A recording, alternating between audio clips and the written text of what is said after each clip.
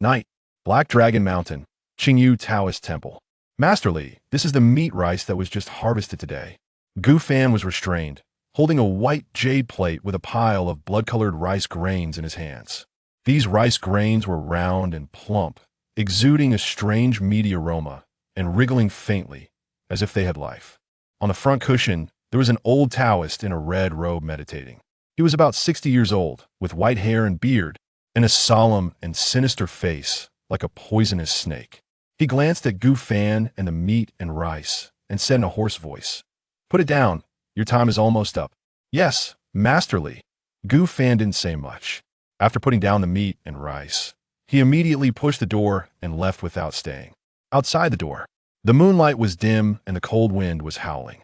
Gu Fan had been here for half a month. When he woke up, he found that he was sold to this old Taoist priest. The original owner was a farmer in Shuanyo village, named Lu Wunyo, 19 years old, the fifth in the family. This year's harvest was not good, and the original owner could do the least farm work. So, the original owner was sold to the old Taoist by his parents, and several sisters were sold to the brothel in the town or as slaves in wealthy families. Although Gu Fan thought about escaping on the way, he did not act rashly for the time being. If time travel can happen, maybe this old Taoist is really a cultivator. So, he instigated a farmer who was also sold to escape. The old Taoist seemed to be accustomed to this. He took out a red jade pot from his sleeve and immediately threw a blood-stained contract into it. In an instant, the strange blood mist rose from the jade pot and turned into a hideous and terrifying monster. In an instant, the farmer was devoured, leaving no residue. After this incident, no one dared to escape. Finally, these slaves and more than a dozen children who looked quite spiritual came here. A dilapidated Taoist temple on a barren mountain. The slaves will be fed a blood seed, which will develop and grow in their bodies, break out of the soil, and become a plant with rice meat. These young children will undergo a special test, which seems to be to detect whether they have spiritual roots. Those who don't have spiritual roots will become slaves like them, and those who do will be accepted as disciples. A formation has also been set up here, and white mist is lingering, covering the way down the mountain, making it impossible to escape. There were several slaves who escaped at night, but needless to say, they all died. When Gu Fan returned to his residence, a foul odor came to his nose, the environment was messy, and insects were rampant. More than a dozen slaves were lying in it, groaning in pain. They all became like this because of the rice meat seeds, and they can only live for a month at most. Gu Fan's eyes condensed, and then a light curtain appeared in front of him. Host, Gu Fan card master level. LV0 card fusion in progress. Current progress 85. Equip cards limit 2. None card dust. 56 talent. Unlock store. Unlocked. Mission. Novice trial requirement. Fusion of 10 cards. Progress 80 reward. Initial card pack 1. As a traverser, having a system is standard. His system is called Card Fusion System, which is similar to the noblest summoning method in Yu-Gi-Oh! 2 cards can be permanently fused to create a new card. This process consumes card dust. The higher the quality of the card, the more fusion is consumed.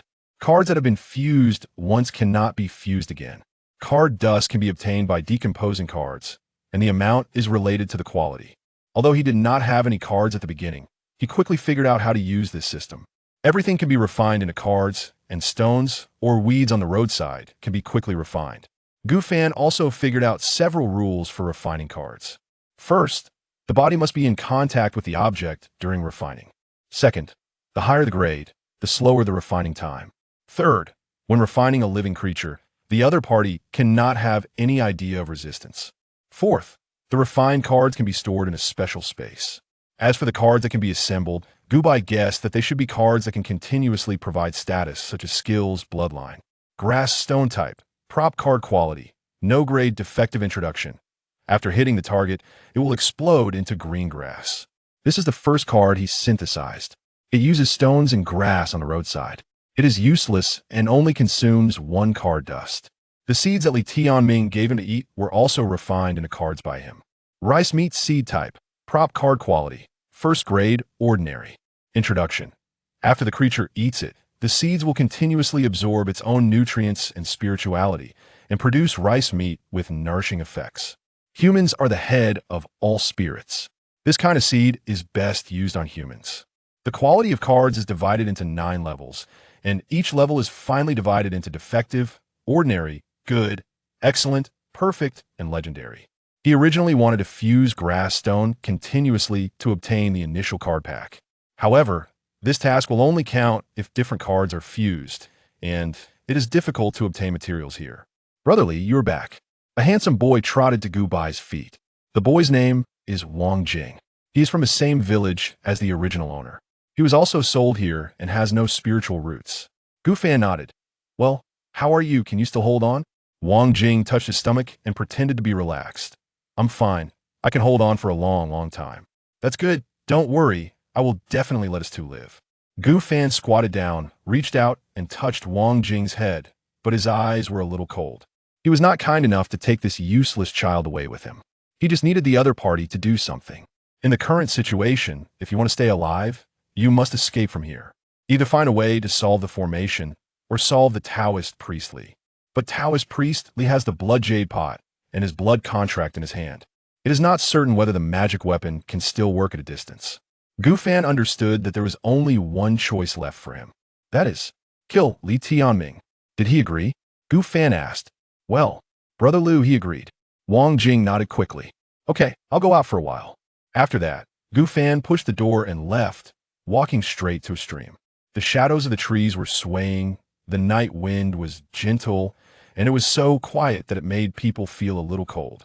Gu Fan leaned against a big tree, his eyes lowered, staring at the unclear reflection on the water. He was a young man with ordinary appearance, wheat-colored skin, gray-brown eyes, slightly tall, and dressed like a farmer. This is his current appearance, which is still somewhat uncomfortable. Card fusion completed red fire axe type. Weapon card quality, no rank, and good. Introduction.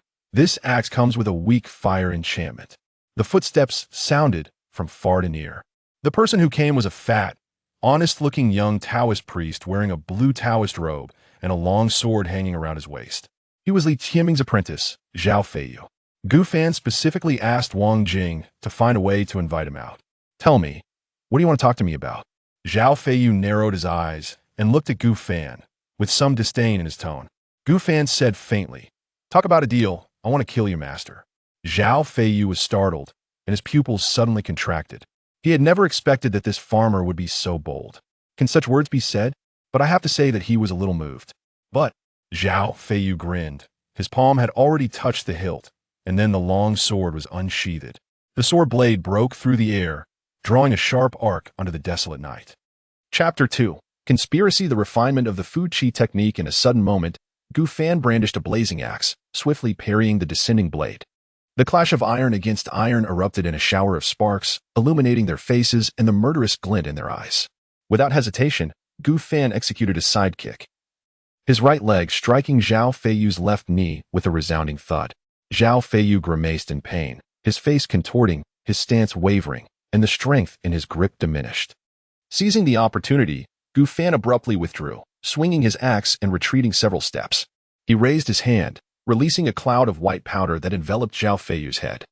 Calcium powder, type, item card, quality, ordinary, unranked, description. When thrown into a creature's eyes, it causes intense burning and temporarily blinds the target. Ah, my eyes. My eyes. Zhao Feiyu, unable to continue the fight, rubbed his eyes frantically, howling in despair as his longsword slipped from his grasp and fell into the mud. Gu Fan transformed the fiery axe back into a card, bent down to retrieve the sword from the ground, his gaze fixed intently on the now pitiful Zhao Feiyu. He knew that Zhao had likely intended to test him, to assess whether he was worthy of collaboration. However, he could not dismiss the possibility that Zhao genuinely sought to eliminate him.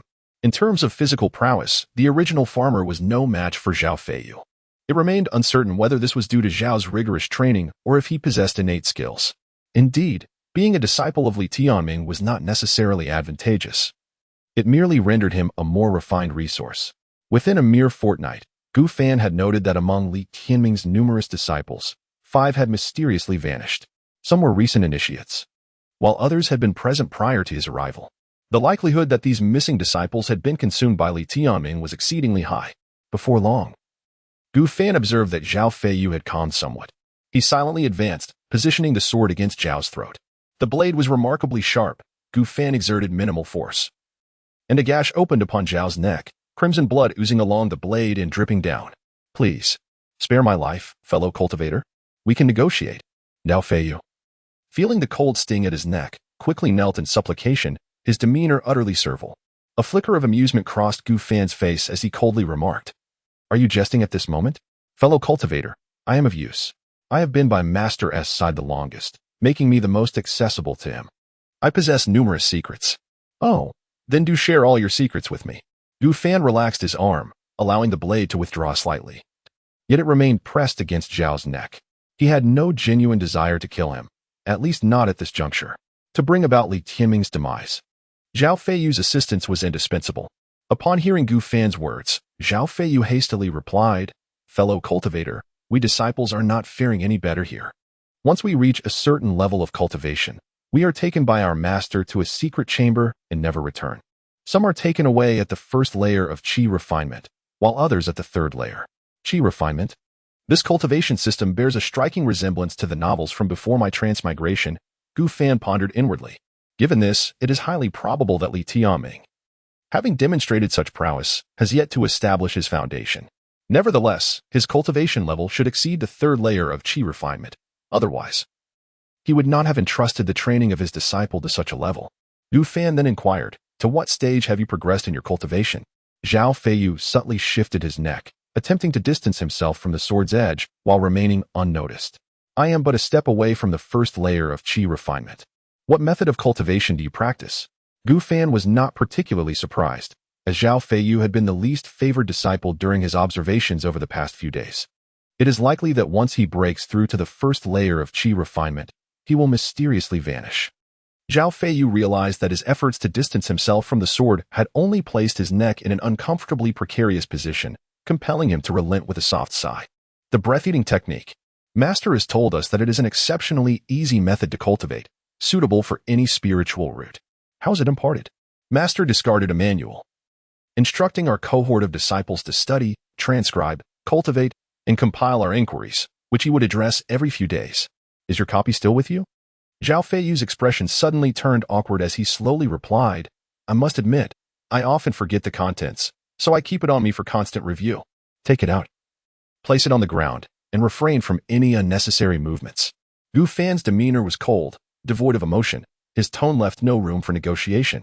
The long sword he held was steady, instilling in Zhao Feiyu a sense of imminent peril regarding his own head.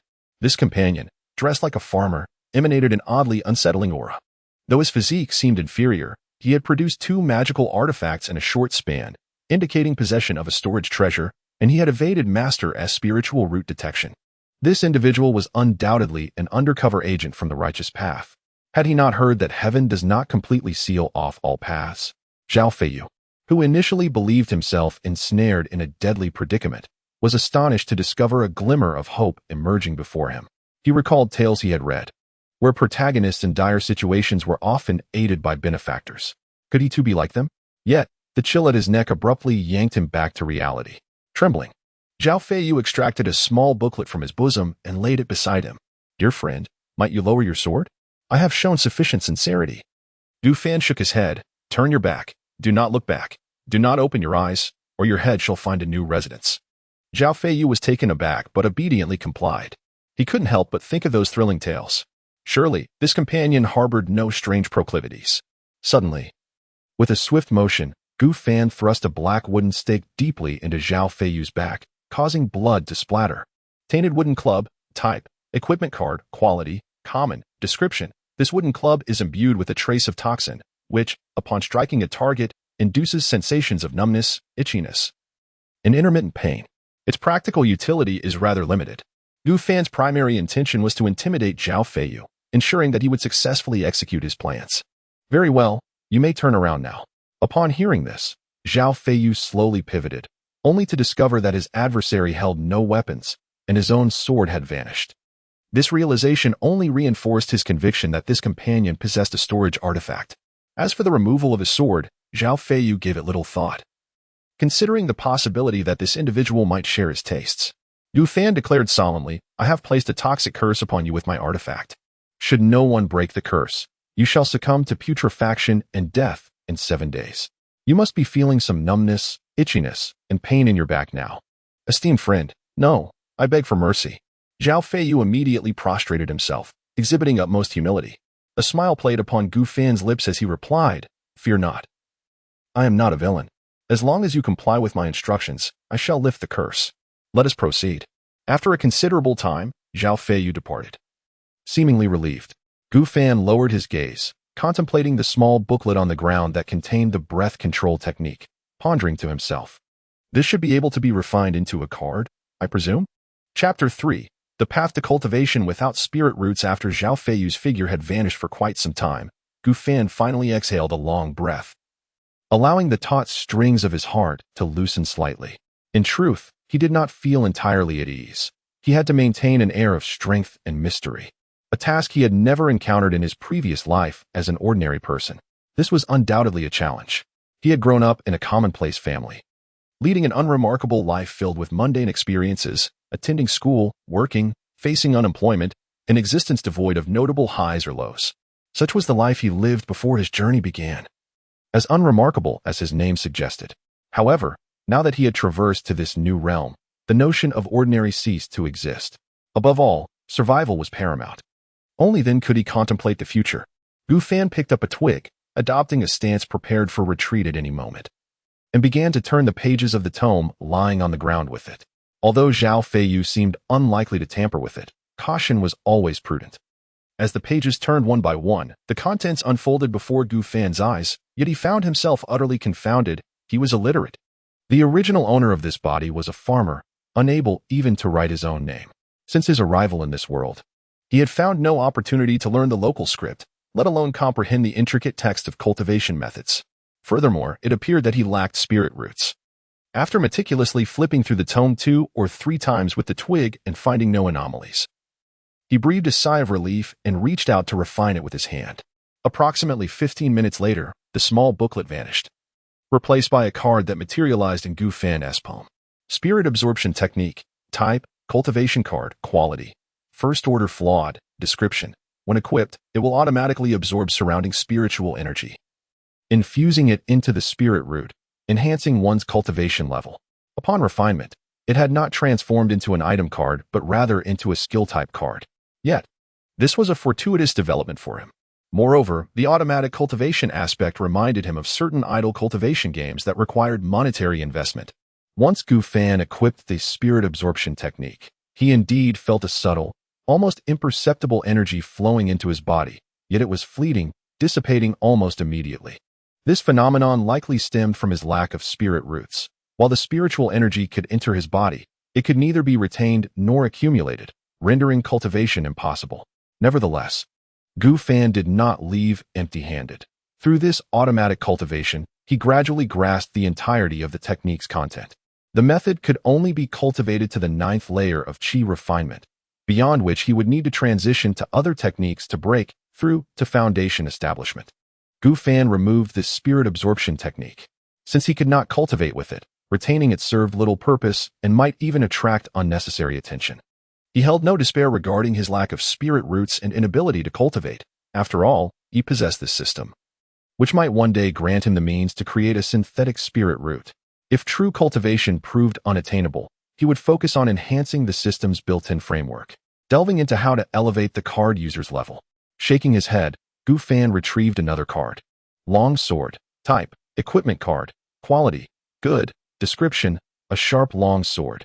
This is the long sword refined from Zhao Feiyu's possession. Its quality is quite decent, and with the right fusion, it could become an excellent weapon. By merging 2 cards, he can also complete his novice task. With the initial card pack, he feels more confident in dealing with Li Tianming. However, it seems that the other party has begun to suspect him. There is no time to waste. He must take the initiative. The meat rice he personally presented to Li Tianming has actually been tampered with. Instead of poison, he has infused it with some restorative medicine, allowing for calm concentration. This was derived from a sachet carried by a deceased individual. Had he resorted to ordinary poison, Li Tianming would have detected it instantly. From eavesdropping on the disciples' conversations, he learned that every time Li Tianming consumes the meat rice, he emits a spiritual aura to check for toxins. Many have attempted to poison Li Tianming, yet none have succeeded. He instructed Zhao Feiyu to add something to the calming incense that Li Tianming lights in his room daily. The scent released from the heated incense reacts with the restorative elements within the meat rice, producing a unique toxin that induces mental confusion and internal damage. Gu Fan refrains from doing this himself, partly out of fear that Li Tianming might suddenly go mad and attack him, and partly because he cannot access the calming incense, which is solely managed by his disciples. Moreover, he requires someone to assist in locating the blood contract. Only Li Tianming's disciples can accomplish this task. Whether the blood contract is carried on him or stored elsewhere remains uncertain. Based on his observations, it appears Li Tianming does not possess any magical artifact for storage, making it highly unlikely that he carries the blood contract with him. If he can locate where the blood contract is kept and refine a blood contract card with a portion of Zhao Tianming's essence, such as hair, and merge the resulting card, he could then replace it. When Zhao Tianming next employs that artifact, there is a significant chance of it backfiring. Although this endeavor is challenging, it is not impossible. However, both poisoning and replacing the blood contract carry the risk of failure and death. Life is seldom devoid of misfortune. One must do their utmost. Gu Fan cast a final glance at his reflection in the water before striding toward his dwelling. The following day, at dawn, the sound of ringing bells echoed through the area. Gu Fan opened his eyes and began the day's work alongside numerous servants. His primary task involved chopping trees and collecting timber to be stored in the woodhouse, accompanied by one of Li Tianming's disciples acting as a supervisor. The sound of the axe striking the trees reverberated through the forest. The servants beside Gu Fan, due to the effects of the meat rice seeds, had become significantly emaciated, their limbs weak and hollowed out. They would gasp for breath after a few strikes and require lengthy breaks to continue. At this rate, it seemed unlikely they would meet their goals by nightfall. If someone fails to complete their tasks, the punishment may not seem severe. It merely results in a lack of food. Gu Fan might endure this, but others cannot. As the rice and meat seeds absorb nutrients, they are perpetually grappling with hunger, particularly since they are afforded only one meal a day, at noon.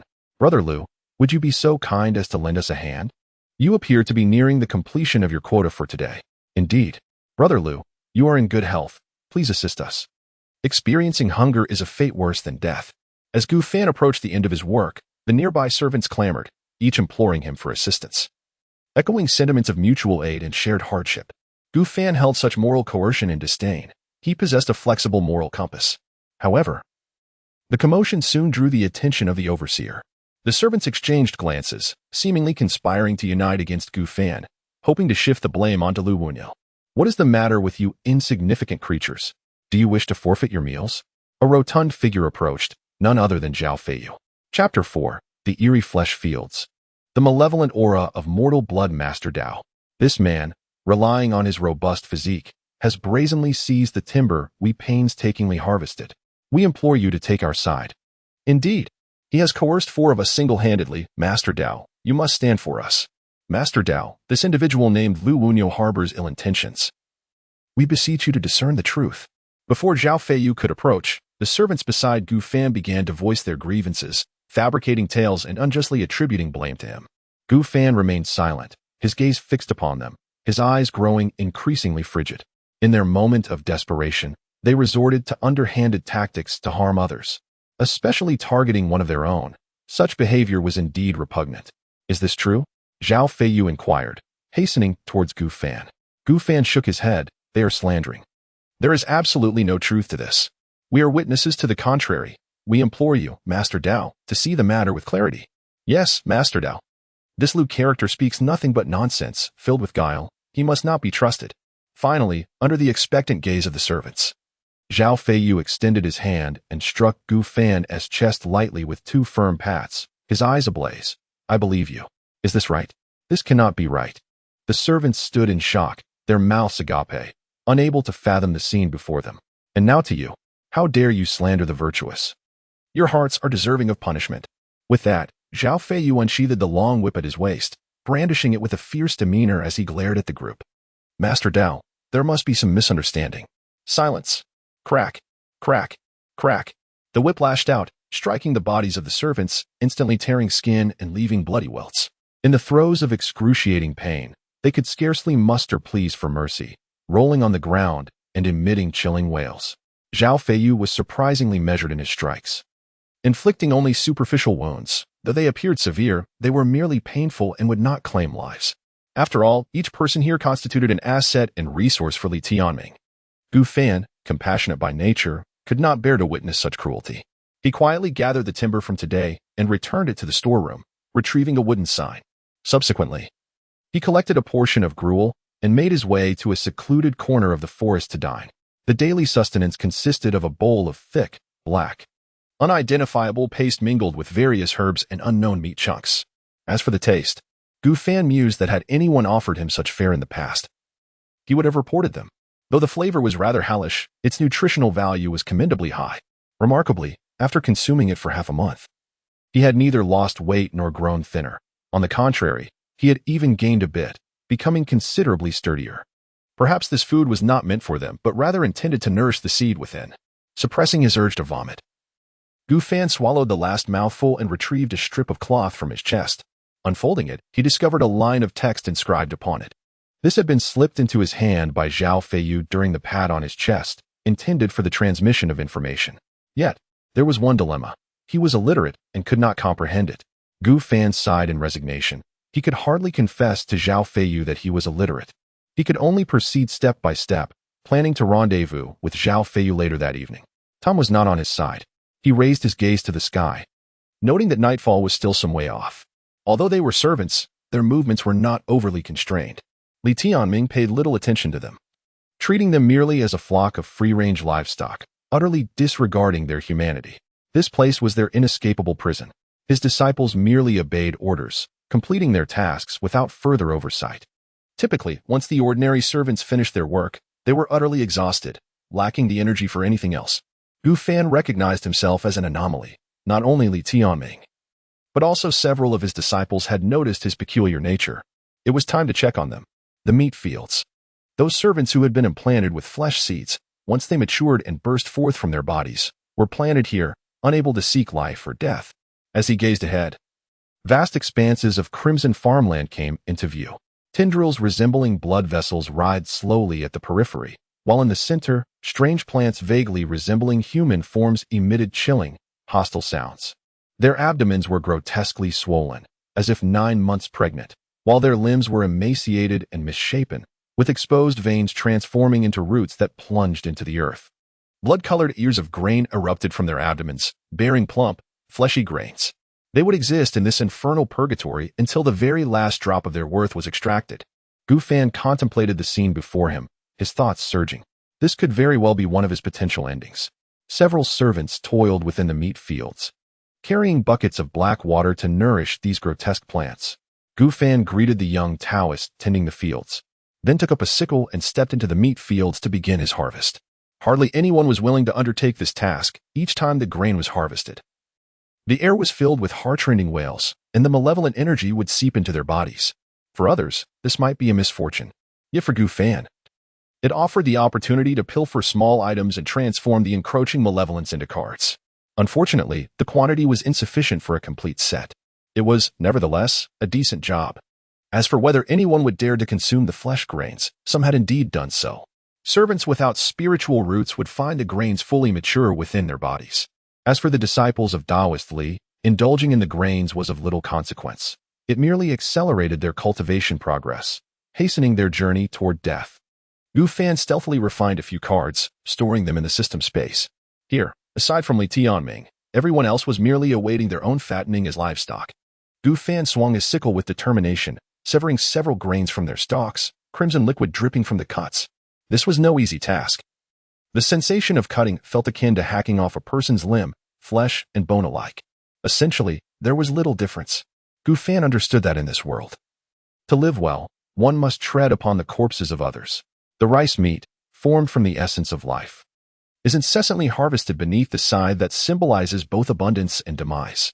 As the sun sinks below the horizon, the evening glow resembles blood. Gu Fan deftly swings his scythe, causing the crimson liquid clinging to its surface to splatter forth, mingling with the red and black soil below. Subsequently, he delivers the rice meat, departs from the meat fields, and returns to his abode to rest and rejuvenate. A card gradually coalesces within him. Common blood fiend energy, type, material, quality, perfect. No rank, description, can be used to forge magical artifacts or cultivate certain techniques, spells, etc. After perusing the details, Gu Fan merges it with his long sword. Will 50 card dust be consumed for the fusion? Fusion has commenced. Progress at 1 today? It was not he who delivered the rice meat, but rather Wang Jing. If all goes well with Zhao Feiyu, Li Tianming should exhibit some anomalies. Wang Jing should be able to observe this, or perhaps he may not return. Gu Fan waited for a long time, yet Wang Jing ultimately did not return. This interval has far exceeded that required for the delivery of rice meat. Wang Jing is likely dead. This also signifies that Zhao Feiyu has succeeded. Chapter 5. The Obsession of Li Tianming. Leading to another's demise, Gu Fan murmured softly. Wang Jing had gone to deliver rice and meat today, as arranged by him. The others might not discern Li Tianming's anomalies, thus providing him with misleading information. However, Wang Jing was astute and perceptive, without his cleverness. It would have been impossible for him to connect with Zhao Feiyu. Only Wang Jing could handle this matter, allowing Gu Fan to breathe a slight sigh of relief. It was anticipated that Wang Jing might meet his end, yet this too served a significant purpose. Gu Bai was acutely aware that he was not a paragon of virtue. In fact, his nature might be even more reprehensible than those who labored alongside him today. But what did it matter? In the pursuit of survival, he had no other option. Gu Fan suddenly rose, casting a glance at the servants on the ground. They writhed like maggots, a sight utterly repulsive. Devoid of any semblance of humanity, Gu Fan was unwilling to become such a creature. Fortunately, with the system's assistance, he still had a fighting chance. He pushed open the door, his eyes gathering all their brilliance into a pitch-black resolve, leaving without a backward glance. In the woods, by the stream. Senior, you have arrived. Zhao Feiyu seemed to have been waiting there for quite some time. Upon seeing Gu Fan, he promptly bowed in respect. Indeed, you have performed adequately. Gu Fan replied with a hint of detachment. Senior overstates my abilities. That old fool has lost his senses, having already slain several disciples. He seems to have succumbed to madness. Are you heading to the secret chamber now? I suspect the blood contract may very well be there. Very well, Gu Fan nodded. Then please follow me, Zhao Feiyu said, stepping forward to lead the way. Gu Fan observed Zhao Feiyu's departing figure, his eyes reflecting a complex array of emotions. He instinctively felt that something was amiss. Everything seemed too facile, from Zhao Feiyu's actions to his demeanor. Yet, for the moment, he could only follow and contemplate his next move. Before long, the two arrived near the main hall where Li Tianming resided. At last, the old Taoist has succeeded. Today, he shall establish his foundation. A chilling roar echoed from afar, the air thick with the stench of blood. Gu Fan's heart jolted. Could it be that Li Tianming was already at the 9th level of qi refinement, just a step away from breaking through to foundation establishment? Surely, he would not massacre everyone here. Boom. With a thunderous crash, the doors splintered and collapsed, debris swirling in the air. Li Tianming, who had once been within, was now utterly transformed. His body was cloaked in crimson flesh, countless blood-red eyes opening and closing incessantly, while enormous, vein-like tendrils extended from every direction, menacingly poised. Among the tendrils were fragments of white bones, grotesquely exposed, and some even bore half-digested heads, those of Li Tianming's disciples and Wang Jing's. Gazing at the abomination before him, Gu Fan felt as though he had stumbled into the wrong scene. Could one truly cultivate to such a state? The concoction he had given to Li Tianming surely could not have resulted in this monstrosity. Senior, I too had given my master a little something. And now it seems he has become like this. Zhao Feiyu glanced at Gu Fan with a hesitant demeanor and spoke softly. Although Gu Fan was inwardly alarmed, he maintained an outward calm. Well, you, with your thick brows and bright eyes, have quietly orchestrated a significant event. Senior, shall we flee? Surely you possess a means to dispel the fog formation. Gu Fan's expression darkened. He was merely at the 1st level of qi refinement. How could he possibly break the formation? At this moment, both the servants and Li Tianming's disciples were awakened by the commotion, frantically attempting to escape. Meanwhile, Li Tianming had transformed into a merciless machine of slaughter, relentlessly harvesting the lives around him. His tentacles sliced through the night sky, emitting piercing shrieks akin to whips. Any being struck was either cleaved in two or obliterated into a cloud of blood mist. None could stand against Li Tianming. Those creatures slain by him were absorbed as nourishment into his body, rendering him even more formidable and colossal. Under such circumstances, it was merely a matter of time before all were annihilated. Gu Fan coldly stated, "Take me to the secret chamber." Senior, I believe we ought to flee sooner rather than later. Zhao Feiyu began, but Gu Fan interrupted sharply. I am not consulting you. Yes, senior. For Gu Fan, the path to survival remained unchanged. He needed to eliminate Li Tianming to endure. It had simply become more complicated. Suddenly, Gu Fan's gaze sharpened as he noticed 3 items lying quietly on the ground within Li Tianming's abode: a compass, a token, and a blood jade vial. The mere fact that these items had survived such tumult indicated they were no ordinary treasures. The blood jade vial was the very artifact that had instantaneously slain the servant days prior. The compass might be related to the fog formation, while the token could pertain to Li Tianming's identity or lineage. All were invaluable items. Zhao Feiyu, standing nearby, also recognized their significance, his greed barely contained. Clearly, he desired to claim these treasures for himself. However, he quickly regained his composure, suppressing his avarice, and adopted an expression of utmost respect and sincerity. He whispered, Senior, shall we first retrieve those artifacts? This would bolster our chances of escape. Rest assured, I, Zhao, seek nothing more than to leave this infernal place and live out my days in peace. If you can take me away, I shall serve you diligently. Willing to face any hardship, Gu Fan observed Zhao Feiyu's fervent enthusiasm, which heightened his wariness.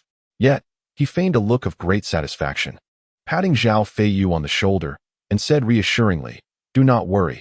As long as you heed my commands, your life will be secure. In due course, I shall grant you a fortuitous opportunity.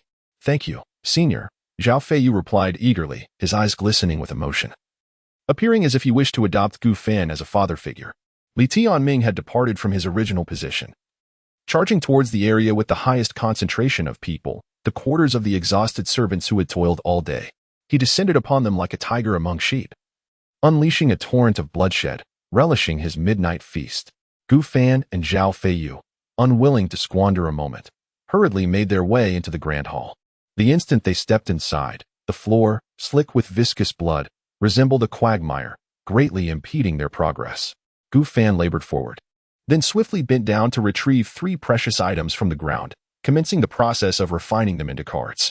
During this endeavor, he also transformed some of the blood from Li Tianming's seed into cards.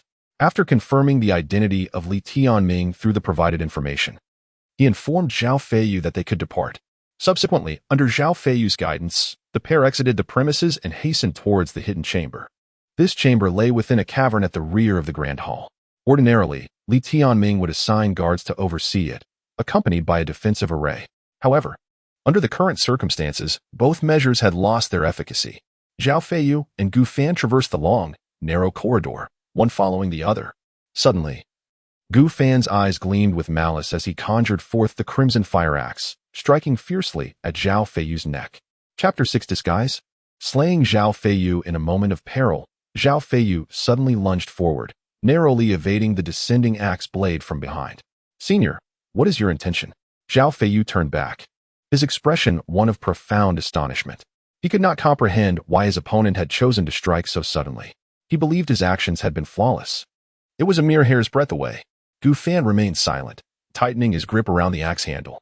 Card fusion complete. Blood slaughter sword. Type, equipment, quality. Perfect. Unranked.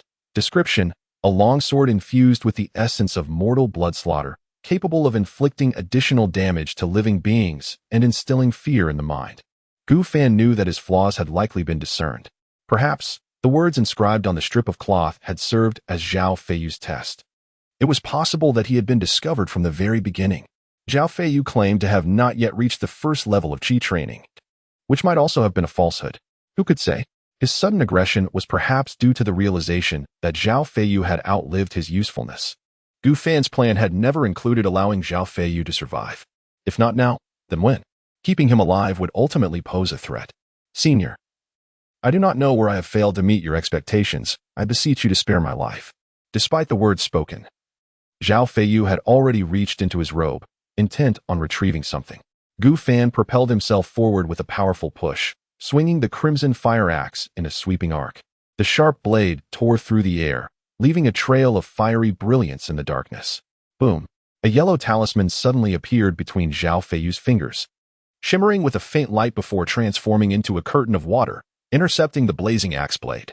A few scattered droplets evaporated, rising as wisps of white mist. Gu Fan furrowed his brow, quietly lamenting the trouble Indeed, Zhao Feiyu was also a practitioner of qi refinement, uncertain of his level. He pondered what other talismans and techniques Zhao Feiyu might wield.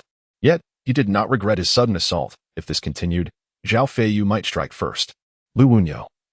Surrender the treasure, and I shall spare your life. Zhao Feiyu no longer exhibited the cautious demeanor of earlier. Instead, he radiated mockery and disdain. Akin to observing ants and insects, his gaze mirrored that of their first encounter. Initially, he had only been slightly intrigued, not anticipating that a mere servant would think along the same lines. A mortal incapable of cultivation was no different from the ants on the ground. He had intended to swiftly dispatch him with a single strike, but was met with an unexpected delight. There was no fluctuation of spiritual energy. Yet the ability to summon objects from thin air was astonishing. Particularly concerning was the unknown entity that had pierced his back, although it seemed to be a curse. It bore no trace of power. Zhao Feiyu suspected this individual might possess some fortuitous encounter, acquiring a powerful secret treasure. He had been testing him continuously and had discreetly investigated his identity. He even included a coded message in the strip of cloth sent today. The results revealed that this Lu Wunyo was not only no cultivator but also illiterate, merely a farmer who had stumbled upon an extraordinary opportunity. He chose not to expose the truth, instead seeking a suitable location to employ severe interrogation tactics to compel the surrender of the treasure. The master's secret chamber is indeed an excellent choice. Unlike other disciples, he was personally accepted by the master within the sect, with the elder as a witness, duly recorded. However, in recent months, the master's attempts to break through to the foundation establishment stage have failed, severely depleting his vital energy and rendering his temperament increasingly cold and erratic. As for his mediocre aptitude, he now finds even the second layer of qi refinement unbearable. Since the master shows no compassion, he should not be surprised at the disciple's lack of loyalty. Suddenly, Gu Fan let out a cold snort, pivoted, and dashed forward, intent on fleeing. You shall not escape. Zhao Feiyu bellowed angrily, brandishing a talisman in his hand. His dull comprehension rendered him incapable of mastering any useful spells.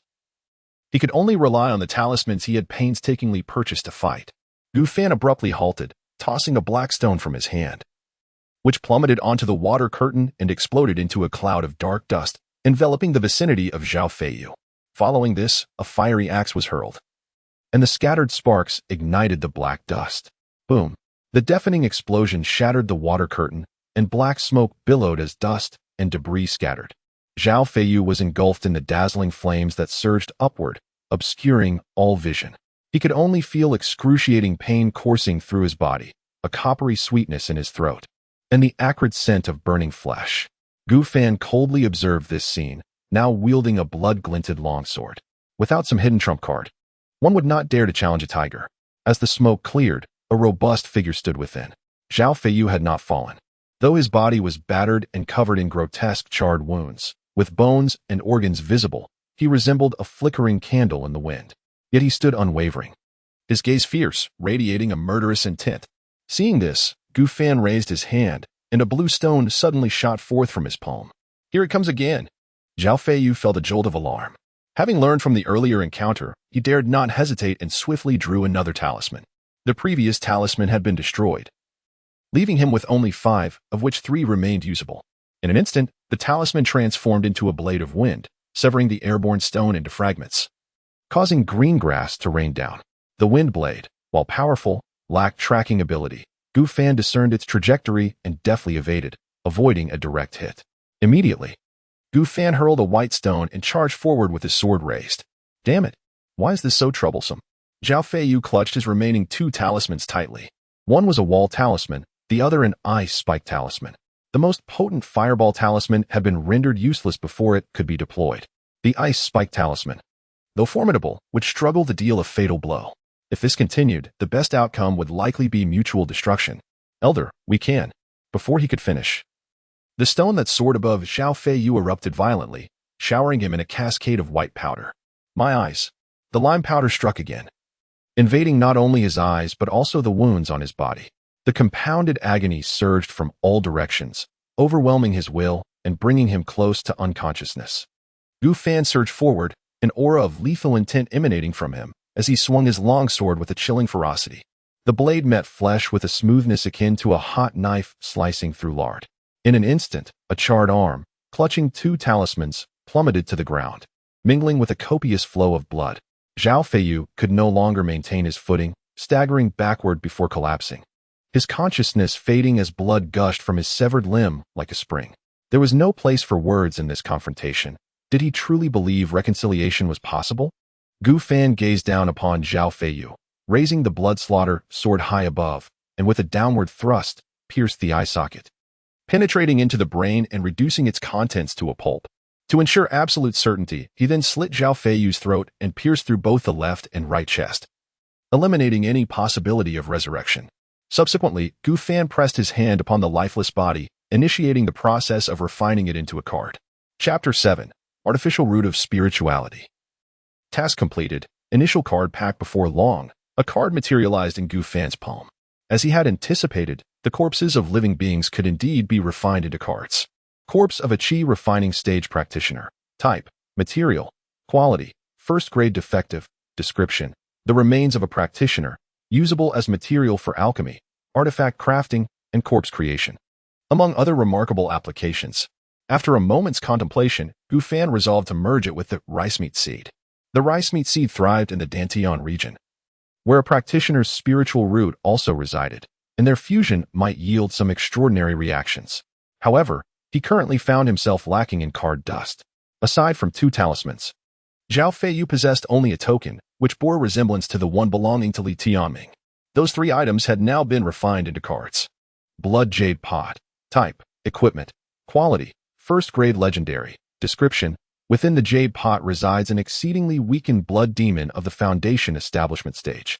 Upon binding it with a special blood contract, the demon will relentlessly pursue its master until death.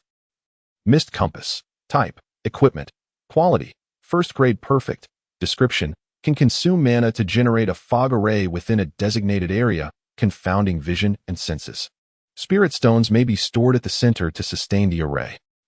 Bloodfiend Sect. Sect Token. Type: Equipment. Quality: First grade ordinary. Description: Can be targeted by superior artifacts, allowing for remote command and unilateral communication. The Blood Jade Pot and Mist Compass could indeed prove useful. The Sect Token, however, served no purpose and posed a risk of exposure. It could be directly dismantled into card dust for fusion. Yet, disassembling it also bore the risk of attracting the attention of the Bloodfiend Sect, which would likely send someone to investigate. Nonetheless, that was a concern for another time. Card dismantled. Received 200 card dust. Fusion of cards requires 200 card dust. Commencing fusion. Progress 1. Gu Fan took a moment to gather himself, retrieved the Crimson Fire Axe, refined the 2 talismans into cards, and dismantled Zhao Feiyu's token. The quality of Zhao Feiyu's token was also first-grade ordinary, while the talismans were all first-grade defective, requiring a trace amount of mana to activate. Having completed these tasks, Gu Fan lifted the Crimson Fire Axe as a source of light and continued onward toward the secluded chamber at the end of the passage. Before long, a heavy stone door loomed before him, beyond which lay the objective of his journey. According to Zhao Feiyu, numerous mechanisms surrounded the chamber. One had to manipulate the correct mechanism to open the stone door and gain entry. Otherwise, traps would be triggered. Zhao Feiyu had not divulged how to unlock it, likely considering it a point of leverage. Gu Fan, unfamiliar with such mechanisms, saw no need to understand them. He extended his right hand and pressed it against the stone door. After all, it was merely a stone door. It could be refined into a card. Approximately half a stick of incense later, the stone door abruptly vanished, transforming into a card. Though this door was exceedingly heavy, it was ultimately just a mundane object, consuming little of his time. Gu Fan was enveloped by a wave of warmth, infused with a peculiar fragrance. The first sight that greeted him was a colossal alchemical furnace, entirely black and adorned with crimson patterns, capable of accommodating 5 or 6 adults within its depths. Beneath it, a vibrant scarlet flame flickered. Gu Fan gazed at the flame with curiosity. It appeared to lack any fuel, as though it surged forth directly from the depths of the earth. Perhaps, in time, it could be refined into a card. He shifted his focus to other parts of the secret chamber, where rows of potion vials were meticulously arranged upon a stone table. Each vial bore inscriptions, seemingly denoting the quality of the elixirs and the astrological details of their ingredients. Gu Fan, being illiterate, could only speculate. However, in conjunction with what Zhao Feiyu had mentioned, it was evident that the disciples had all vanished within this chamber. The materials used to concoct potions here were unmistakable. It was likely that these were human essences, given the sheer quantity of elixirs and the accompanying annotations. It seemed that Li Tianming had scarcely consumed any himself, but intended to present them to the sect. If these individuals were akin to livestock and crops, then Li Tianming could be likened to a serf bound to a landlord, barely considered a person. For the time being, Gu Fan disregarded the elixirs and began to search the chamber rapidly. Soon, he discovered several stacks of blood contracts within a wooden box, alongside 5 peculiar crystals emitting a bluish glow, presumably spirit stones. Some contracts were blank, while others bore blood inscriptions documenting names and astrological details. Although the original owner was illiterate, he recognized his own name. Gu Fan swiftly located the blood contract inscribed with Lu Wunil. Grasping the original owner's contract, he hastened to the alchemical furnace and cast it into the earthly fire, watching silently until nothing remained but ashes. At last, he had resolved a lingering concern. Gu Chashu exhaled deeply, feeling an immense sense of relief wash over him. The original owner's signing of this blood contract had significantly contributed to his current predicament. Of course, this also implicated the original owner's parents, who had sold him to Li Tianming. Should an opportunity arise, he would seek vengeance. Yet, those were Lu Wunyo's parents, not Gu Fan's, and thus, he bore no personal grievance against them.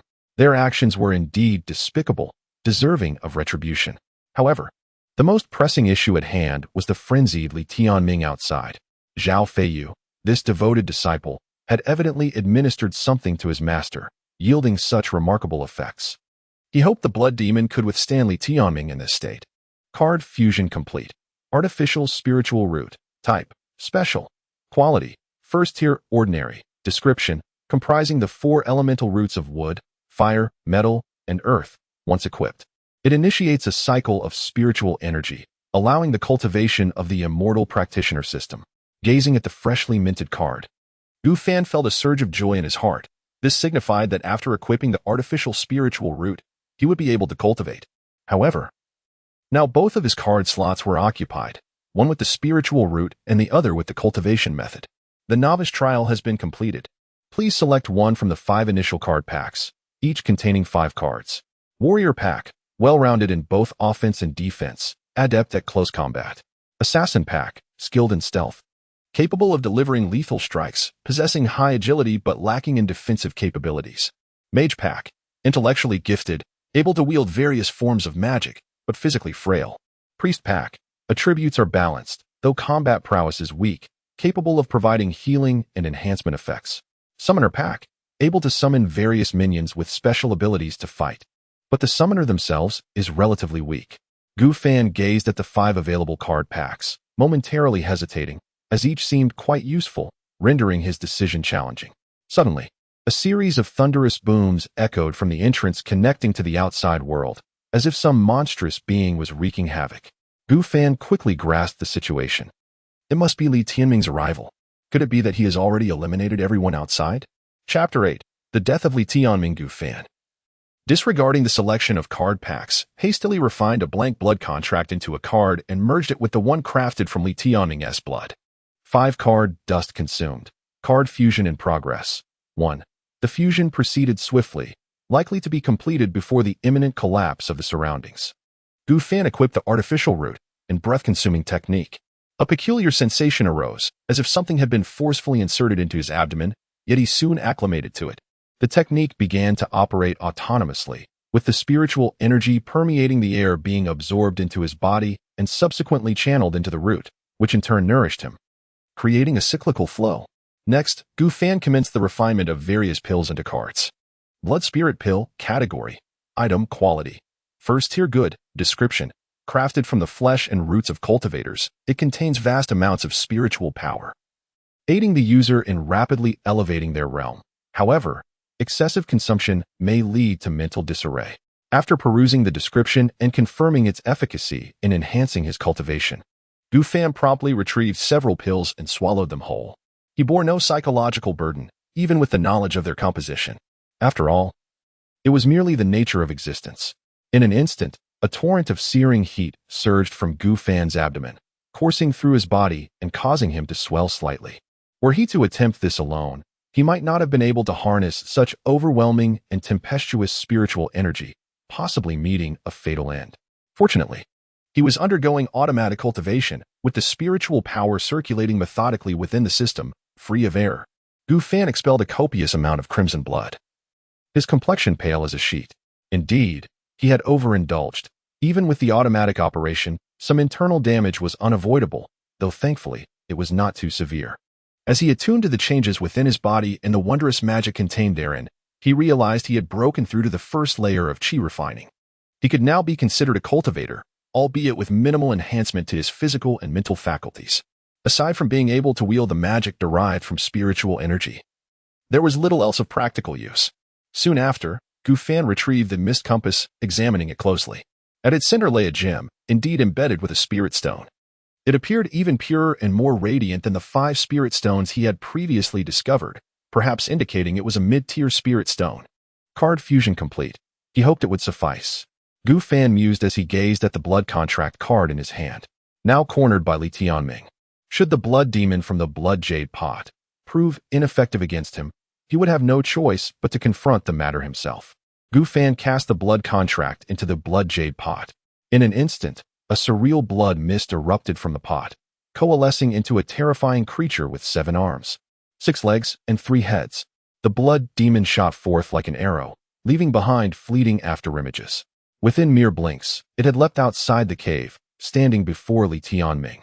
At this point, Li Tianming had entirely lost his human form, transformed into a grotesque, blood-colored tumor resembling a small mountain, its surface covered in limbs, eyes, a disfigured human face, and numerous long, coarse tentacles.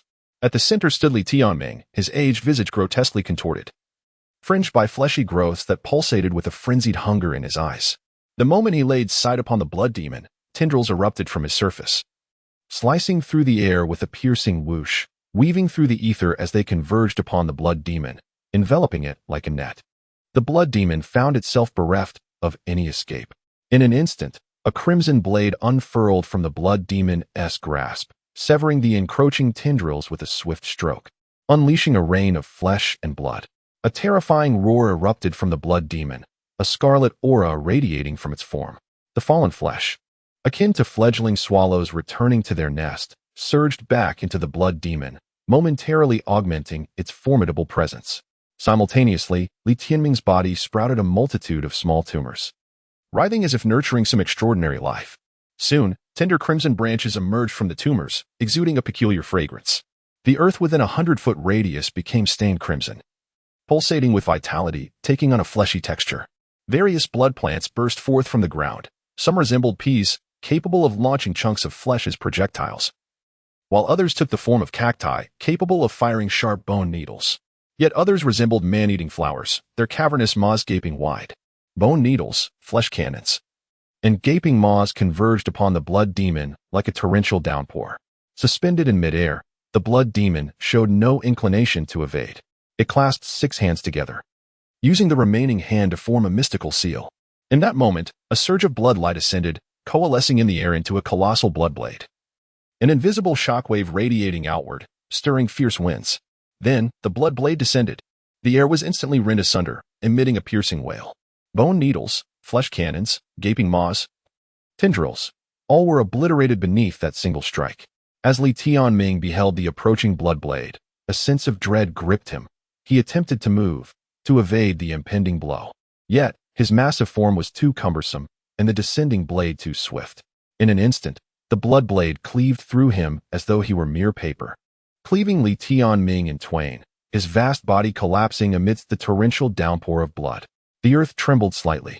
A torrent of sanguine blades erupted from within Li Tianming, wreaking havoc and swiftly reducing him to a swirling mist of blood, leaving no trace of his remains. The blood demon absorbed the blood mist, seemingly reveling in the feast, its aura becoming significantly more potent. Once entirely consumed, it transformed into a wisp of blood mist, retreating back into the blood jade vessel. Having witnessed the recent confrontation, Gu Bai could not help but feel astonished. He had anticipated a fierce battle, only to see Li Tianming dispatched in an instant by the blood demon, allowing it a sumptuous repast. It appeared that Li Tianming had yet to transcend to the foundation establishment stage, remaining at the 9th level of qi refinement, utterly crushed by the blood demon's superior realm. As he pondered this, Gu Fan's attention was suddenly drawn to a scarlet seed hovering where Li Tianming had perished. emanating a mysterious aura, unmistakably not of mundane origin. However, Gu Fan did not hasten to seize it. Instead, he retrieved the blood contracts inscribed with characters and cast them all into the blood jade vessel. The blood demon reappeared, swiftly taking flight. Indeed, there were survivors. Gu Fan murmured softly.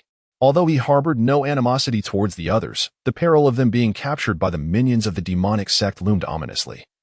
For the act of soul-searching would inevitably reveal incriminating evidence. Thus, it seemed more prudent for them to perish. Even Wang Jing, with whom he shared a slightly better rapport, would not be spared, should he still be alive. Aside from himself, Gu Fan had no intention of allowing anyone in this vicinity to survive. Regrettably, he lacked the magical artifacts and spells capable of soul confinement, rendering him unable to cleanse the souls of these individuals. Some matters were simply beyond his control. As for the initial card pack, he had already deliberated on his selection. Ultimately, he resolved upon the Summoner's card pack. In the pursuit of immortality, it would enable a comprehensive enhancement of his abilities. The capabilities offered by the other card packs were relatively easy to acquire. However, securing spiritual companions posed a greater challenge, particularly as the summoned entities would likely be creatures from other realms. Summoner's card pack selected, Chapter 9, Foundation of the Curious Objects, Departure in an Instant. 5 cards materialized before Gu Fan. Summon Earth Elemental, Type, Skill, Quality. First Order Ordinary. Description: upon activation, energy can be consumed to summon an Earth Elemental from the ground, lasting for 1 hour, with a maximum summoning limit of 5. Master Servant Contract. Type: Item, Quality. First Order Good. Description: allows the signing of a special contract with a being, enabling the master to issue commands to the servant. Should the master perish, the servant shall follow suit. Soothing Bell. Type: Equipment, Quality. First Order Ordinary. Description: when worn by a follower, it enhances rapport, loyalty, and the acquisition of goodwill. Capture Sphere. Type: Item. Quality: First Order Ordinary. Description: can be thrown at a being to capture it within the sphere and brainwash it. There exists a possibility of capture failure, with stronger beings being more likely to resist. Mysterious Egg. Type: Follower. Quality: First Order Legendary. Description: has the potential to randomly hatch into a follower. Carrying the egg while walking accelerates the hatching process. The first 2 cards were relatively benign, yet upon seeing the last 3, Gu Fan found himself unable to maintain composure. What was this? A Pokémon from another world? Simultaneously, a new quest was triggered. Quest: Awaken Talent. Requirements: fuse 20 cards. With a quality no lower than First Order Defective. Reward: increase of card master level to LV1. Awakening of a random talent. Talent and leveling up, you say? However, this task could not be completed in the short term and would have to be postponed for later. Retrieving the 5 cards, Gu Fan hurried to touch the seed and began its refinement. Surprisingly, the time required for this refinement was quite lengthy. After approximately half an hour, it was finally completed. Bloodflesh Seed. Type: Special Quality. Second Order Defective. Description: a foundational curious object that can merge with a being possessing wood attributes to acquire special abilities. Upon completion of Foundation establishment, this object will fully merge with the spiritual root, transforming into a Dao base. After reading the description, Gu Fan fell into contemplation. He seemed to understand how the Bloodflesh Seed came into being. It was likely that Li Tianming had acquired his abilities by merging this foundational curious object. Within the Bloodfiend sect, Li Tianming might serve as a type of spiritual planter, perhaps tasked with cultivating barren lands. It appeared that in this world, establishing a foundation required the fusion of such curious objects. Whether these foundational curious objects were precious and if they could be artificially mass-produced remained uncertain. The information was still too scant. Thorough investigation was necessary. Soon, the slain Bloodfiend returned, yet its aura showed no signs of enhancement. It seemed that only Li Tianming provided substantial nourishment. Ordinary beings offered little assistance to the Bloodfiend. After transforming the Blood Jade Pot into a card, Gu Fan discovered its quality had changed to Second Order Defective, with the description of extreme weakness now simply stating weakness. It seemed it had not been well fed while accompanying Li Tianming. Shaking his head, Gu Fan returned to the secret chamber, continuing to scavenge for valuable items. This place is unsuitable for prolonged stay. One can never know when the bloodthirsty demons might arrive. Elixirs transformed into cards, coins transmuted into cards, incomprehensible tomes refined, and the alchemical furnace transfigured. The earthly fire, This process proves somewhat laborious, yielding little. Gu Fan, akin to a goose plucking feathers, diligently transmuted all usable and potentially useful items into cards for safekeeping within the system's space. After all, the master of this domain, Li Tianming, did not object. During this process, Gu Fan discovered a chamber filled to the brim with an abundance of rice and meat, approximately 700 pounds in total, which he also transmuted entirely for later use. The rice and meat cultivated by mere mortals possessed only the most mundane quality, offering minimal enhancement to one's cultivation upon consumption. However, their sheer quantity and lack of adverse effects made them beneficial, as prolonged consumption could bolster one's physique. These provisions would sustain Gu Fan for quite some time. Surveying the empty chamber, Gu Fan meticulously ensured that nothing was overlooked before reluctantly departing. The meat field appeared to be the very cause of Li Tianming's demise, with its crops wilting and decaying, a sight that spoke of impending doom. Armed with the bloodthirsty sword, Gu Fan stepped into the meat field and swiftly harvested the remaining rice and meat, leaving not a single morsel behind. By the time he completed this task, dawn was breaking. A glimmer of morning light ascended in the eastern sky. Wiping the sweat from his brow, Gu Fan removed the spirit stones from the misty compass. The ethereal fog enveloping the mountain began to dissipate, revealing a clear path down the mountain. Before his departure, Gu Fan ignited a fire, setting the Taoist point ablaze. Traversing the rugged mountain path, the sun now hung high in the sky. A warm breeze caressed his body, and the mountain wind danced through his hair. Gu Fan felt an unparalleled sense of elation, a sensation he had never experienced since his arrival in this realm. The pressures of survival and the influence of his surroundings had nearly made him forget that he was, after all, a human, regardless of what the future might hold. At this very moment, he was free. Ha! Ha! Ha! Gu Fan erupted into hearty laughter, exuberant and unrestrained, as if he sought to expel all gloom and discontent from his heart. He sang aloud, "A true man should harbor lofty ambitions. This journey is like a fish in the vast ocean, a bird soaring in the heavens, unencumbered by nets and cages." Behind him, flames soared into the sky. Beneath his feet lay mud and stone, and the path ahead remained shrouded in mystery. Chapter 10, Qitian Town, Beggar Gu Fan. 3 days later. Noon, Qitian Town. Nestled amidst mountains and rivers, this place boasts fertile lands, well-maintained official roads, ferry docks, and various other facilities. The local customs are simple, yet theft, brawls, begging, and even murder occur frequently in the streets. Gu Fan, unable to decipher maps, survives alone in the wilderness, subsisting on rice and meat. After wandering aimlessly in the dark for 3 days, he finally discovered the official road leading to this location. "Get lost, you filthy beggar! Don't block the way." A middle-aged woman, covering her mouth and nose, walked past Gu Fan with undisguised disdain, eager to avoid any interaction. Gu Fan glanced at his current attire. It was not merely beggar-like. He resembled a wild man. His clothes barely covered him, resembling mere strips of cloth that struggled to conceal his modesty. His body was caked in dirt and grime, his hair a tangled mess, exuding a foul stench of blood and mud. Indeed, being called a filthy beggar was not entirely unfounded. Passers-by kept their distance from him. Gu Fan remained unfazed and continued toward the town. The opinions of others, as long as they bore no implications for his interests, held no significance for him. Though there were several blood-red Taoist robes in his secret chamber, they were too ostentatious, and he had no intention of wearing them. He dreaded the possibility of young cultivators descending from the heavens, shouting phrases like "demonic heretics, perish," and mistaking him for a wild monster. Suddenly, the sound of urgent hoofbeats echoed from behind, accompanied by shouts of "get out of the way." Without a moment's hesitation, Gu Fan summoned all his strength, bending low and swiftly rolling to the right, escaping the official road. Moments later, he clumsily rose from the muddy ground, now adorned with additional mud and a few streaks of blood. The very spot he had occupied was now taken by a hastily stopped carriage. The carriage, a deep brown hue, was crafted from fine timber, and an alluring fragrance wafted from it. The intricate carvings were lavishly gilded, exuding an air of opulence. It was drawn by 4 majestic horses, their bodies ebony and their hooves white as snow. The coachman, a broad-shouldered man in his 30s with a bald head, wore fitted black attire, muscles rippling beneath his skin. His fearsome visage bore prominent temples, one hand wielding a whip while the other grasped the reins. A formidable 9-ring broadsword rested on his back. It was evident he was a skilled martial artist with formidable external prowess. He cast a glance at Gu Fan and nonchalantly remarked, "Young brother, do be careful next time." With limbs intact, it's best not to live as a beggar. Gu Fan maintained a tranquil demeanor, weighing the merits of eliminating this man. Though indifferent to others' judgments, this individual had just threatened his safety.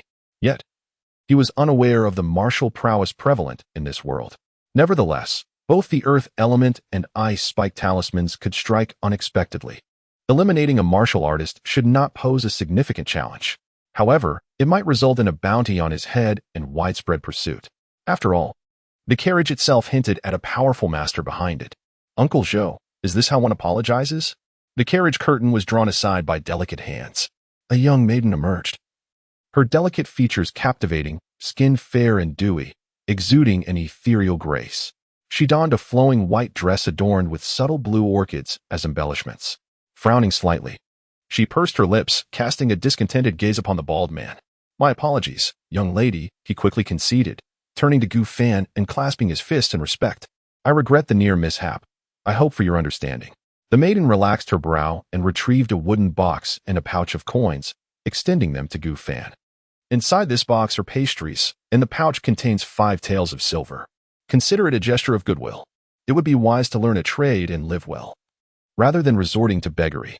Her words, devoid of disdain, were imbued with sincerity, her beautiful eyes shimmering with compassion. Gu Fan, his face darkened in silence, turned away, striding towards the town without a backward glance. He was no beggar, lacking neither food nor funds, especially not from a stranger's offering. The inheritance left by Li Tianming was substantial, comprising silver and gold, amounting to over 10,000 taels. Yet, the disruption had extinguished any desire he had for violence. He found himself perplexed, wondering why he frequently contemplated using death as a solution. He was, after all, a well-educated and civilized young man. Could it be the malevolent aura, the peculiar food, or the blood spirit elixir influencing his thoughts? It seemed imperative to find a way to calm his spirit and cultivate his doubt heart. He did not oppose violence. He merely wished to avoid senseless and unprofitable bloodshed. Such acts would only waste time and invite trouble. Miss, I believe that man is no beggar. You have inadvertently insulted him, a middle-aged man jested. For reasons unknown. He had suddenly felt a chill in his heart and an eerie sensation along his spine, as if a ferocious beast were poised to strike him down. The likelihood of that being the young man was high. Given the circumstances, he could only hope for an opportunity to make amends in the future. The maiden gazed at the retreating figure, curiosity flickering in her eyes. Such a person was a rarity to behold. Could he be one of those legendary figures from tales? Yet, he seemed rather youthful. At the inn's entrance, the young attendant initially wore a stern expression, broom in hand, intending to shoo Gu Fan away. However, upon catching sight of the silver in Gu Fan's possession, his demeanor transformed instantaneously, blossoming into a radiant smile. He nodded and bowed, eager to serve with utmost deference, pouring tea and fetching water, all part of his well-practiced skills. Gu Fan secured a room, requested a bucket of hot water, and asked the attendant to procure some clothing while gathering information. He learned that he was in a region called Beijiang, where tales of cultivators were abundant, and many had purportedly encountered them. This place was renowned for its practitioners of various peculiar insect arts, blood cultivation, and witchcraft. Gu Fan mused that he might consider himself a cultivator of curses. In any case, he did not intend to linger in this town for long, planning to distance himself from the site of the temple he had incinerated. His foremost objective, aside from fleeing, was to learn the written language of this world to enlighten himself. Knock, knock, knock, came the sound of a knock at the door. Chapter 11. Preparation, Special Organization. Esteemed guest, the items you requested have arrived. Very well, please bring them in. The attendant pushed open the door, cradling a neat stack of garments and a pair of black cloth shoes in his hands. Do you have any further instructions, esteemed guest? No. The attendant, understanding the cue, placed the clothing and shoes on the nearby table and quietly departed. Gu Fan shed his former attire and thoroughly cleansed himself. The originally clear water had become particularly murky. After drying off, he donned a simple azure robe and surveyed his reflection in the bronze mirror. Having cultivated to the first layer of qi refinement, his skin appeared somewhat fairer, imbued with an ethereal quality. Though his features were rather ordinary, his eyes possessed an extraordinary depth, dark and profound. He no longer resembled a mere farmer. As Gu Fan gazed at his shoulder-length hair, he frowned slightly. Despite feeling somewhat uncomfortable, he resolved to conform to local customs and refrain from cutting his hair short as he had before his journey. He picked up a hairband nearby. Gathering his hair, and securing it in place. Once this was accomplished, Gu Fan began to contemplate his future plans. Despite practicing the breath of qi technique continuously for 24 hours, his progress seemed sluggish, seemingly due to the inferior quality of his artificial spiritual root. Moreover, he currently had no means to acquire the rice meat seeds unless he chose to integrate the flesh and blood seed into the artificial spiritual root, as Li Tianming had done. This decision required careful consideration.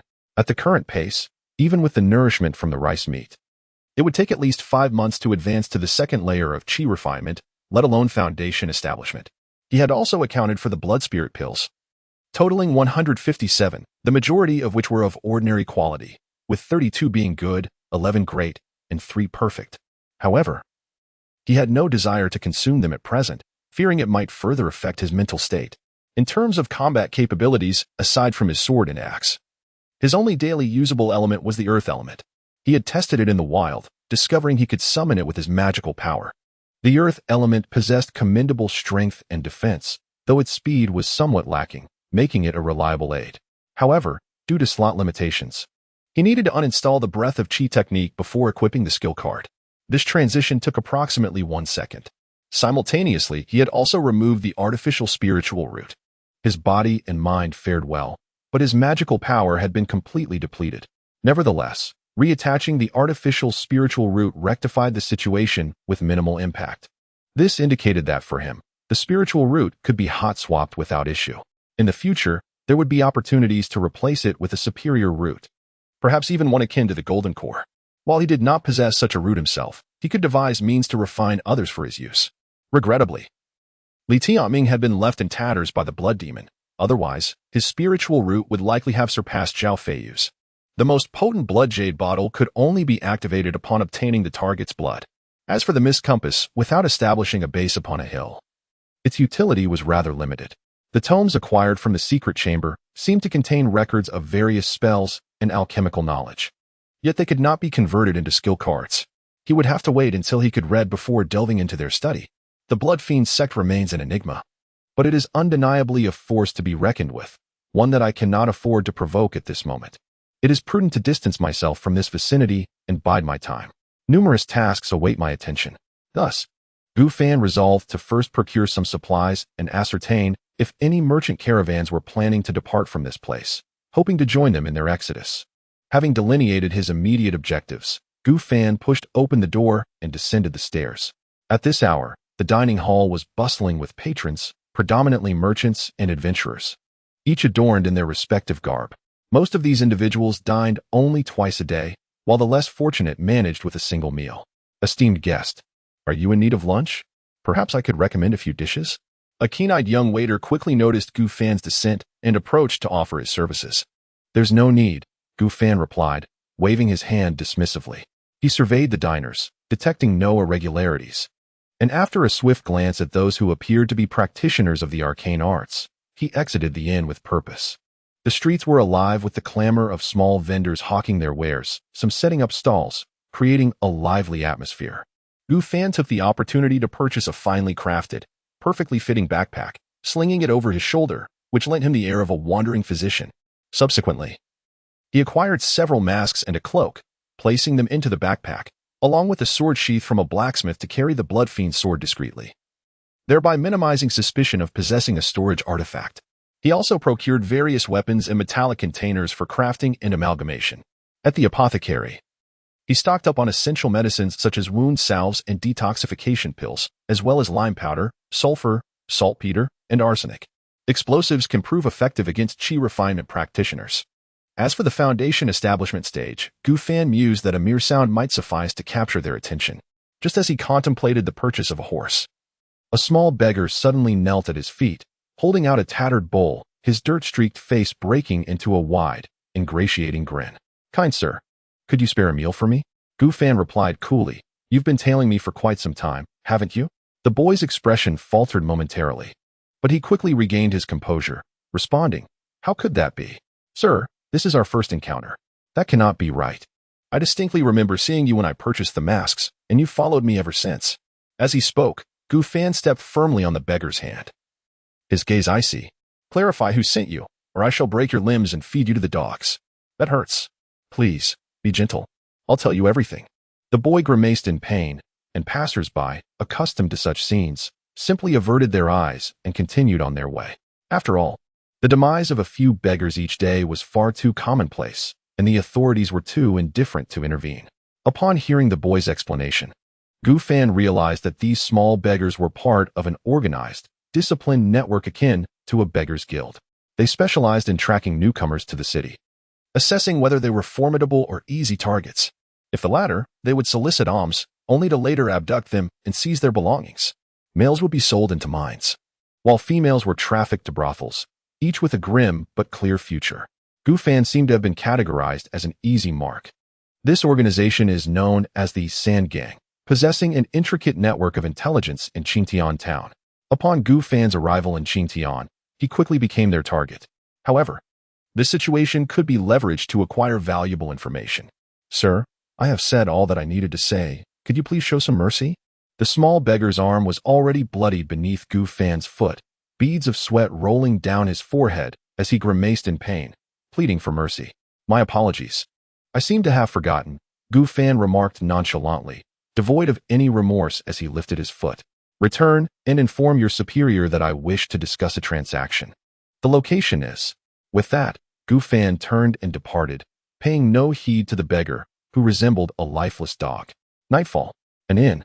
Knock, knock, knock. A rhythmic sound echoed from the room adjacent to Gu Fan's. The rendezvous point he had left for the small beggar was precisely that neighboring chamber. Chapter 12. Intelligence and preparations for departure. Gu Fan utilized his wealth manipulation skills to secure the entirety of this floor's rooms, allowing others to reside there at no cost. Subsequently, he changed the room he initially occupied to create confusion for his adversaries. He remained vigilant, constantly observing the ceiling and paper windows, wary of potential poison from his foes. When food and water were delivered, he would convert them into card form before consumption to ensure safety from toxins. After all, he was uncertain of the identities of his opponents, though they were likely mere mortals. Nevertheless, even at the qi refining stage, he understood that he could still fall victim to a mortal's hand, thus he exercised caution and prudence. The blood slaughter sword had already been sheathed in a bronze scabbard purchased from the blacksmith shop. The knocking on the door gradually subsided. Gu Fan grasped the hilt of his sword and pushed the door open slightly, peering out. Before him stood a young boy clad in a black robe, slender in stature and possessing an unremarkable appearance. Upon noticing the commotion, he immediately turned to Gu Fan, nodded, and approached to enter Gu Fan's room. The two sat facing each other, with Gu Fan's hand still resting on the sword hilt. And he temporarily shifted his focus from the breath consumption technique to summon Earth Elemental. The boy maintained a calm demeanor and directly inquired, "Oh, what would you like to know?" "I possess a modicum of knowledge regarding matters in Qitian town." After a moment's contemplation, Gu Fan asked, "Are there any merchant caravans or groups preparing for a journey?" "Ideally.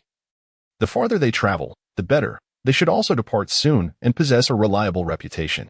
The boy promptly replied, 5 taels of silver." Gu Fan reached into his sleeve, retrieving a silver ingot and placing it upon the table. The boy took it, weighed it in his hand, and produced a pair of scissors, trimming a portion off before returning it to the table. "This is excessive. The silver ingot weighed 7 taels, and I have clipped off 2.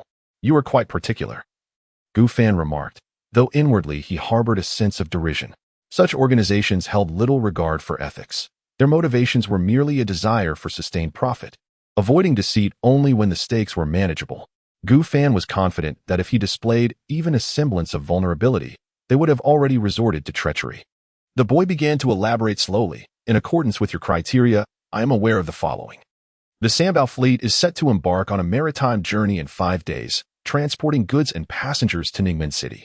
The Wolf Eagle Escort Agency will dispatch a convoy in 7 days, carrying a bright escort to the Tianshui tribe."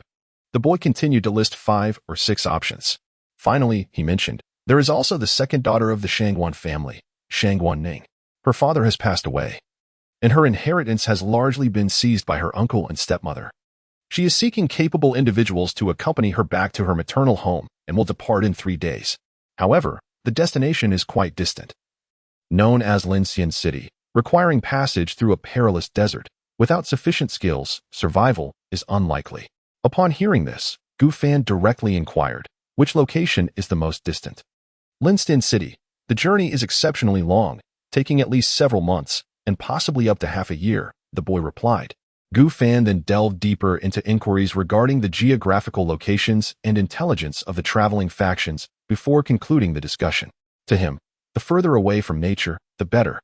The name Linstin City seems to be associated with the realm of the immortals, perhaps facilitating development. It is undoubtedly his current primary consideration. He then continued.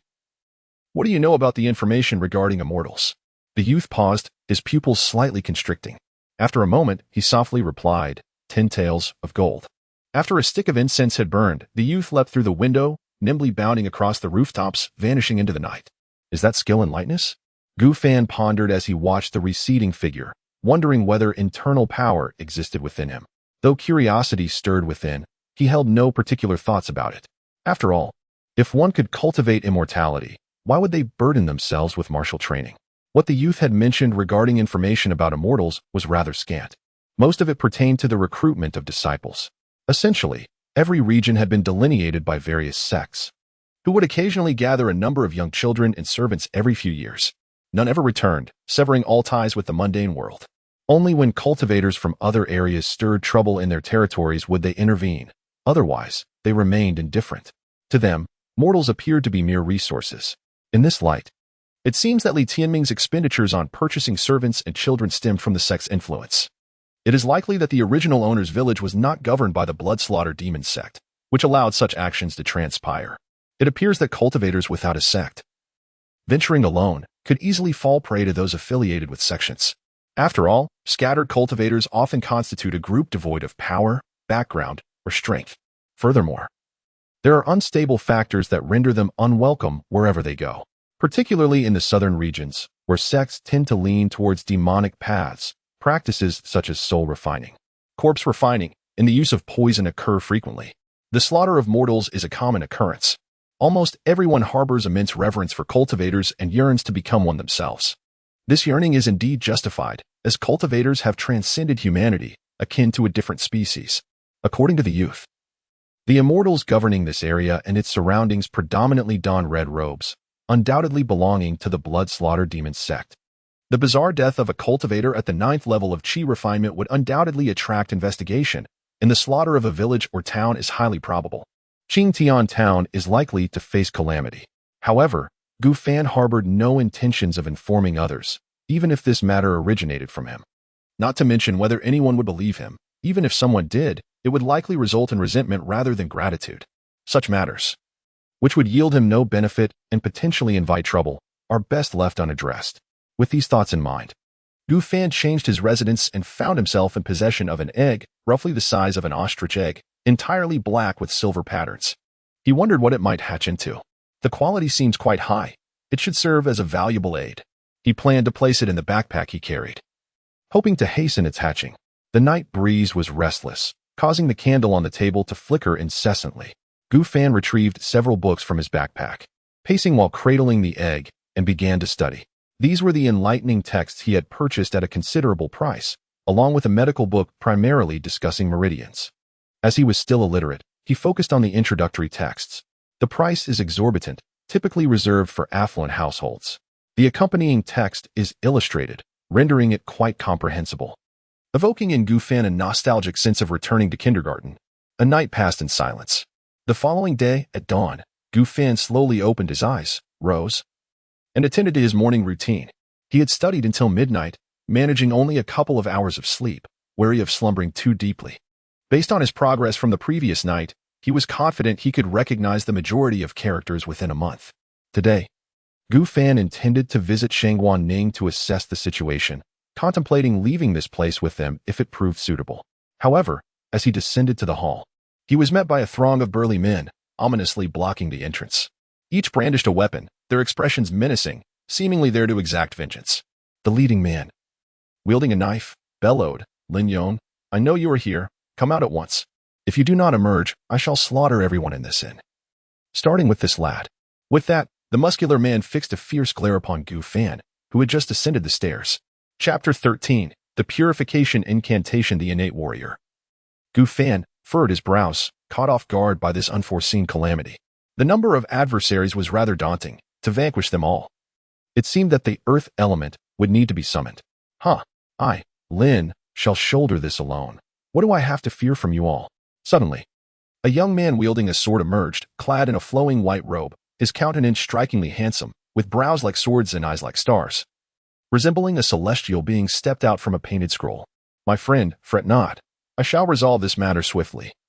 He spoke with an air of calm assurance that inspired an undeniable trust. Observing this, Gu Fan refrained from making a move, silently positioning himself to protect this individual. Charge. With our numbers, even if he is a postnatal warrior, we shall surely prevail. Lin Yong remained silent, merely resting his hand upon the hilt of his sword, before swiftly drawing it from its sheath. With a resounding clang, the clear sound of the sword echoed through the air. In an instant, Lin Yong's figure flickered like a specter, streaks of silver light slicing through the air. In the blink of an eye, several adversaries found crimson lines appearing across their throats. Heads tumbled to the ground, blood gushing forth, staining the surroundings in a gruesome red. The leader among them, having trained in external arts, suffered only a shallow wound to his neck and did not perish immediately. Clutching his injury, he could not stem the flow of blood as he hoarsely exclaimed, "You are actually innate." Before he could finish, his body weakened, collapsing lifelessly to the ground. Lin Yong performed a flourish with his sword, shaking off the blood from its surface before sheathing it once more. His white robe remained unblemished, untouched by a single drop of blood. Gu Fan observed this scene, pondering to himself. The warrior seemed to possess considerable strength.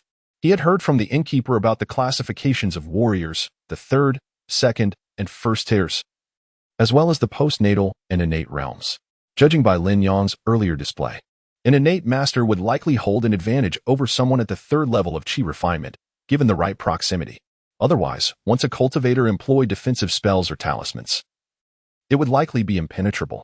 Not bad, but this is the extent of it, he mused. Apologies, esteemed innkeeper, for soiling your establishment. Consider this compensation. Lin Yong retrieved a golden leaf from his sleeve and tossed it onto the table. The innkeeper and the young server, who had been secretly observing from within, finally emerged once the commotion had settled. The innkeeper promptly seized the golden leaf, stowed it away, clasped his hands in gratitude, and with a sycophantic smile, declared, "It is an honor to have you, young hero Yi, grace our humble establishment." Witnessing the innkeeper and the young server showering praises, Gu Fan held no further thoughts and proceeded towards the exit, ready to depart. He had merely been a spectator. However, he had not walked far when he heard, "My friend, what a coincidence. It appears we are headed the same way." Lin Yong approached with a white horse in tow, his gaze lingering on the bloodthirsty sword hanging at Gu Fan's waist. Did he intend to kill and seize the sword? Gu Fan's mind immediately leapt to this possibility. His experiences at the Taoist temple had accustomed him to interpreting others' intentions with suspicion. He began to plot how best to deal with Lin Yong.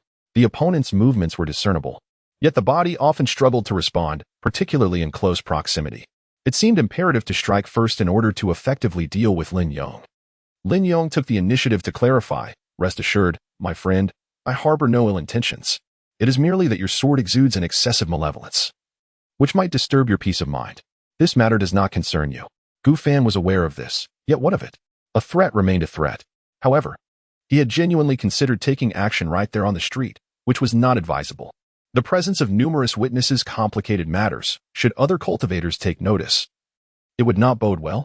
Lin Yong continued, "I possess a technique that can cleanse the heart. Your condition is perfectly suited for it. Would you care to give it a try? What do you seek?"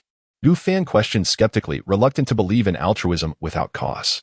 With a smile gracing his lips, Lin Yong retrieved a gourd of wine from his waist, took a hearty swig, and nonchalantly declared, "Is it not permissible to simply wish for friendship? In my life, I have 3 great passions: fine swords, exquisite wine, and good friends." Gu Fan abruptly halted, gazing into Lin Yong's earnest eyes, and found himself inclined to trust him, albeit slightly. "Then let me see it written down." Of course. This is an ancient technique taught to me by an old sage." Lin Yong promptly produced paper and ink from his satchel and elegantly inscribed a multitude of characters. Gu Fan accepted the paper, feigned scrutiny for a moment, then tucked it into his bosom, beginning the process of refinement. Heart-cleansing incantation. Type. Skill. Quality. First tier legendary. Description. Upon equipping, mental resistance is enhanced, continuously diminishing negative mental influences from external circumstances, stabilizing one's true self. Chanting can amplify the effects. Gu Fan was taken aback by the card he was refining. He had not anticipated that Lin Yong would indeed possess such a skill, let alone one of such high caliber. Yet, rather than alleviating his suspicions, it only deepened them. Curiosity piqued, he pondered. Who exactly was this Lin Yong? How had he come to acquire a technique that ought to belong to cultivators? How does it fare? Is there anything unclear? I can elucidate further. By the way, I have yet to inquire about your name. Lin Yong turned his face slightly, still wearing a congenial smile. As if basking in the warmth of spring, passers-by frequently glanced back, causing many young maidens peering from windows to blush. A number of individuals recognized Lin Yong and greeted him from afar. Gu Fan. What a splendid name. I see you are a few years my junior, henceforth.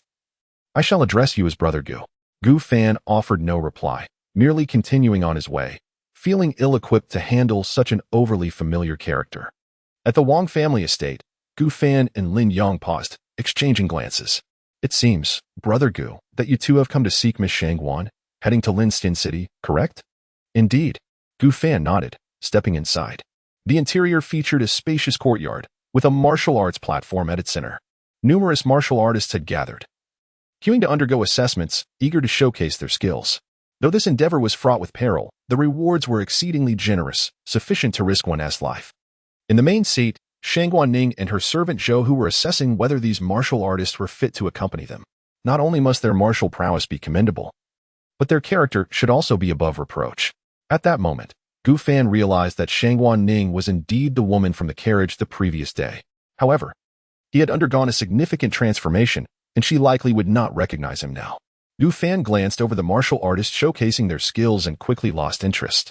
They were no match for Lin Yong, and even the group that had blocked the entrance earlier paled in comparison.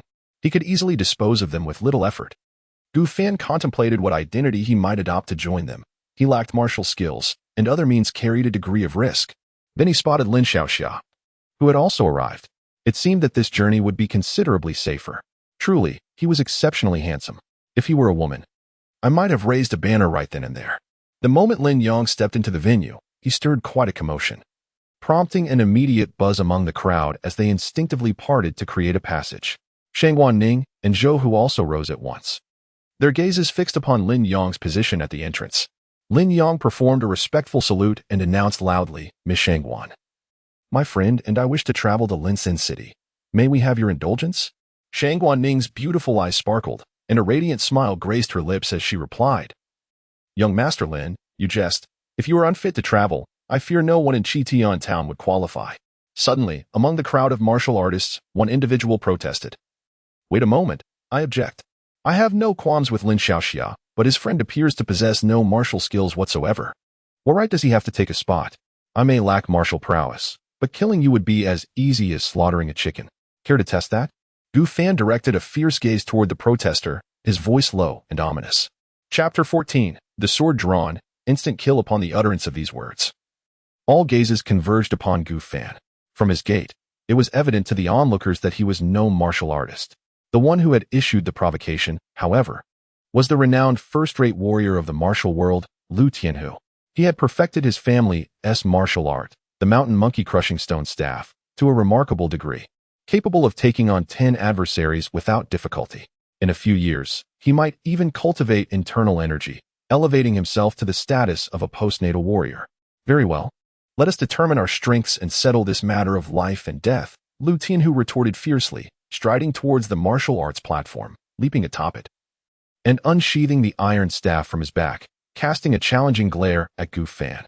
Martial artists are naturally endowed with a more vigorous vitality than ordinary folk. And at this moment, Lu Tianhu, being youthful, harbored no thoughts of retreat. Moreover, he had already concluded that his opponent was merely an unpracticed commoner. The spectators, sensing the impending spectacle, began to jeer. Bravo! Lu, you dare to offend even the friend of young Master Lin, truly fearless. Lu Tianhu, have you lost your mind? You wish to challenge the friend of young Master Lin? Lu Tianhu, why not challenge young Master Lin himself? Are you afraid? This throng of warriors rallied against Lu Tianhu, siding with Lin Yong. Shangguan Ning observed Lu Tianhu with growing disdain. His brashness was excessive, and traveling with him might incite trouble. With a slight furrow of her brow, she sighed, Gentlemen, swords and blades are blind. I implore you to temper your actions. We are all guests here. With no enmity or grievances, there is no need to shed blood. Neither Lu Tianhu nor Gu Fan responded, clearly intent on eliminating one another. Gu Fan ascended the martial arts platform, pondering the inexplicable emergence of such a challenger. Perhaps the rigors of training had clouded his judgment. What benefit lay in this gamble of victory or defeat? It was indeed perplexing. However, he reasoned that if someone had chosen to provoke him, he could not simply endure in silence. To do so might suggest to others that he was easily trifled with, potentially leading to future entanglements. In a world that venerates the strong and preys upon the weak, failing to display some semblance of ferocity could invite greater troubles. Gu Fan had no inclination for complications. He had not intended to leverage Lin Yong as connections for this journey. On the martial arts platform, Gu Fan and Lu Tianhu stood at opposite ends, scrutinizing one another. Lin Yong observed this scene, taking a swig from his gourd, displaying no concern for Gu Fan's predicament. Lu family village, Lu Tianhu. No sect, no faction, Gu Fan. No sooner had the words left his lips than Lu Tianhu charged toward Gu Fan, his muscles rippling, staff raised high, exuding an overwhelming aura of lethality. Gu Fan remained utterly still, merely reaching for the hilt of his sword. He suddenly recalled Lin Yong's manner of drawing his sword, simple, efficient, and effective. The essence lay in the rapidity of the draw and the strike. It was not difficult. He could certainly attempt to emulate it. Movements, breath, angles, all flashed through his mind, ultimately substituting magical power for internal energy. At this moment, Lu Tianhu had already closed in, observing that Gu Fan had yet to draw his sword, a mocking smile involuntarily curling at the corners of his mouth. Not to mention that a sword is a weapon wielded solely by masters, facing off against a staff. One is inherently at a disadvantage. Even if Gu Fan were to draw his sword, with equal strength, he would only be able to rely on his agility to evade. Otherwise, a direct clash would likely see him sent flying by a single strike. Furthermore, the opponent was merely a useless individual devoid of martial prowess. What right did he have to linger by the side of the young hero Lin? Even if one were to play the role of a dog, it should be his turn. Lu Tianhu's eyes widened with fury, veins bulging on his arms as he brought the iron staff crashing downwards with devastating force, akin to a mighty storm. A gust of wind surged outward as the iron staff descended toward Gu Fan's head. The assembled martial artists watched this scene with keen interest. Shang Guanning's eyes flickered with reluctance, while Lin Yong continued to drink, chuckling as he observed the stage. In an instant, Gu Fan unsheathed his sword with a swiftness almost imperceptible to the naked eye, the sound of a crisp sword cry ringing out. A flash of crimson sword light flickered and vanished. The fine iron staff, when confronted with the blood sword, was cleaved in two as if it were a mere firewood stick, sparks flying in all directions. Following that, the blade met no resistance as it swiftly severed Lu Tianhu's neck, blood erupting forth. Lu Tianhu felt darkness engulf him, his mind swirling in a daze. He sensed as if he were soaring through the air, spinning uncontrollably. His head flew through the air, and a rain of blood fell, ultimately landing on the ground like refuse, rolling several times. Gu Fan sheathed his sword and lowered his gaze to the hem of his garment, which was slightly stained with blood, a frown crossing his brow. His newly purchased attire had become sullied so quickly, under the astonished gaze of numerous martial artists. Gu Fan descended from the martial platform, where the headless corpse continued to spurt blood. Shang Guanning, witnessing such a gruesome sight, silently averted her gaze, unwilling to look further. Beside her, Zhou Hu seemed to have realized something, whispering, "Miss, do you not find that this gentleman, Gu, bears a striking resemblance to someone?" Shang Guanning pondered briefly, recalling the eyes that had left the deepest impression on her. Those eyes were reminiscent of the beggar from that day. Lin Yong approached Gu Fan, wiping the remnants of wine from the corner of his mouth, and inquired, "Brother Gu, would you be interested in learning the sword? You could easily grasp my sword-drawing technique. You are undoubtedly a prodigy in the sword arts." Gu Fan shook his head. "I have no interest. I shall take my leave." His disinterest in martial arts remained unchanged. Lin Yong did not press further. "Very well, then in 2 days, we shall set off together to Linxian City." Gu Fan neither agreed nor declined, stepping toward the exit. The crowd of martial artists continued to discuss the earlier scene, unable to comprehend how Gu Fan had accomplished such a feat after departing from the Wang family estate. Gu Fan intended to explore other places for comparison before making a decision, also planning to purchase a horse. Having a steed for long journeys would undoubtedly be advantageous, and he was not short of funds. Night fell. In one area, only a few households flickered with candlelight, while another area was ablaze with brightness. Music and song resonating throughout. Gu Fan led a black horse, strolling along the streets. He had no intention of continuing his stay at the original inn and planned to switch to another one. He had explored various other places, but upon reflection, he deemed that the establishment run by Shangguan Ning was the most suitable option. "Help! Someone please!" A piercing female voice echoed from a nearby dark alley. Gu Fan felt no inclination to assist. Instead, he led his horse away with purposeful strides. He held a profound respect for the fates of others. Before his travels, he had witnessed individuals involved in accidents, some submerged in water, others falling. Yet, he had never entertained the thought of offering help. Assisting others often led to complications. Perhaps it was because he had long recognized that he was not the protagonist, but rather an individual so ordinary that he barely registered in the grand tapestry of life. "Young master, care to join us? It is quite lively here," called out women clad in revealing attire and heavy makeup, beckoning patrons in front of their respective brothels. Alone, Gu Fan found himself marked as a target by them. Chapter 15. The Awakening of Talent. The innate sword embryo Gu Fan paid no heed to his surroundings, appearing as if he had not heard a thing, and strode away with purpose, his gaze unwavering. The allure of beauty and desire was but a fleeting illusion to him. The women before him, though perhaps deemed attractive by others, possessed an appearance that he found unremarkable. Having traversed from another world, he had witnessed far too much in his past life. In comparison, these scantily clad women of antiquity seemed less enticing than the casual sights of modern streets. The only individuals who captured his attention were Lin Yong and Shangguan Ning. Lin Yong stood out as the most beautiful person he had ever encountered, unmatched in both appearance and demeanor, even in his previous life. Though somewhat peculiar, he sensed no malice from Lin Yong, yet he remained cautious. Love, in Gu Fan's view, was a concept he did not believe in. Ordinary people were unworthy of such sentiments. In the realm of society, relationships resembled transactions of interests, often burdened by the pressures from elders. Suddenly, Gu Fan glanced upwards at the sky, where the silver moon shone brightly amidst a tapestry of stars, yet an odd sensation lingered in the air. Ever since he had reached the first layer of qi refinement, he felt an indescribable presence, as if someone were observing him from afar. He shook his head, dismissing the thought. He was far too weak at present, merely surviving was a challenge. He understood that only by growing stronger could he uncover the wonders of this world. He temporarily switched to the Calming Heart mantra. The breath control technique offered little enhancement, and adhering strictly to its practice presented daunting challenges. He intended to utilize the Calming Heart mantra to continue consuming blood spirit pills to elevate his abilities. His aggression waned slightly, and his pursuit of transcendence intensified. Not long after, Gu Fan found a newly established inn that seemed to offer a suitable environment for his stay. Lighting a candle, he immersed himself in reading and literacy, reciting the Calming Heart mantra continuously. He also experimented with various techniques, such as meticulously transcribing skills and converting them into cards.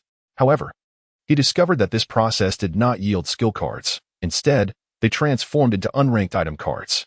It appeared that skills could only be converted upon their initial acquisition. Regrettably, he could not exploit a glitch to obtain card dust. Moreover, Gu Fan realized that equipping skills facilitated his learning process. For instance, once equipped, he could comprehend the correct operational patterns and usage methods of the skills. However, upon removal, he would quickly forget these details.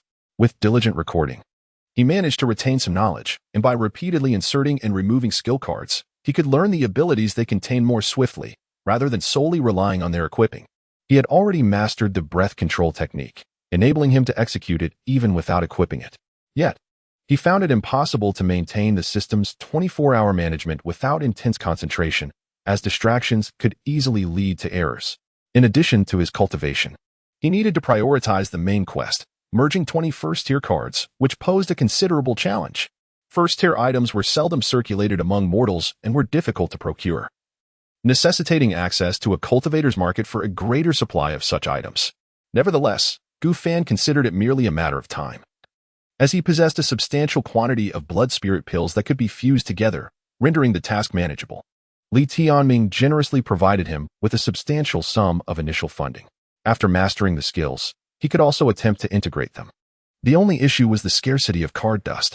To synthesize a first-tier card, a minimum of 100 card dust was required. After accounting for the scattered fragments he had disassembled over the past few days, he only possessed a total of 326. This was insufficient unless he disassembled some blood spirit pills. He had previously tried to fuse two identical stones. Based on their strength, they did not meet the standard for a doubling effect. However, when two exceptionally compatible yet distinct entities were merged, the resultant effect would undoubtedly exceed the simple sum of their parts. 2 days later, in the early morning at the inn, he received notifications. Quest, Awakened Talent. Completed, Card Master level raised to LV1, Card Slot 1. Minor enhancements in physical qualities and soul strength. Each level up grants a new talent. Please select one from the following random talents. Fusion Eye. Description. You can observe the compatibility between two cards. Beast Tamer's Heart. Description. The initial affection of beast companions towards you is enhanced. They can comprehend your language more easily, facilitating commands. Your efficiency in nurturing beasts will surpass normal growth. Natural Sword Embryo. Description. You will obtain a special sword embryo bound to you. It can be integrated with various types of swords to enhance them, though their quality cannot exceed that of the Card Master S level. All three talents were quite useful. Beast Tamer's Heart was promptly dismissed. Gu Fan regarded pets and companions merely as tools or weapons, unwilling to allow them to surpass his own strength. The decision between Fusion Eye and Natural Sword Embryo proved to be more challenging. One could enhance fusion capabilities, while the other offered a long-term boost in combat power. After much contemplation, Gu Fan chose Natural Sword Embryo. He was soon to embark on a journey, and the road ahead promised danger. Increasing his combat strength would enhance his chances of survival. Upon finalizing his talent choice, Gu Fan suddenly collapsed, his body convulsing violently. His expression contorted in agony, blood trickling from his clenched teeth, and sweat pouring from his body, quickly saturating his clothing. He felt as if countless blazing swords were piercing through him, slicing mercilessly. His consciousness began to blur, and in the haze, he beheld a sword hill. The sandy ground stained crimson with blood, parched and foul, surrounded by billions of gleaming swords. At the center stood a hazy figure, draped in a blood-soaked garment, wielding a black sword. As Gu Fan's awareness returned to reality, he gasped for breath, the floor beneath him resembling small puddles of his own essence. He summoned a servant to bring a basin of hot water, quickly cleansing his body and changing into fresh garments. Observing the pronounced muscles on his body, he threw a few punches in the air, producing faint sounds of slicing through the air. This enhancement was a result of his elevated Card Master level. His spirits lifted considerably, and he felt capable of reducing his sleep time from 2 hours to 1. Simultaneously, a new quest was triggered. Task: Open a shop. Requirement: Decompose 30 cards, with a quality no less than first tier inferior. Reward: Unlock level 1 shop. This task is not particularly challenging. However, he is left with only 53 blood spirit pills after completing previous tasks. Most of them were synthesized and are not worth the effort to be decomposed. He intends to use them to elevate his cultivation. With the assistance of blood spirit pills, he anticipates breaking through to the second layer of chi refinement in a few days. Suddenly, with a flicker of his mind, a chaotic spherical substance materializes before him. This is his sword embryo, capable of being manipulated and shaped by his thoughts. Simultaneously, it exhibits an inexplicable yearning for the blood slaughter sword at his waist. Is it hungry? Gu Fan unsheaths the blood slaughter sword and tosses it into the sword embryo. In an instant, the sword embryo devours the blood slaughter sword entirely, transforming into a long sword, nearly indistinguishable, entirely black in hue, which then slides automatically into its sheath. Gu Fan retrieves the sword embryo, sensing the connection between them and realizing that a part of himself resides within it. He murmurs, "From this day forth, you shall be named Black Dust." The sword embryo quivers slightly in agreement, then conveys a desire for more swords. Gu Fan attempts to feed it a mundane sword, but it proves to be picky and refuses to eat, leaving him with no choice but to abandon the attempt. After organizing everything, Gu Fan leaps from the 3rd floor of the inn, gracefully landing on the street below. In terms of physical prowess, he feels he has nearly reached the level of so-called postnatal martial artists. With his journey ahead, he possesses a greater sense of assurance. Chapter 16. The Journey of the Foundation Building Practitioner before the Wang family mansion. A cacophony of voices filled the air as dozens of horse-drawn carriages were assembled, accompanied by over 100 martial artists.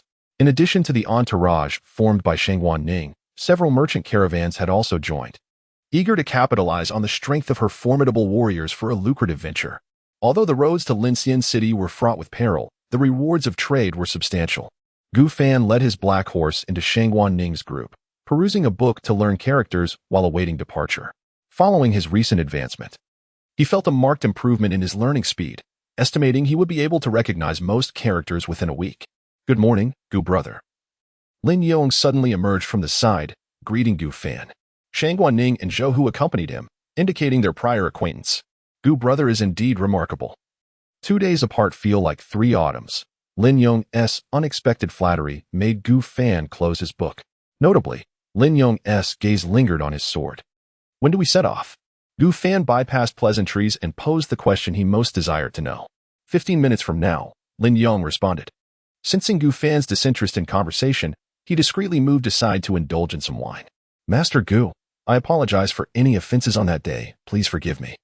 Shang Guanning bowed respectfully, her demeanor humble. Dressed in a simple purple robe devoid of excessive embellishments, she effortlessly showcased her graceful figure, exuding a youthful vitality. Though a practitioner of martial arts, her aura held a slight edge of heroism, yet she had not cultivated inner strength and remained a first-rate martial artist. In truth, Gu Fan stood alone as the only one in the group who had not trained in combat. In this chaotic world, few dared to venture far without some skill to protect themselves. Gu Fan shook his head. "It is a trivial matter. I thought you might not recognize me." In fact, he was more concerned about Shang Guanning's ability to identify him under those circumstances. It seemed imperative to perfect his disguise for future encounters. "Master Gu, should you require any assistance, I will do my utmost to help," Shang Guanning continued. "Let us discuss it later," he replied. "Very well. This is the remuneration for this journey. I insist you do not decline," she said, presenting a bag that appeared quite substantial. Gu Fan accepted it without hesitation, hanging it on his horse's saddle. He feared that refusing it might arouse suspicion of ulterior motives, and after all, the contents were merely mundane items. Upon seeing Gu Fan accept the bag, Shang Guanning breathed a sigh of relief. Soon, the convoy set forth, a grand procession attracting the attention of numerous passers-by. Gu Fan mounted his horse, following the main group, one hand guiding the reins while the other continued to peruse his book. Thus began their long journey. Haikyo Mountain. A few days prior, a devastating wildfire had ravaged this area, leaving only charred remnants in its wake. The Qingyu Taoist temple had been entirely obliterated.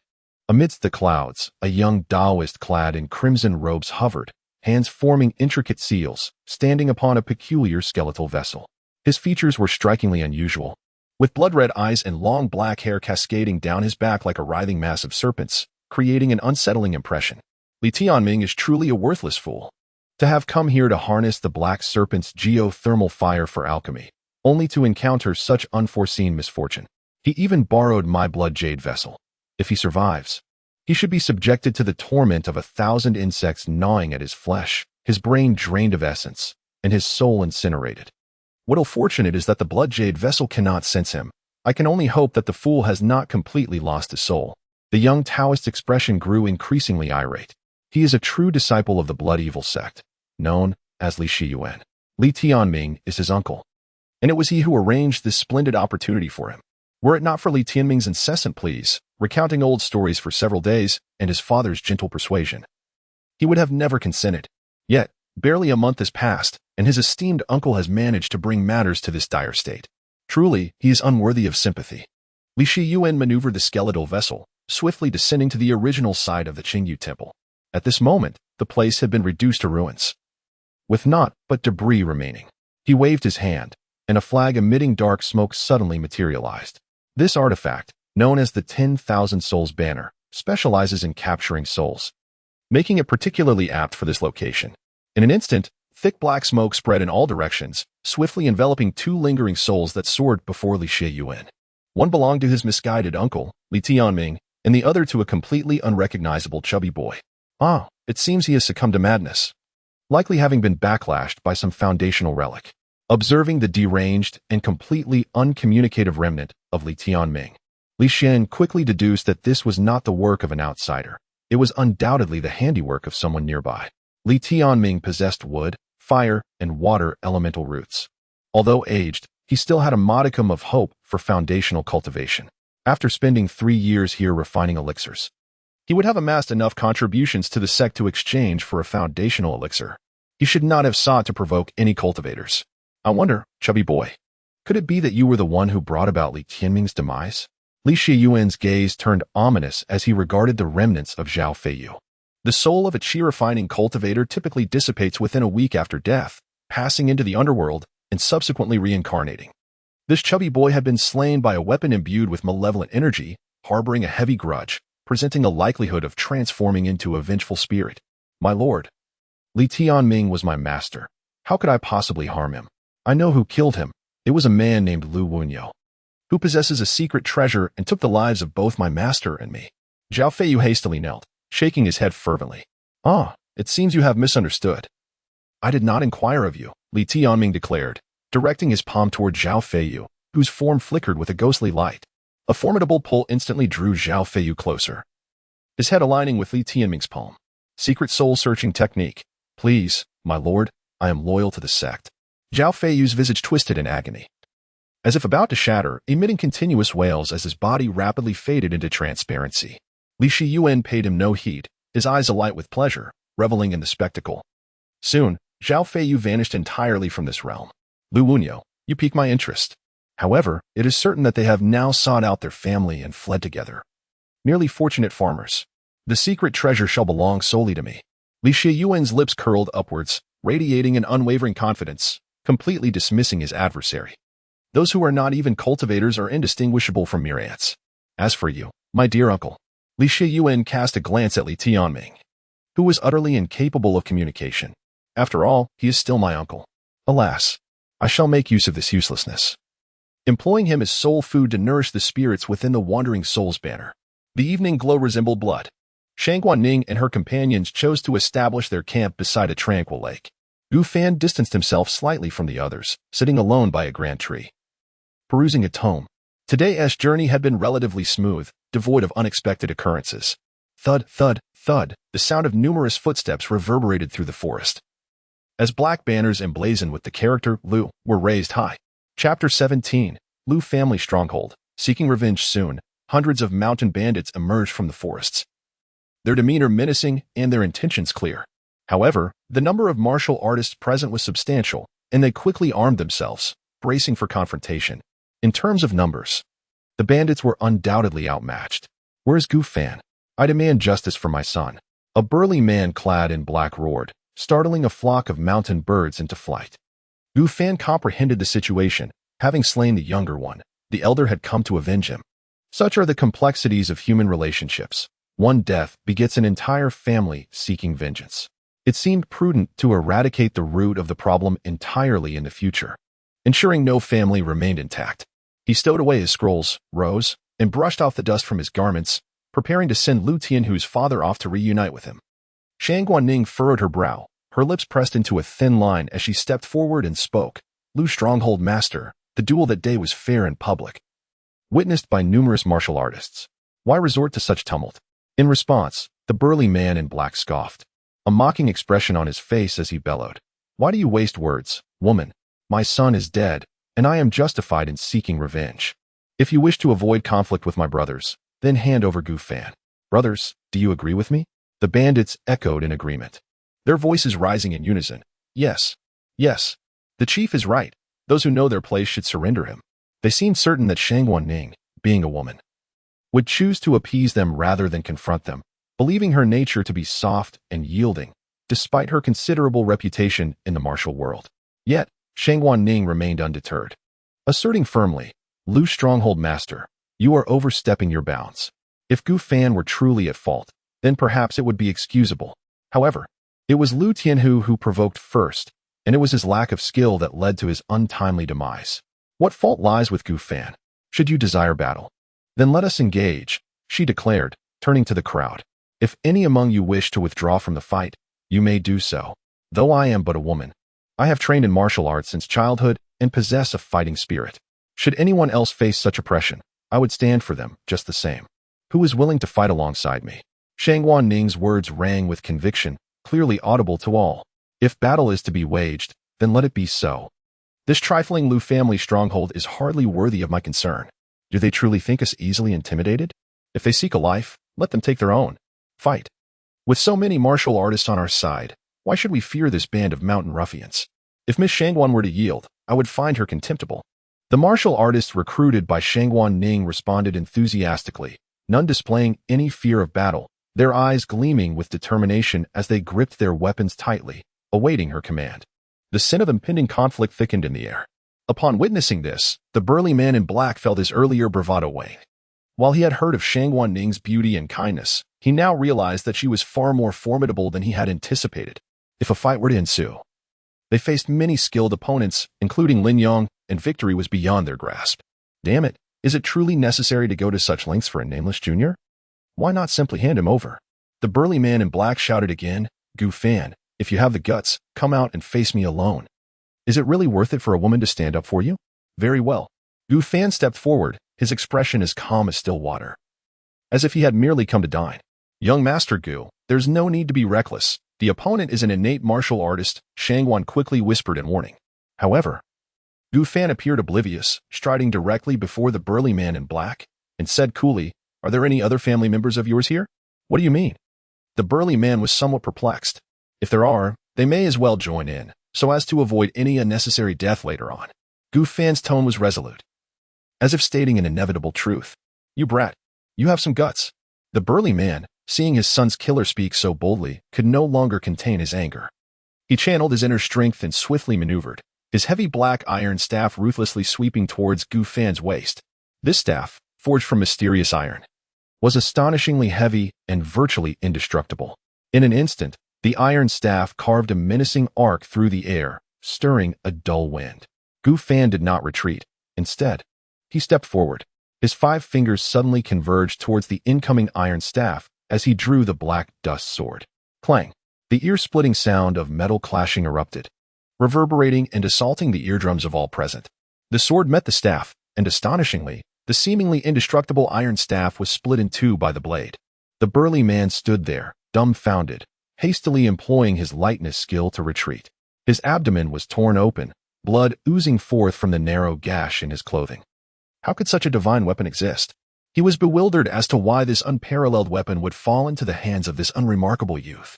Had he not practiced external skills, that single strike could have easily severed him in half. The sword-drawing technique was reminiscent of Lin Yong's. He wondered what else this young man might possess. A direct confrontation was inadvisable. The opponent lacked inner strength and was not innate, as long as he was cautious. Victory was still within reach. He could win. The burly man began to exert all his effort into his lightness skill, leaping into the air, using the trees in the forest to swiftly maneuver, making it difficult for anyone to lock onto his position immediately. A flurry of leaves cascaded down. Gu Fan remained stationary, relying on sound to pinpoint the opponent's location. His speed paled in comparison. If the opponent truly wished to flee, he could easily evade the attack range. Without utilizing his cultivator abilities, he found himself at a disadvantage. If his level as a card-bearer had not improved, he might have simply conceded. But now, he felt confident. Suddenly, a short black staff shot forth with astonishing speed towards Gu Fan's back, seemingly destined to strike. Gu Fan's right wrist flicked lightly, the black dust sword grazing his spine, intercepting the incoming iron staff. However, the immense impact destabilized him, causing him to stagger forward. An opportunity. The burly man sprang off the tree trunk, leveraging the force to leap into the air, swinging the remaining half of the iron staff towards Gu Fan's head. He had him hooked. Gu Fan, on the verge of collapsing, suddenly halted, and without a glance, hurled the black dust sword behind him. The burly man in black, intending to utilize his agility to evade, was abruptly ensnared by a fleeting glimmer of blood-red light that flickered across the surface of the sword. Having absorbed the essence of blood and slaughter, the sword had acquired its formidable characteristics. The man's consciousness was abruptly drawn into a sea of corpses and blood. And as his form momentarily froze, he found himself pierced through the heart by the blade, blood gushing forth uncontrollably. With a resounding thud, akin to a heavy object crashing down, the man in black fell to the ground like a discarded rag doll, breathless and lifeless. Gu Fan retrieved the dark iron rod at his feet and, with a swift motion, struck it upon the man's head. A chilling sound echoed as the skull caved in significantly.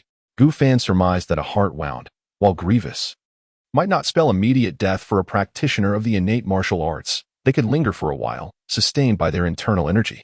Indeed, the man still clung to life. Gu Fan, wary of a potential last-ditch retaliation, refrained from approaching too closely. After a brief interlude, he confirmed the man's demise and reclaimed the black dust sword. Though the sword could automatically retract into his body, there was no need for such exposure. Despite the earlier ineffectiveness of the malevolent energy, Gu Fan had been able to deftly control the sword's trajectory to ensure its lethal accuracy. If there were any others seeking vengeance, they were welcome to join. He was prepared to eliminate them all. Firmly grasping the black dust sword, Gu Fan cast a cold stare at the band of mountain rogues. The atmosphere grew eerily silent. Chapter 18. The second layer of Qi refinement. The sorcerer of the water village, upon witnessing the demise of the leader, the band of mountain thieves displayed a remarkable sense of loyalty. Swiftly turning and fleeing without a moment's hesitation, scattering like birds and beasts, Gu Fan shook his head and began to search the corpse, only to find it a fruitless endeavor. Aside from a few common healing herbs, there was nothing of value. Truly impoverished. Yet, it is to be expected.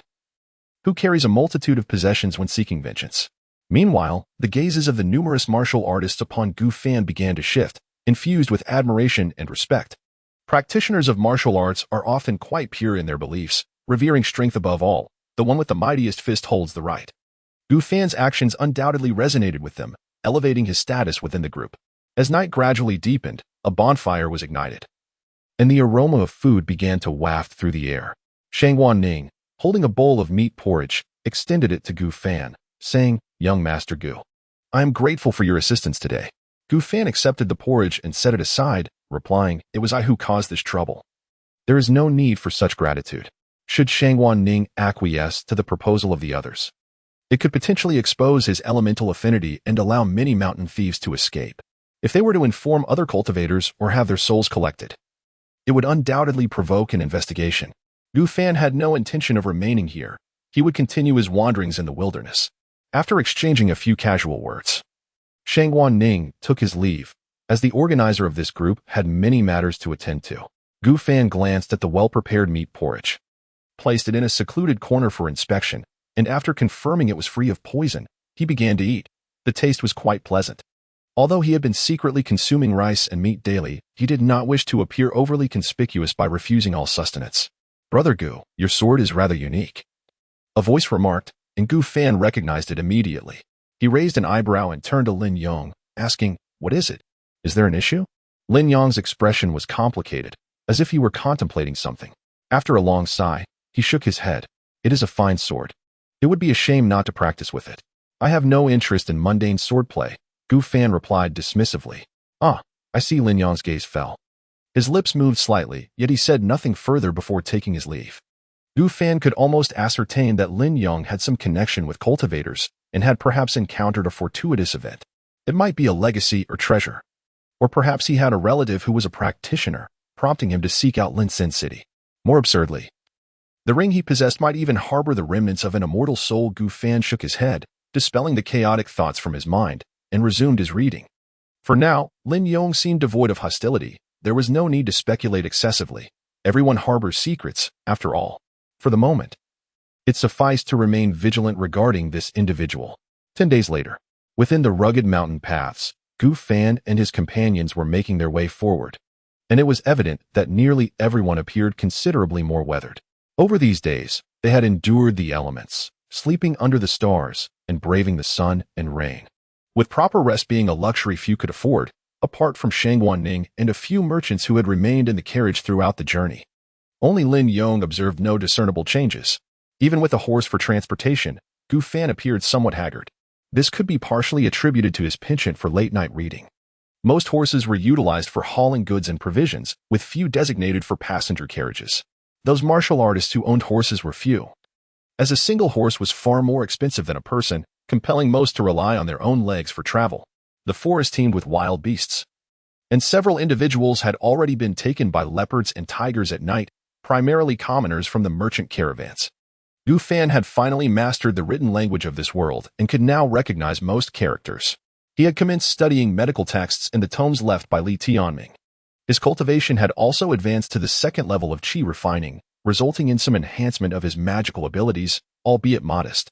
According to the records, significant improvements were observed after breaking through the 3rd, 6th, and 9th levels, which also represented minor bottlenecks. After establishing a foundation, the stages transformed into the early, middle, late, and perfected realms.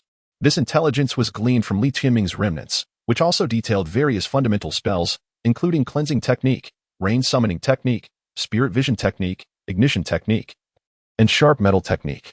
All elemental roots could learn these spells, although those without elemental attributes would be limited. A corresponding elemental root would enhance the potency of the spells employed. Each spell possessed 5 stages: Initiation, Minor Success, Major Success, Perfection, and Return to Essence. Gu Fan had acquired several fundamental spells. The initial and minor success stages were relatively straightforward, yet the subsequent stages demanded time. The elemental roots were classified into 6 categories: 5 types of pseudo-elemental roots, 4 types of mixed elemental roots, 3 types of genuine elemental roots, 2 types of earth elemental roots, 1 type of heavenly elemental root, and special anomalous roots. The most desirable were the heavenly and anomalous roots. Zhao Feiyu's root was only marginally superior to the worst mixed root, making foundational establishment exceedingly challenging. Furthermore, extraordinary items for establishing a foundation required one to reach the 9th level of qi refining before attempting fusion. Otherwise, one risked catastrophic failure. The tomes left by Li Tianming had clarified many of his confusions. Truly, a remarkable deceased individual, unremarkable in life, yet invaluable in death. Gu Fan intended to merge the flesh and blood seed as a foundational item for his current elemental root, which would enable continuous production of rice and meat seed, eventually culminating in the creation of an artificial elemental root. The foundational basis was also divided into 5 grades: common, spiritual, earthly, heavenly, and celestial. This was intricately linked to elemental roots, foundational items, cultivation techniques, and personal aptitude. To attain high-quality foundational bases, none could be overlooked. The better the foundational base, the further one could progress on their path. A common foundational base would render the golden core unattainable. Gu Fan believed it prudent to first establish a common foundational base, with the possibility of upgrading later. After all, his current elemental root did not truly belong to him, allowing him to experiment freely. Perhaps he could even equip multiple elemental roots and foundational bases. Simultaneously, failure in establishing a foundation carried the risk of transforming into a monster, akin to what Li Tianming had become. However, that was a distant concern. The remaining blood spirit pills would likely suffice for him to cultivate to the 4th level of qi refining, after which he would need to explore alternative methods for elevation. Maintaining a balance between the primordial yang and primordial yin would also assist in breaking through the foundational barriers. Fortunately, the original owner had no funds to marry. After traversing 2 mountains, there lies a quaint village known as Water Village, where we may rest and rejuvenate for a day, Zhou Hu proclaimed loudly to the group while studying the map. Upon hearing this, the travelers quickened their pace, their eyes gleaming with hope. They had endured great fatigue over the past few days and were finally on the cusp of well-deserved respite. However, it was not long before they encountered a group of ragged, disheveled individuals resembling refugees. Observing the scene, Zhou Hu and several warriors approached to inquire about the situation. "It is the Gu worms. They have consumed us," one of the villagers lamented. "There are immortals who use our villagers for Gu refining, leading to many deaths, and only a handful have managed to escape. In the southern frontier, the term cultivator is far from comforting for the common folk. It appears that Water Village has been visited by those who practice the dark art of Gu cultivation." Chapter 19. The Mountain God Temple and the White-Boned Serpent Lord. Under the alluring temptation of sustenance, the group of refugees animatedly recounted the events that had transpired. In summary, a few days prior, a widow had selflessly rescued a severely injured immortal by the river. However, upon regaining consciousness, the immortal expressed no gratitude towards the widow. Instead, in a bid to heal, he directly refined her. Subsequently, he commanded the insects upon him to attack all the villagers. In an instant, the once tranquil Water Village transformed into a hellish nightmare. Only a handful of villagers managed to escape with their lives. Upon hearing this, Gu Fan sensed that these villagers were likely concealing certain truths, omitting details that could cast them in an unfavorable light. For instance, why would the widow venture alone to rescue a cultivator and subsequently hide his existence? Either she harbored a troubled mind, or she bore resentment against most of the villagers due to her unfortunate circumstances. It seemed that the insect cultivator had not reached the foundational stage. Otherwise, there would have been no survivors to flee. It appeared that a detour was the only option. Gu Fan was no champion of justice. He harbored no desire to wade into this murky situation. The slaughter of a village was merely a possibility, and should the need arise in the future, he would not hesitate to act decisively. After comprehending the unfolding events, Shang Guanning immediately commanded a diversion, steering clear of Water Village. Although some in the group expressed dissatisfaction, none voiced opposition. After all, preserving their lives took precedence over minor inconveniences. To ensure their safety, Gu Fan harnessed his magical energy, employing the Spirit Eye technique to scrutinize the group of refugees. Should any of them bear the presence of insects or similar entities, signs would undoubtedly manifest. This would indicate that they were mere bait released by the insect cultivator, prompting him to contemplate separating from the group and embarking on a solitary journey. With such a large number of individuals around, the likelihood of attracting unwanted attention was alarmingly high. Furthermore, if the adversary had the leisure to orchestrate such a ploy, it was not a matter of chance but rather a calculated release of these people, raising the possibility of the involvement of a foundational cultivator. Suddenly, a flicker of blue light danced in Gu Fan's eyes. In the state of the Spirit Eye technique, he was capable of perceiving spirits, fluctuations of magical energy, and certain subtle details. Yet, he discovered nothing amiss among these individuals. Retracting his gaze, he remained vigilant. After all, the presence of an insect cultivator nearby, one who had already annihilated a village, was far from a trivial concern. In this world, mortals were akin to insects, easily crushed beneath the feet of cultivators. Warriors were merely larger insects in comparison. Without the path of cultivation, all else was rendered void. Card fusion complete. Purification of heart and spirit technique. Type: technique card. Quality: first tier legend. Description: once equipped, it will automatically absorb the surrounding spiritual energy, integrating it into the spiritual root to elevate the practitioner's realm. This technique possesses the ability to cleanse the soul of distractions, refining the magical energy obtained from spiritual energy into a purer form. Both the breath-eating technique and the calm heart spell had been committed to memory and could be utilized effectively, so he decided to fuse them together. As a result, he acquired an exceptional technique for refining energy, significantly reducing the time required for cultivation. Moreover, with 3 card slots at his disposal, he could continuously equip the purification of heart and spirit technique, engaging in unceasing cultivation without pause. Currently, they are merely engaging in their regular cultivation. Yet a breakthrough in foundation establishment remains a possibility. Shang Guanning, Zhou Hu, and several martial artists familiar with the terrain deliberated for a moment and devised a new route. Without hesitation, the group swiftly set forth, unwilling to linger. The dozen or so refugees followed closely behind, serving as guides. The mountain paths were narrow and arduous, compounded by their horses and carts, resulting in a notably sluggish pace. Within the forest, various beastly calls echoed, some even curiously observing this group of bipeds. Gu Fan, mounted on horseback, refrained from perusing any tomes, maintaining a vigilant watch of his surroundings, fearful that a wild sorcerer might suddenly emerge. As the sun gradually descended, the team, skirting around a mountain, slowly navigated past the location of Water Village. Suddenly, a fierce wind arose, dark clouds gathered, and a sense of dampness permeated the air. It appeared rain was imminent. Shang Guanning leaned forward, glancing at Zhou Hu, and inquired, "Uncle Zhou, is there any place nearby where we can take refuge from the rain?" "Apologies, miss, but I am not certain," Zhou Hu replied, shaking his head. Indeed, he was not well acquainted with this area, especially after the sudden change in route. The map provided only a rough outline, serving merely as a reference. Relying solely on it would likely lead to disorientation. Upon hearing this, Shang Guanning gazed at the thick, dark clouds above and sighed. If there is no place to shelter from the rain, even though the majority of us are martial practitioners, some may inevitably fall ill, and our supplies and provisions could sustain significant damage. If there truly is no suitable place nearby, we should quickly establish a camp. Cut down some nearby trees for shelter from the rain, Zhou Hu suggested. The refugees, noticing Shang Guanning's troubled expression, promptly informed her of a dilapidated mountain temple nearby, which their village occasionally visited for worship. The space was sufficiently large to accommodate over 100 people, presenting no significant issues. "Very well, then. I shall trouble a few of you to lead the way," Shang Guanning replied, her demeanor visibly lightened as she directed the group to proceed. The refugees exhibited an enthusiastic disposition, continuously sharing insights about the surrounding area. This was one of the few ways they could contribute. Aware that if they continued to flee as before, starvation in the wilderness was inevitable. However, prior to that grim fate, the greater threat was likely to be devoured by ferocious beasts. Fortunately, this kind-hearted young lady, Shang Guanning, was willing to shelter them, provide sustenance, and escort them to the next village or town. They felt compelled to assist in some manner, yet they harbored no extravagant aspirations.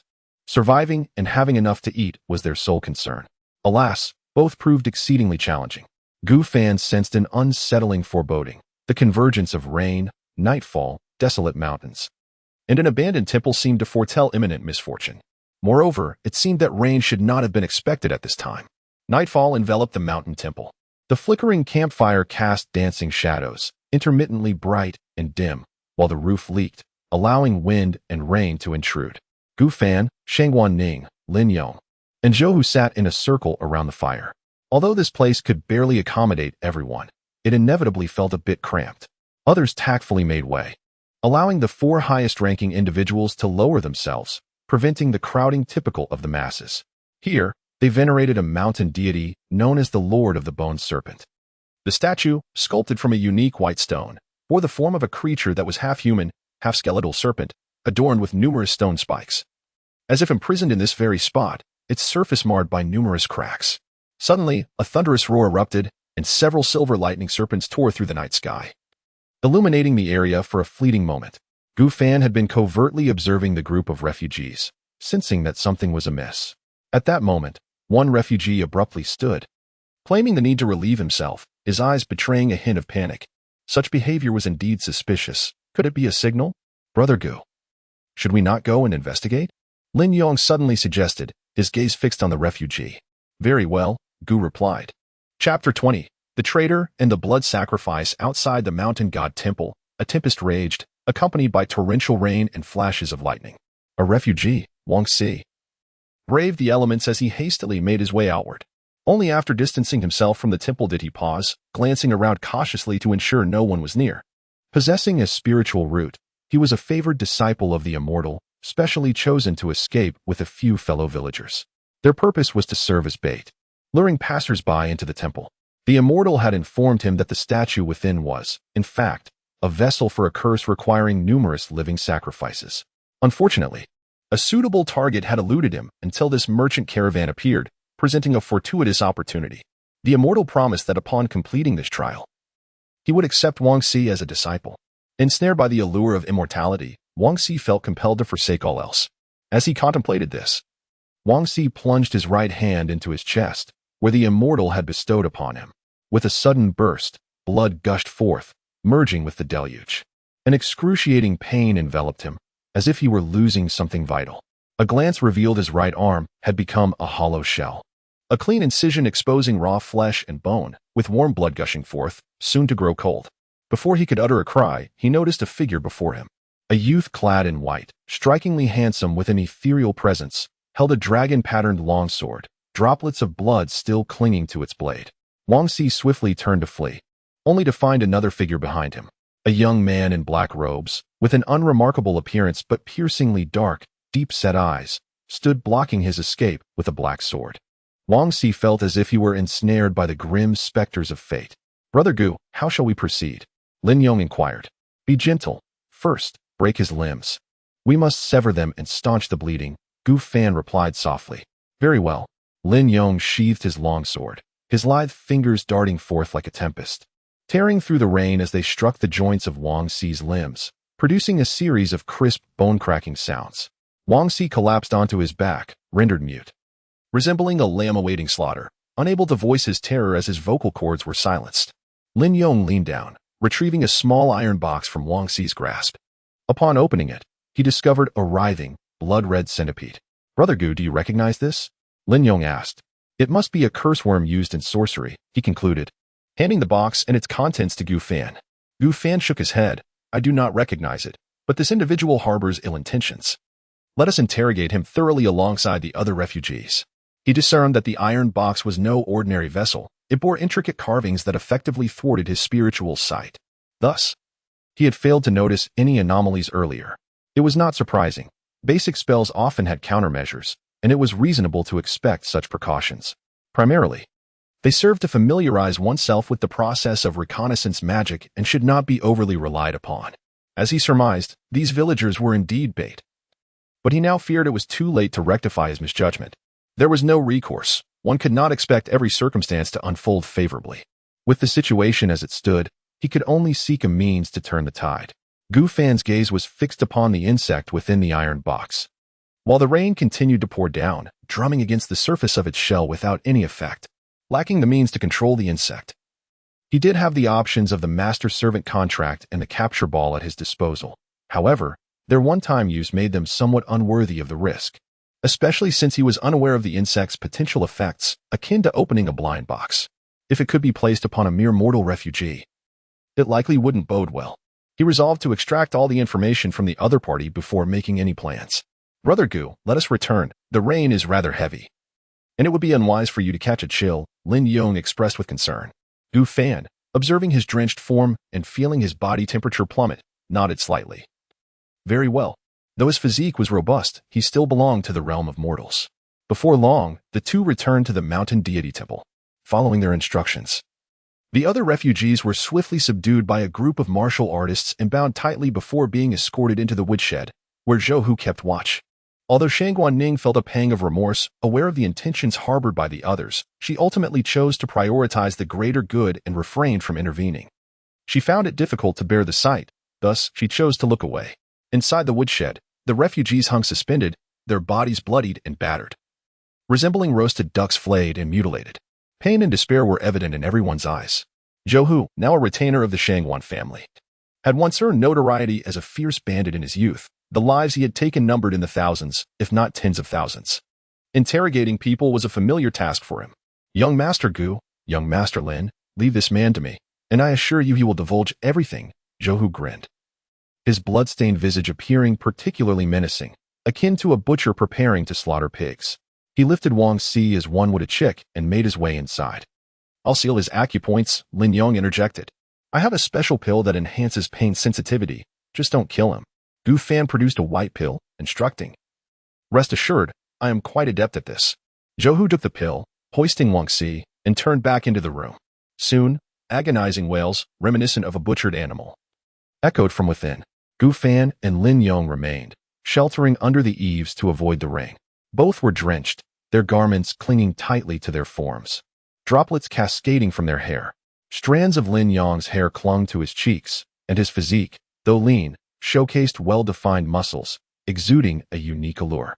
Gu Fan had no particular thoughts, yet he could ascertain that Lin Yong was indeed a man.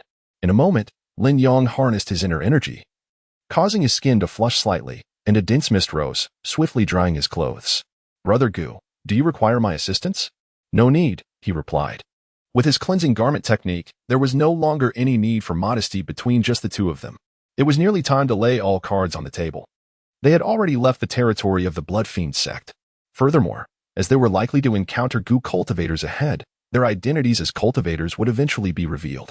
Moreover, Gu Fan had begun to discern the situation clearly. Lin Yong was aware that he was a cultivator. Yet neither of them had dared to breach that delicate barrier of unspoken understanding. As Gu Fan invoked his magical powers, a radiant gleam swept across the surface of his garments, rendering them instantly immaculate and utterly dry. Observing this spectacle, Lin Yong was not at all surprised. He merely smiled and remarked, "Brother Gu, I have an appointment with an old acquaintance and intend to visit Lingxian City to pay my respects to my master." With this exchange, their identities had been mutually acknowledged. However, neither harbored intentions of divulging further details. "Brother Gu, should we both survive our journey to Lingxian City, shall we share a drink together?" "Certainly. It is a promise then."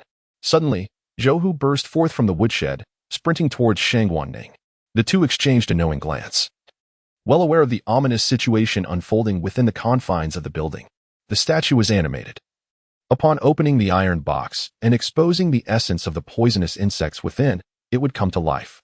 At that very moment, those gathered nearby were likely to face grave peril.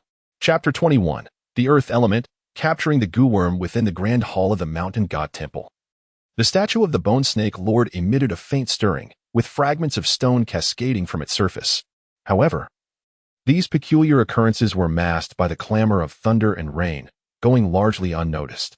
It was not until Shangguan Ning observed large patches of the statue's surface crumbling away, seeping with blood, that she sensed something amiss.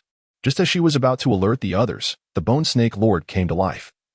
Its mouth gaping wide as it unleashed a torrent of blood mist, enveloping everyone instantaneously. All present felt their vitality wane, their steps faltering, until they ultimately collapsed. succumbing to unconsciousness without exception. The Bone Snake Lord writhed, devouring one unconscious individual after another, reducing them to swirling clouds of blood mist that merged into its skeletal form. With each consumed victim, the stone casing of its body disintegrated, revealing a ghastly white skeleton adorned with crimson patterns. The numbers dwindled swiftly, with more than 30 people consumed in a matter of moments, and the count soon fell below 100. Miss Zhou rushed to the entrance, his heart plummeting as he beheld the hellish scene within, his eyes widening in horror as he searched for a familiar figure. Fortunately, he spotted the mist still lying safely on the ground. At that moment, the Bone Snake Lord also took notice of Zhou at the door. It immediately set its sights on him, evidently unwilling to let a moving meal escape.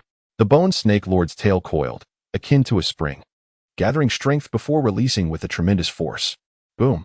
The ground beneath erupted in a massive dent as a white figure darted through the air.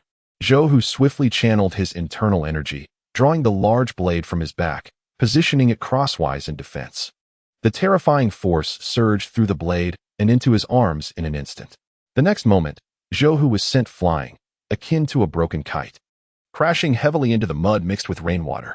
Blood gushed from his lips, his chest caved in slightly, and his arms twisted unnaturally. The large blade fell beside him, its surface riddled with cracks, shattered into numerous fragments. As a seasoned postnatal martial artist, he realized he was utterly no match for this monstrous creature. Damn it! I cannot perish yet. I must protect the miss. Suddenly, a crisp sound of a sword ringing resonated in the air. In a hazy vision, Zhou glimpsed a figure clad in white, and with that sight, he felt a wave of relief before succumbing to unconsciousness. Lin Yong, wielding the dragon-patterned sword, struck the Bone Snake Lord's body with remarkable speed, sparks flying with each blow.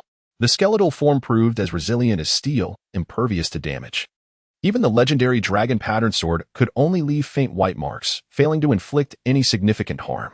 With a swift motion, the Bone Snake Lord swept its tail, tearing through the curtain of rain with immense power. Lin Yong, unwilling to meet it head-on, employed his lightness skill to evade swiftly. Yet, the bony spikes along the serpent's tail shot forth, slicing through the rain and emitting a sharp whistle. Lin Yong's expression hardened. These spikes were difficult to evade even with his agility. Thus, he prepared to confront the impending threat. Lin Yong's aura suddenly shifted, akin to the extreme chill of a frigid winter, exuding an intense cold. The raindrops that approached within a few feet of him crystallized into delicate ice shards. In that moment, the dragon-patterned sword in his hand underwent a transformation, the engravings of the swirling dragon seemingly coming to life, coiling and roaring. Lin Yong resolutely raised his sword and brought it down with a fierce slash. The rainwater froze and shattered, transforming into vast expanses of ice crystals. A beam of white sword energy erupted from the chaos, colliding directly with the bone spikes, resulting in an explosion and subsequent freezing. All the bone spikes that shot toward him were frozen together, forming a colossal ice coffin. Just as the Bone Serpent Lord was about to make its next move, two robust arms made of rock erupted from the ground, seizing its body. Then it fully emerged from the earth, revealing a small giant composed entirely of hardstone. This was the earth elemental summoned by Gu Fan. The Bone Serpent Lord attempted to struggle, but it was no match for the earth elemental strength. Its bone spikes and blood mist had virtually no effect. To ensure victory, Gu Fan summoned another earth elemental. With his current magical energy, he could summon a maximum of 6 earth elementals. The 2 earth elementals flanked the Bone Serpent Lord, pinning it down completely, rendering it immobile. Gu Fan assessed that the Bone Serpent Lord was likely at the 3rd level of Qi refinement. With some additional nourishment, it could become even stronger. It possessed some power, though it was not overwhelmingly formidable. What surprised him was Lin Yong's ability to unleash sword energy with remarkable potency, devoid of any magical fluctuations. Brother Gu, impressive technique. I thank you for your assistance. Lin Yong sheathed the dragon-patterned sword, the frigid aura dissipating entirely as he returned to his usual demeanor. Gu Fan said little, focusing intently on the Bone Serpent Lord. He sensed that even without his intervention, Lin Yong could manage the situation. With the aid of his spiritual sight technique, Gu Fan discerned the nature of the Bone Serpent Lord. The exposed white bones resembled a mechanical suit, with the hidden Gu Worm acting as its pilot. The Gu Worm was concealed within the serpent's 7-inch segment. Gu Fan drew the black dust sword and infused it with a sharp metal technique. The blade shimmered with golden light as it aimed directly at the 7-inch mark of the Bone Serpent Lord, piercing forth. The once indestructible bones were unexpectedly breached, creating a small hole. Almost immediately, a white centipede swiftly crawled out of the hole, landing on the ground, seemingly intent on escaping. Gu Fan swiftly raised his foot and pinned it down. He hesitated, contemplating whether to capture it as a spirit pet. This goo worm demonstrated commendable combat prowess and had the potential to grow, likely serving as a valuable ally should he acquire superior bones in the future. It seemed there was no time for indecision. Gu Fan raised his gaze toward the distance. At that moment, a blood-red storm, composed of numerous locust-like goo worms, surged from all directions. Wherever it passed, nothing remained. Everything was devoured completely. He understood that the goo cultivator was arriving. With his right hand, Gu Fan pointed the black dust sword at the goo worms, while his left hand delved into his robe, retrieving the capture sphere.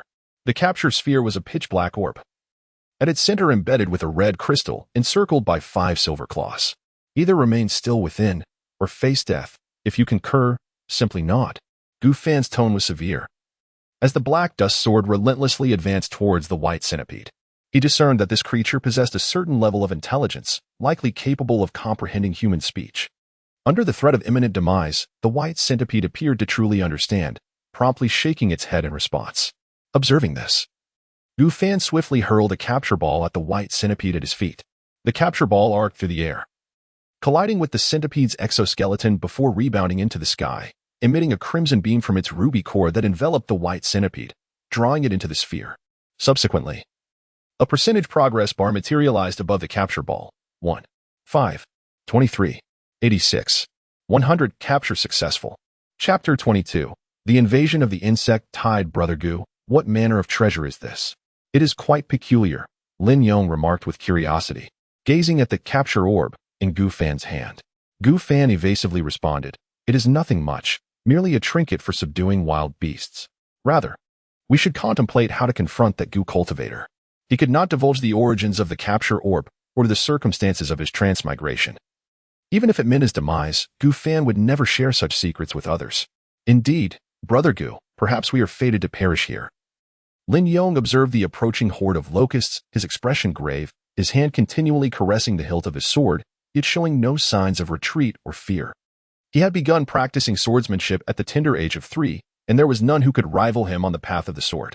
At 6, he encountered an elderly Taoist accompanied by a young girl. The old man praised his extraordinary physique and imparted a sword technique along with a method for calming the mind, promising that should he one day comprehend Ten Sword Intents, he should seek him in Lingxian City for a chance at destiny. Subsequently, the old Taoist manipulated clouds and mist, ascending into the sky with the girl, vanishing from Lin Yong's sight. It was then he realized that the old man was a celestial being. In the following years, Lin Yong experienced numerous fortuitous encounters, plummeting from cliffs and gaining divine skills and weapons. By the age of 16, he had encountered no rivals in the martial world, having mastered Ten Sword Intents. When he first met Brother Gu, he was drawn to the sword, its murderous aura nearly overwhelming, conjuring thoughts of the countless lives it had claimed. He had merely wished to forge a benevolent connection, hoping to avoid the emergence of a sword demon, one who knew only slaughter.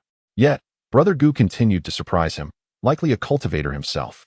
Now, it seemed his suspicions were indeed correct. Yet another goo cultivator was poised to become their adversary. What of celestial beings? My sword shall not falter. Lin Yong took a deep breath. The sword technique he had fully mastered was now perfectly suited for this moment. Meanwhile, Gu Fan released a white centipede from the capture orb. After being brainwashed, this goo insect regarded him as its master, obedient to any command. Simultaneously, it expressed a desire for the goo insect on Gu Fan, which would greatly benefit it. Without hesitation, Gu Fan cast the red centipede from the iron box before it. The red centipede trembled violently, seeking escape. It was swiftly seized by the charging white centipede, which bit off its head and swallowed it whole, the sound of crunching echoing as remnants splattered about. Upon finishing its meal, the white centipede bore crimson markings, its aura significantly enhanced. Immediately thereafter, it re-entered through the small hole created at its 7-inch mark, transforming back into the skeletal serpent lord. Gu Fan estimated that this goo insect had now attained the level of Qi refinement, 4th stage. Brother Gu, they are coming, Lin Yong called out sharply. Amidst the dim curtain of rain, behind the blood-red tempest, a figure clad in azure robes became vaguely discernible. The throng of blood-colored locusts had now closed to within 100 feet, surging forth like a tidal wave. Zhou Hu, who had collapsed in the mud and lost consciousness, was swiftly devoured, leaving behind nothing but bones, until even those were consumed. Upon witnessing this scene, Gu Fan maintained an expression of tranquility, his hands suddenly conjuring over 10 cards that he hurled towards the oncoming Crimson Locust from various directions. The cards sliced through the curtain of rain, plunging into the swarm of insects. Several transformed into black dust that clung to their bodies, while others morphed into a viscous black liquid that splattered across the horde. Ignition technique. Gu Fan raised a finger, and in an instant, a faint flicker of flame erupted amidst the swarm, rapidly spreading. A thunderous explosion reverberated through the air, akin to divine retribution descending from the heavens. The searing blaze surged forth like a torrential flood, accompanied by howling winds. The intense light illuminated the surroundings, setting the locust swarm ablaze, transforming it into a vast sea of fire. Clusters of crimson locusts plummeted to the ground, reduced to charred remains. The blazing flames clashed with the relentless rain, generating thick clouds of steam and mist, filling the air with an unusual, charred aroma. Rainwater, nurturing all things. Lin Yong's eyes glimmered with intensity as he unsheathed his sword. With a series of swift thrusts, the blade pierced through the rain, unleashing dozens of icy rays that left behind a multitude of afterimages. The explosive splashes of water intertwined with the metallic hum of the blade, creating a harmonious symphony. In an instant, countless strands of invisible sword threads manifested, slicing through the locusts that had miraculously evaded the flames. Chunks of flesh and shattered exoskeletons scattered in the air. Within moments, the locust swarm was nearly eradicated through the combined efforts of the two. Lin Yong cast a glance towards the spot where Zhou Hu had fallen, a hint of sorrow flickering across his face. If circumstances had permitted, he would have wished to save Zhou Hu. After all, they had shared drinks together. However, the danger had been too great, leaving him unable to spare a hand for rescue. No. Lin Yong shook his head, a bitter smile gracing his lips. Why deceive oneself with such hypocrisy? Zhou Hu simply lacked the significance to warrant risking his life for him. Though they had shared camaraderie, they were not true friends. Had it been Shang Wanning who had fallen, the outcome would surely have been different. His past acts of chivalry had always been predicated on a certain level of assurance and safety, rather than recklessness. He felt a pang of guilt for the lofty reputation of chivalry bestowed upon him. There is an undeniable distinction between strangers and friends. As the torrential rain ceased abruptly, a silver moon hung high in the night sky. A figure approached, drawing near enough for mutual observation. Forgive my rudeness, esteemed lady. I was unaware that a fellow practitioner was present here. I sincerely apologize for any offense caused, spoke the newcomer, a woman appearing to be in her 20s. She wore an indigo robe, her visage resembling cold porcelain illuminated by moonlight. Her figure was graceful and curvaceous, her skin an unhealthy pallor, and she was barefoot, a silver bell adorning her ankle. With her amber eyes, she scrutinized Gu Fan intently and spoke softly. Might I inquire where this esteemed practitioner has received their teachings? I am Lan Wei, an outer disciple of the Gu cultivation sect.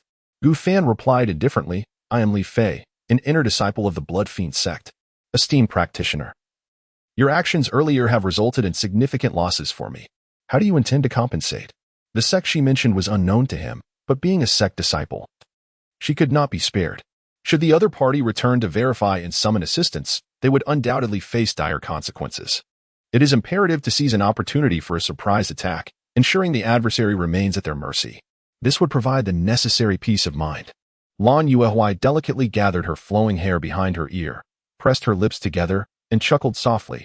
My dear friend, you jest. My losses are far more grievous. The blood locusts I recently refined have all been incinerated by your spells, and the 1,000-skeleton centipede I had placed here has also fallen under your control. As far as I know, the Blood Fiend sect lacks any means to command such creatures. Perhaps, if you were to return the 1,000-skeleton centipede to me, we could consider this matter resolved. Should you truly desire compensation, I possess expertise in a dual cultivation technique that greatly benefits one's cultivation. I could share this practice with you for a few days as restitution. What do you think? Upon hearing these words, Gu Fan's eyes grew ever colder, and a surge of murderous intent welled up within him. The other party was not negotiating, but rather courting death. Chapter 23. Fierce battle with the Gu cultivator. The azure moon serpent narrowed her eyes slightly, a playful smile curling at the corners of her lips. The opponent's magical energy was feeble, merely at the second level of Qi refinement. She had observed how he dealt with the Gu worms and found it rather unremarkable. He had merely relied on the power of talismans, lacking any true strength. Being at the 6th level of Qi refinement, eliminating someone at the 2nd level posed little challenge for her. Yet, it was likely that he possessed additional talismans or protective items. In a true confrontation, the outcome remained uncertain. She needed to seize an opportunity, striking unexpectedly for a decisive victory. However, the opponent did not appear to be easily deceived. Wang Xi was truly a waste of potential, more adept at creating disasters than accomplishing anything worthwhile. Having him gather a few individuals for a blood sacrifice, while also feeding himself to the thousand-body centipede, was a task he could manage, yet he still failed. Additionally, Li Fei, being in the minor blood fiend sect, showed little reaction upon encountering the Gu refinement sect. It was likely that this identity was a mere fade, with his name probably fabricated as well. As for the youth beside him, his swordsmanship was indeed remarkable, but he was merely a mortal and not worthy of concern. Though Gu Fan felt a sense of dissatisfaction, he maintained a facade of calmness and continued, "Friend, you are being rather excessive. It seems we have no choice but to engage in a confrontation." The Azure Moon Serpent waved her hand, her gaze imbued with modesty, replying, "My friend, what I stated earlier was merely jest. There is no need to take it to heart. As for the matter of compensation, shall we find a more suitable place to discuss it in detail?" Her previous remarks had merely been a probe. Had the opponent shown weakness, she would have acted decisively to eliminate him. However, the current situation indicated that he possessed hidden cards and was emboldened. Yet, it could also be a guise. Gu Fan furrowed his brow, expressing disbelief. "Are you truly serious? Could it be that you fear a mere girl such as myself?" As she stepped closer, narrowing the distance, she replied, "Indeed, I harbor no fear. But discussing compensation here seems unnecessary. Why not find another location?" Gu Fan, perplexed, queried, "Why is that?" The Azure Moon Serpent smiled brightly. "Well, there are outsiders present. If you can eliminate this individual, it would be acceptable. After all, he is merely a mortal and of little consequence." Gu Fan nodded. "That is not incorrect. But I am familiar with this person. Despite being a mortal, I cannot bring myself to harm him." The Azure Moon Serpent chuckled softly, covering her mouth. "My friend, you are indeed from the demonic path, and this is rather humorous." Unfazed, Gu Fan replied earnestly, "To speak candidly, I am an undercover agent sent by the Righteous Path to infiltrate the Blood Fiend sect, and I am now poised to return with my report." The Azure Moon Serpent was taken aback. This revelation was rather extraordinary. Suddenly, she felt an unusual movement beneath her feet as two robust, rocky arms burst forth, tightly grasping her ankles. Damn. She had not anticipated that the opponent would strike first. This young man had been babbling, waiting for her to draw near. Lin Yong had stealthily approached, seizing the opportunity as Gu Fan had subtly signaled him with his gaze. At that very moment, awakening of thunder, nine heavens roar, erupted.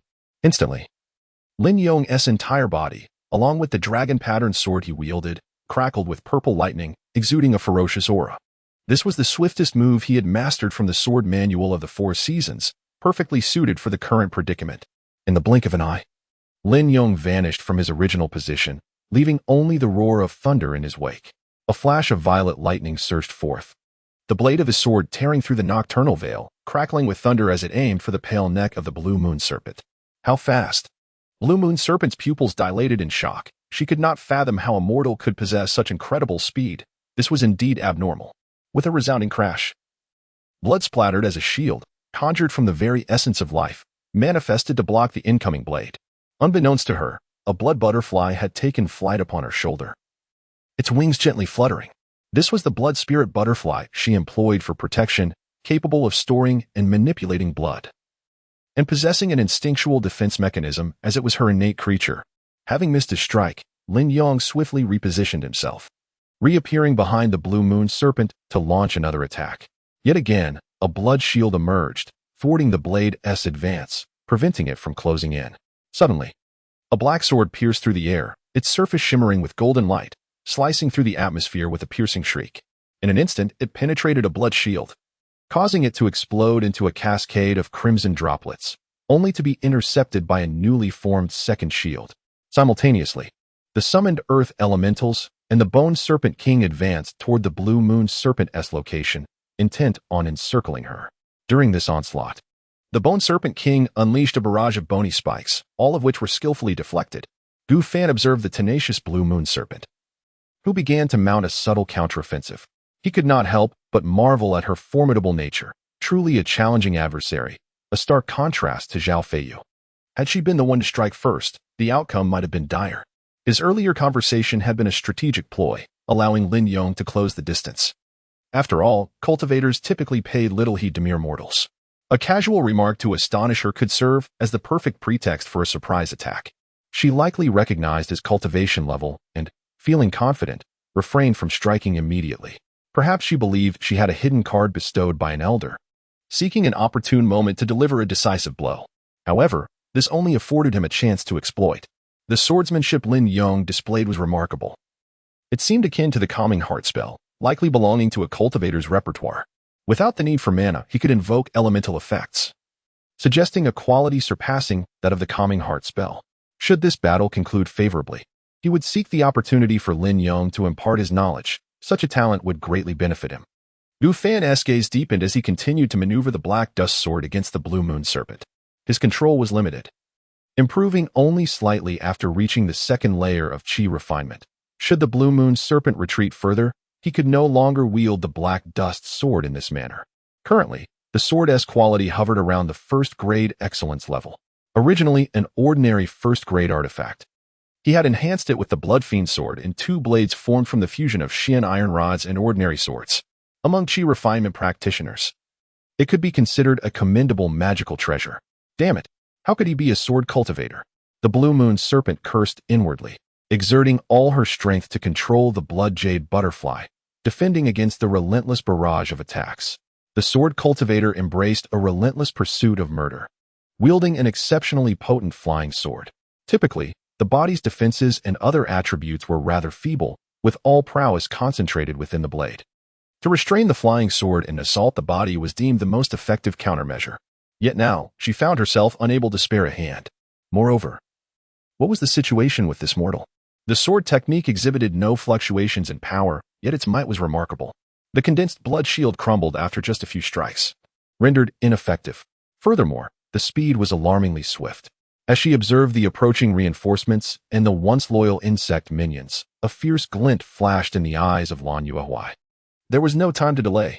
Suddenly, a purple-skinned toad leapt from the beast-controlling pouch at her waist, opening its mouth to unleash a vast cloud of purple poison that enveloped the surroundings. Upon witnessing this, Lin Yong immediately retreated, evading the toxic mist. Seizing the opportunity, Lan Yuehui defended against the flying sword while conjuring two blood blades, laboriously severing the rocky arms that ensnared her. In the next moment, a metallic sphere hurtled towards her, its contents revealed beneath the corrosive poison, dark as night. Sparks ignited. Boom! Chapter 24. The Sword Cannon of the Four Seasons. Slaying the Blue Moon Serpent Flame Sword, and an invisible shockwave radiated outward, instantly dispersing the toxic mist and stirring up clouds of earth and stone debris. The legacy left by Li Tianming endowed Gu Fan with ample resources to craft various trinkets. In the aftermath of the explosion, the Blue Moon Serpent lay charred, embedded with tiny metallic shards, flesh, and blood in a grotesque display of injury. The purple-skinned toad, however, had been utterly reduced to a pile of fragments in the blast. Li Fei, I shall not share the heavens with you. The Blue Moon Serpent roared, its demeanor frenzied, as if it were a beast ready to devour. Gu Fan remained unfazed. After all, he was not Li Fei. Yet, the physical resilience of his adversary was somewhat unexpected. Despite appearing grievously wounded, its breath remained remarkably steady. A troublesome situation indeed. He had only crafted 3 metallic explosives, and it seemed they had not dealt the fatal blow. Moreover, the next encounter would certainly be approached with caution. Thus, it would be a challenge to succeed again. Nonetheless, the demise of the toad was, under the circumstances, significant for the Blue Moon Serpent. In an instant, blood-red patterns enveloped the Blue Moon Serpent, and a thick mist of blood erupted from its pores. A blood blade materialized in its grasp, radiating an eerie luminescence. The blood spirit butterfly that perched upon its shoulder flapped its wings frantically, extending its fleshy roots to establish a complete connection with the serpent. In the next moment, like an arrow released from its bow, the Blue Moon Serpent charged directly at Gu Fan with astonishing speed, leaving the Black Dust Sword unable to keep pace. But Lin Yong could. With a thunderous roar, Lin Yong's gaze sharpened as he thrust his sword forward, launching a surprise attack from behind the Blue Moon Serpent. The blade shimmered with purple lightning. Damn it, scum. The Blue Moon Serpent halted abruptly, sidestepping the blade, and swiftly countered with a vicious slash, a surge of bloodlight tracing a menacing arc. In the nick of time, Lin Yong pushed off the ground, leaping into the air to evade the knife's edge, holding the dragon-patterned sword aloft. Clang, Clang, clang. The blue moon serpent flicked its ankle, producing a jarring chime from the silver bell that accompanied its movements. This was its magical artifact, the soul-shaking bell, capable of stunning the soul and inducing a brief state of stupor. In its possession, this artifact proved remarkably effective. However, the reverberating sound affected no one besides the Bone Serpent Lord, Lin Yong, Gu Fan, and the three earth elementals remained unscathed. With no time to ponder further, the blue moon serpent gripped the blood blade tightly, infusing it with magical energy and its own blood. The blade's crimson glow intensified as it slashed upward with ferocity, unleashing a blood-colored arc reminiscent of a crescent moon, dazzling under the moonlight and accompanied by mournful wails. Spring begins, the dormant dragon awakens. Lin Yong showed no intent to evade. With his right arm raised high, the sword tip pointed toward the heavens, and in that moment, dark clouds amassed in the sky, a bolt of purple lightning crashing down, coiling around the dragon-patterned sword. The dragon depicted on the sword seemed to come alive, its form coalescing with the thunder. Lin Yong's complexion paled, his breath ragged. Yet his gaze and spirit remained resolute, as if he were channeling all his essence into this singular strike. Slash! The blade descended with a roar akin to thunder and the roar of a dragon. In an instant, a fearsome thunder dragon erupted from the dragon-patterned sword, descending with a deafening roar, shattering the crimson blade light and engulfing the blue moon serpent. Drenched in thunder, the serpent convulsed violently, emitting wisps of white smoke as its body charred, and the surrounding earth began to carbonize. Confounded, she could not fathom how a mere mortal wielded such a sword technique. Yet, she had not yet succumbed. Even in death, she would not allow her enemies to escape unscathed. She resolved to self-destruct her lifebound insect, a range sufficient to encompass both adversaries. Suddenly, with a piercing sound, the black dust sword surged into the tempest of lightning, severing the blue moon serpent's head. The severed head rolled upon the ground, its beautiful eyes filled with resentment, before both it and the body were utterly obliterated into a fine powder by the thunder. As the lightning gradually dissipated, Lin Yong descended to the earth, collapsing unceremoniously into the mud, panting heavily. The recent battle had evidently taken a toll on him. Gu Fan silently gazed at the two remaining items on the scorched ground, a pitch-black ring and a silver bell that once adorned an ankle. He approached, collecting the spoils and refining them into cards. Then he turned his attention to the weakened Lin Yong, pondering in silence. Should he seize this moment to eliminate Lin Yong? While it was true that without Lin Yong's assistance, he might have faced a grueling battle, the potential threat to his path and interest was undeniable. Gu Fan would not hesitate to act if Lin Yong posed a risk. Eliminating him would render the continuation of this team unnecessary. After dispatching them all, he could venture alone, reaping the benefits of preventing Lin Yong from harboring doubts about him, especially after revealing so much tonight. However, such a course would leave him unable to reach Lin Stian City, relegating him to a life of wandering as a hunted rogue cultivator. Conversely, sparing Lin Yong might provide him with a formidable ally and perhaps an opportunity to learn that sword technique. Upon reaching Lin Stian City, he might even establish connections and join a sect. The foundational cultivation method was precisely what he required at this juncture. The likelihood of a rogue cultivator possessing such a method was exceedingly low, and if they did, there would likely be a foundational level rogue themselves, presenting significant risks. In contrast, sects typically housed a plethora of cultivation methods. Given his four spiritual roots, joining a sect would render him somewhat inconspicuous, allowing for discreet growth. Should circumstances turn unfavorable, he could always defect. However, the downside hinged entirely on Lin Yong's attitude toward him. Should Lin Yong harbor resentment, his presence would undoubtedly become a liability. Brother Gu, are you well? Were you injured? Lin Yong inquired with a smile, his concern evident as he approached Gu Fan. Gu Fan sensed the purity in Lin Yong's gaze, along with his carefree demeanor and genuine care. He realized that Lin Yong's concern was sincere, dispelling the murderous intent that had initially arisen within him. He was not a madman who sought to kill indiscriminately. Gu Fan shook his head. I am fine. But what of you? That sword technique must have imposed quite a burden, no? Hearing this, Lin Yong chuckled heartily, patting his chest. It's nothing. I want to perish from it. By the way, Brother Gu, would you care to learn that sword technique of mine? Gu Fan was taken aback. He hadn't even asked. And yet Lin Yong had broached the subject. Are there any conditions? Indeed.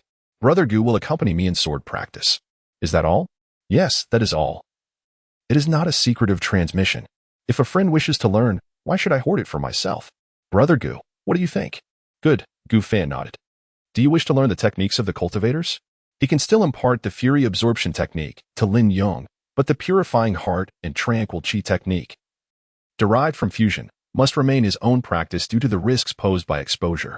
If Lin Yong were to become a qi refining practitioner, his journey to Lingxian City would undoubtedly be safer.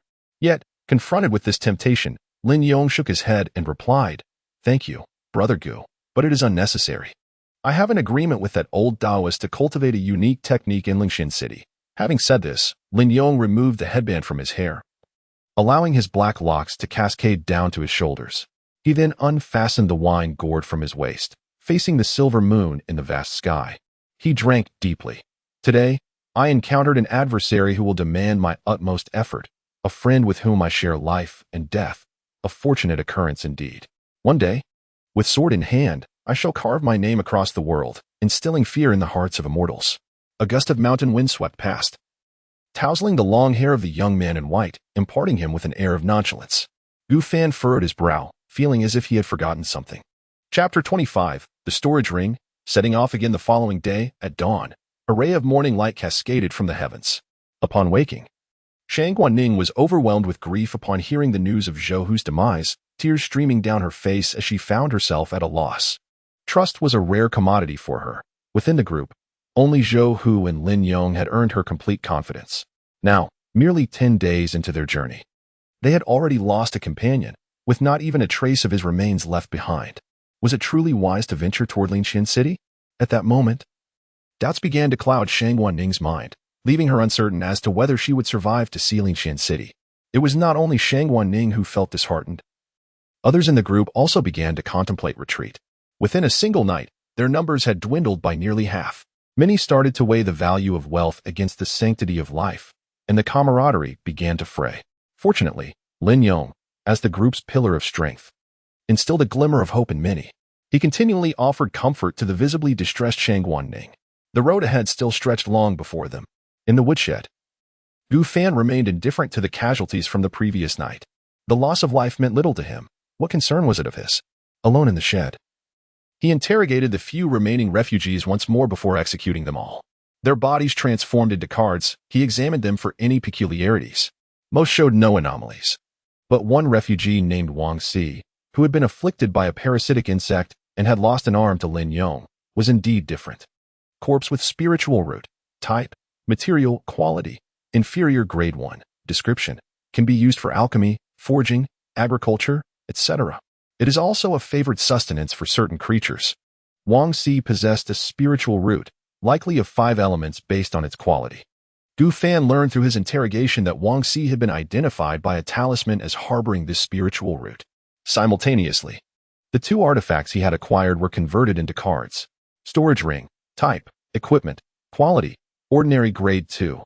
Description, can be infused with magical energy for use. Contains a special space of 3 cubic meters to store and retrieve items, but cannot hold living beings.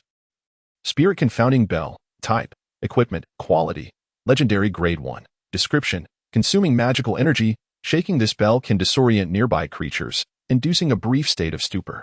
Both were valuable treasures. The storage ring contained numerous supplies, including spiritual stones, elixirs, food, clothing, artifacts, talismans, and various tomes. With this ring, he could now openly access and store items, facilitating the discreet removal of objects that could not be transformed into cards in plain sight. This Spirit Confounding Bell was also a remarkable artifact. A momentary lapse could determine life or death. Fortunately, both Gu Fan and Lin Yong had learned the Calming Heart spell, granting them substantial resistance against such attacks. The Spirit Confounding Bell had no effect on them. Otherwise, the ensuing events might have taken a dire turn. Among the tomes within the storage ring was one titled Record of 1,000 Insects, chronicling the top 1,000 parasitic entities in their characteristics. Gu Fan resolved to delve into his studies while casually checking the ranking of his Qianhai centipede. The Qianhai centipede was ranked 762. It was a first-tier Gu insect, fond of devouring blood and blood centipedes. This insect could generate a unique bloodline, capable of connecting, stitching, transforming, and manipulating various skeletons for combat. It possessed the ability to exhale a mist of blood that induced drowsiness. Upon consuming 100 blood centipedes, it could evolve into a second-tier Gu insect, the Wanhai centipede. The Wanhai centipede could merge with the Een Coffin 100 feet to form a third-tier goo insect. The Burial Catastrophe Bone Dragon. Beyond the third tier, no further records existed. The top 10 ranked goo insects were all above the sixth tier, with some possessing the ability to reverse the flow of time. After a brief perusal, Gu Fan felt a sense of awe at the strength of goo cultivation, albeit recognizing the immense resource demands it entailed. Not only must one cultivate, but one must also nourish the goo insects to aid their advancement. For a penniless individual to pursue goo cultivation, it was a path fraught with peril. Only by joining a grand sect or being born into a prestigious family could one hope for substantial progress. However, with the system at his disposal, Gu Fan felt a sense of optimism, believing that he would eventually attain prosperity and perhaps even have the opportunity to explore the path of cultivation in the future. For now, it was wise to refrain, as his resources were insufficient, and he feared the possibility of starving his goo insects. The Qianhai centipede was relatively easy to sustain, capable of foraging and hunting for its own sustenance. "Brother Gu, it is time to set forth," Lin Yong's voice called from within the shed. The team had completed its preparations and was ready to continue their journey. At this, Gu Fan stepped out of the door, mounted his black steed, and followed the group while organizing the supplies within his storage ring. The sun hung high in the sky, yet for reasons unknown, many felt no warmth. They trudged forward with numb resolve along this uncertain path of life and death. Half a month later, at noon, the number of individuals in the group had dwindled to 53. Although they had not encountered any more cultivators, unexpected events still arose. At present, they traversed a well-trodden road. The surroundings were remarkably flat, devoid of mountains or any lush vegetation. The landscape was barren, occasionally swept by gusts of yellow sand. They were en route to Tianhe Town, intending to rest before heading to the most perilous location of their journey to Linxian City, the Abyssal Sands. After Zhou Hu's demise, Shangguan Ning no longer remained within the carriage. Like Gu Fan and Lin Yong, she chose to ride on horseback. Her once fair skin had tanned somewhat. Her brow carried a touch of heroism, and her gaze now reflected a newfound resolve. Shangguan Ning understood that with the loss of those who had supported her, she needed to cultivate greater independence. During their nightly rests, she often sought Lin Yong's counsel on martial skills, requesting instruction in sword techniques.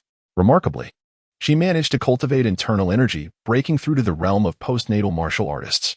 Yet, in most instances, it was Lin Yong and Gu Fan who practiced swordplay while Shangguan Ning observed. Seeing her interest in the Four Seasons sword manual, Lin Yong took the opportunity to teach her as well. However, Gu Fan had already mastered the 24 movements, while Shangguan Ning had yet to learn a single one. Leaving little hope for her progress, Gu Fan sat astride his horse, perusing a tome in hand. The swordsmanship of the Four Seasons, incomplete, type, skill, quality, second-tier legendary, description, a sword technique inspired by the 24 solar terms, crafted for those of extraordinary swordsmanship aptitude. It possesses the remarkable ability to evoke phenomena of nature, wielding immense power and versatility. When harmonized with an appropriate sword intent, its might can be further amplified. However, this technique lacks meaning as it stands. Its efficacy is but a fraction of its potential. The quality of this swordsmanship is exceedingly high. Should Lin Yong impart the knowledge in a traditional manner, it would likely require a significant duration, at least 2 to 3 months. Yet, by having Lin Yong inscribe and illustrate the technique, it can be directly transmuted into a skill card, enabling an immediate mastery of this exceptionally challenging sword technique. Subsequently, through the method of card insertion and extraction, he would fully comprehend it, a process far more expedient than traditional instruction. Gu Fan felt that, in the future, he would be able to utilize this method to swiftly grasp spells and similar arts. Suddenly, he sensed a tremor emanating from behind him. The mysterious egg is on the verge of hatching. Chapter 26 Arrival at Tianhe Town. Gu Fan retrieved an egg from his backpack, cradling it in his hands. And after a moment of gentle caressing, the egg trembled in response. Gu Fan pondered to himself, it is likely that it will hatch in the next couple of days. I wonder if it can transform into a card. He had previously attempted to refine the Thousand Corpses centipede into a card, but it ended in failure. Despite being brainwashed by the capturing sphere, the centipede retained its own will and could not submit entirely. Faced with the peculiar sensation of transformation into a card, it exhibited considerable resistance, preventing success. The soothing bell was also reluctant to be worn, and it seemed that it could not transform into a card for fusion. Gu Fan was quite eager to experiment with biological fusion. For instance, if fused with an artificial spiritual root, Could it also lead to cultivation? In the merging of two creatures, who would assume dominance? Would a new consciousness emerge, or would there be other transformations? However, lacking materials, he could only indulge in such thoughts.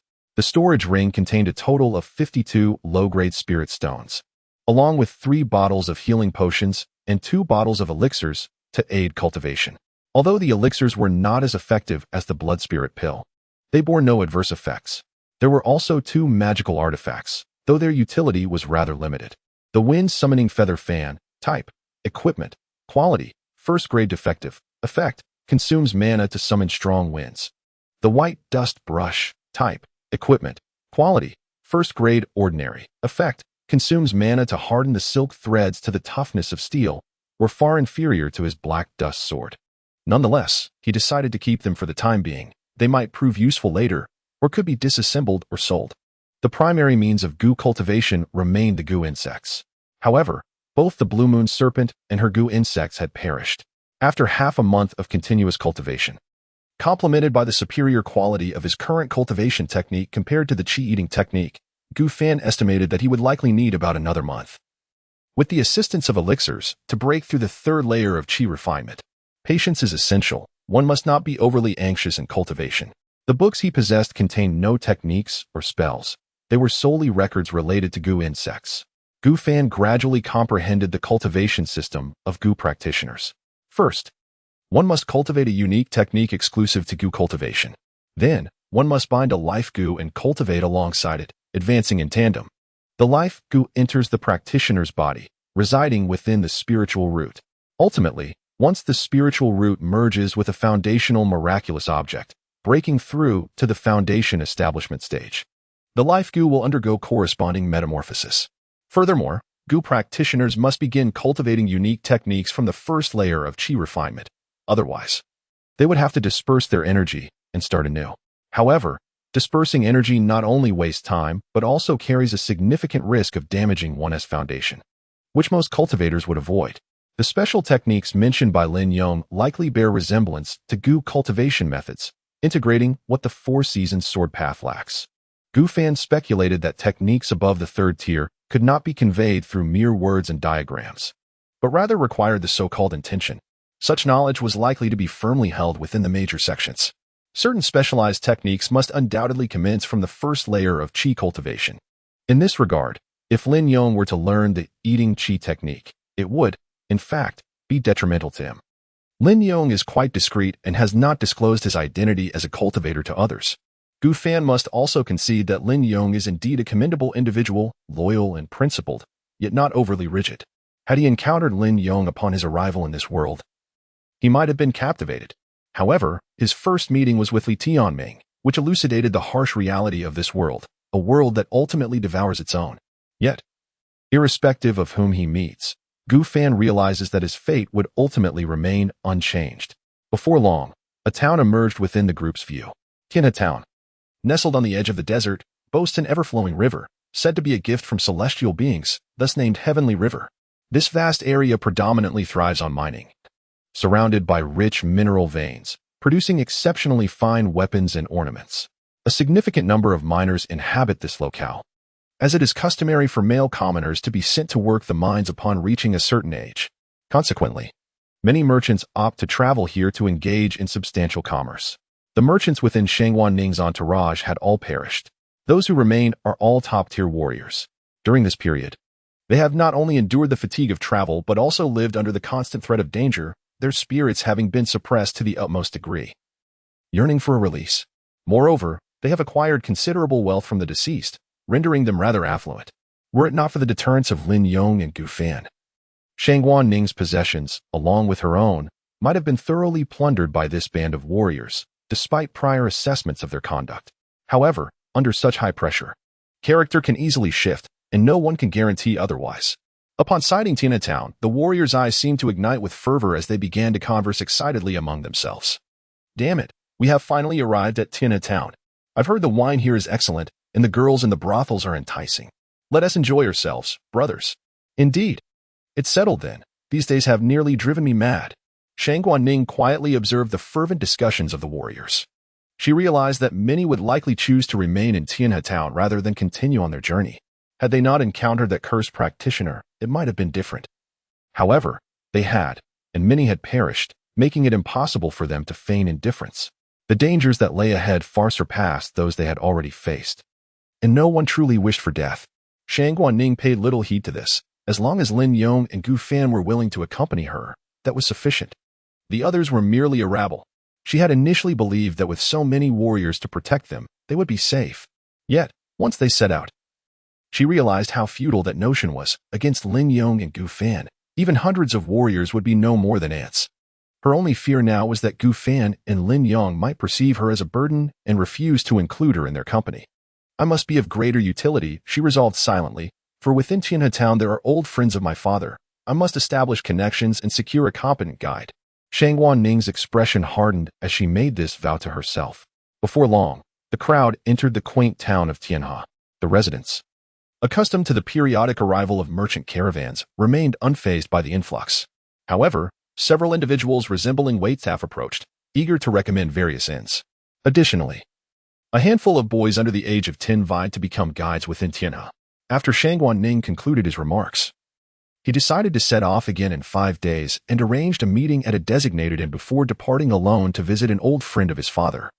Lin Yong joined a group of martial artists for a drink, while Gu Fan politely declined Lin Yong's invitation and instead sought a likable youth to serve as a guide.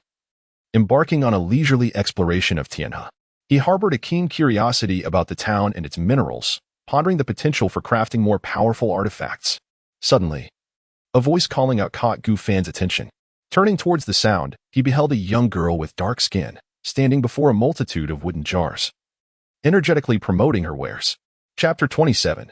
Chance encounter with a rogue. The young guide quickly explained to Gu Fan, "My lord, that person is a fraud, peddling nothing but poisonous insects. Do not be deceived." After a moment's contemplation, Gu Fan approached the stall nonetheless. The ebony-skinned girl, upon noticing a customer, instantly brightened, enthusiastically introducing, "Young master, feel free to open and inspect. If you find anything to your liking, just let me know." Gu Fan bent down, meticulously opening each wooden jar for inspection. Within, he found none of the items chronicled in the record of 1,000 worms, but rather a variety of mundane insects, while their utility was largely negligible. A few could serve as nourishment for the 1,000-body centipede.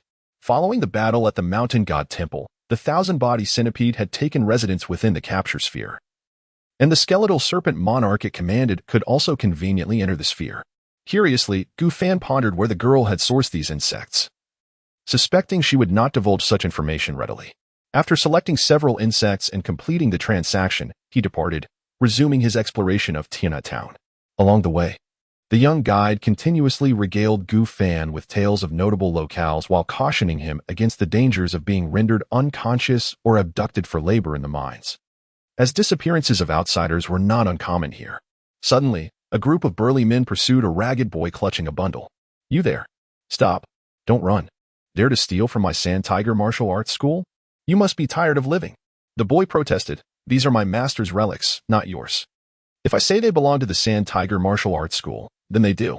Before long, the boy was caught, pinned to the ground, and mercilessly beaten, blood and flesh flying, until he fell silent. Bystanders, witnessing the brutality, merely lowered their heads and quickened their pace to distance themselves from the scene. The young guide whispered, "My lord, we should steer clear. It would not bode well to attract their ire." Gu Fan shook his head, deeming the group of martial artists to be beneath his concern. The law of the jungle had remained unchanged throughout his journey, strong preying upon the weak. Even to the point of taking their lives, this held true everywhere, particularly in a world where individual prowess could render all else moot. Rules existed solely to bind the weak.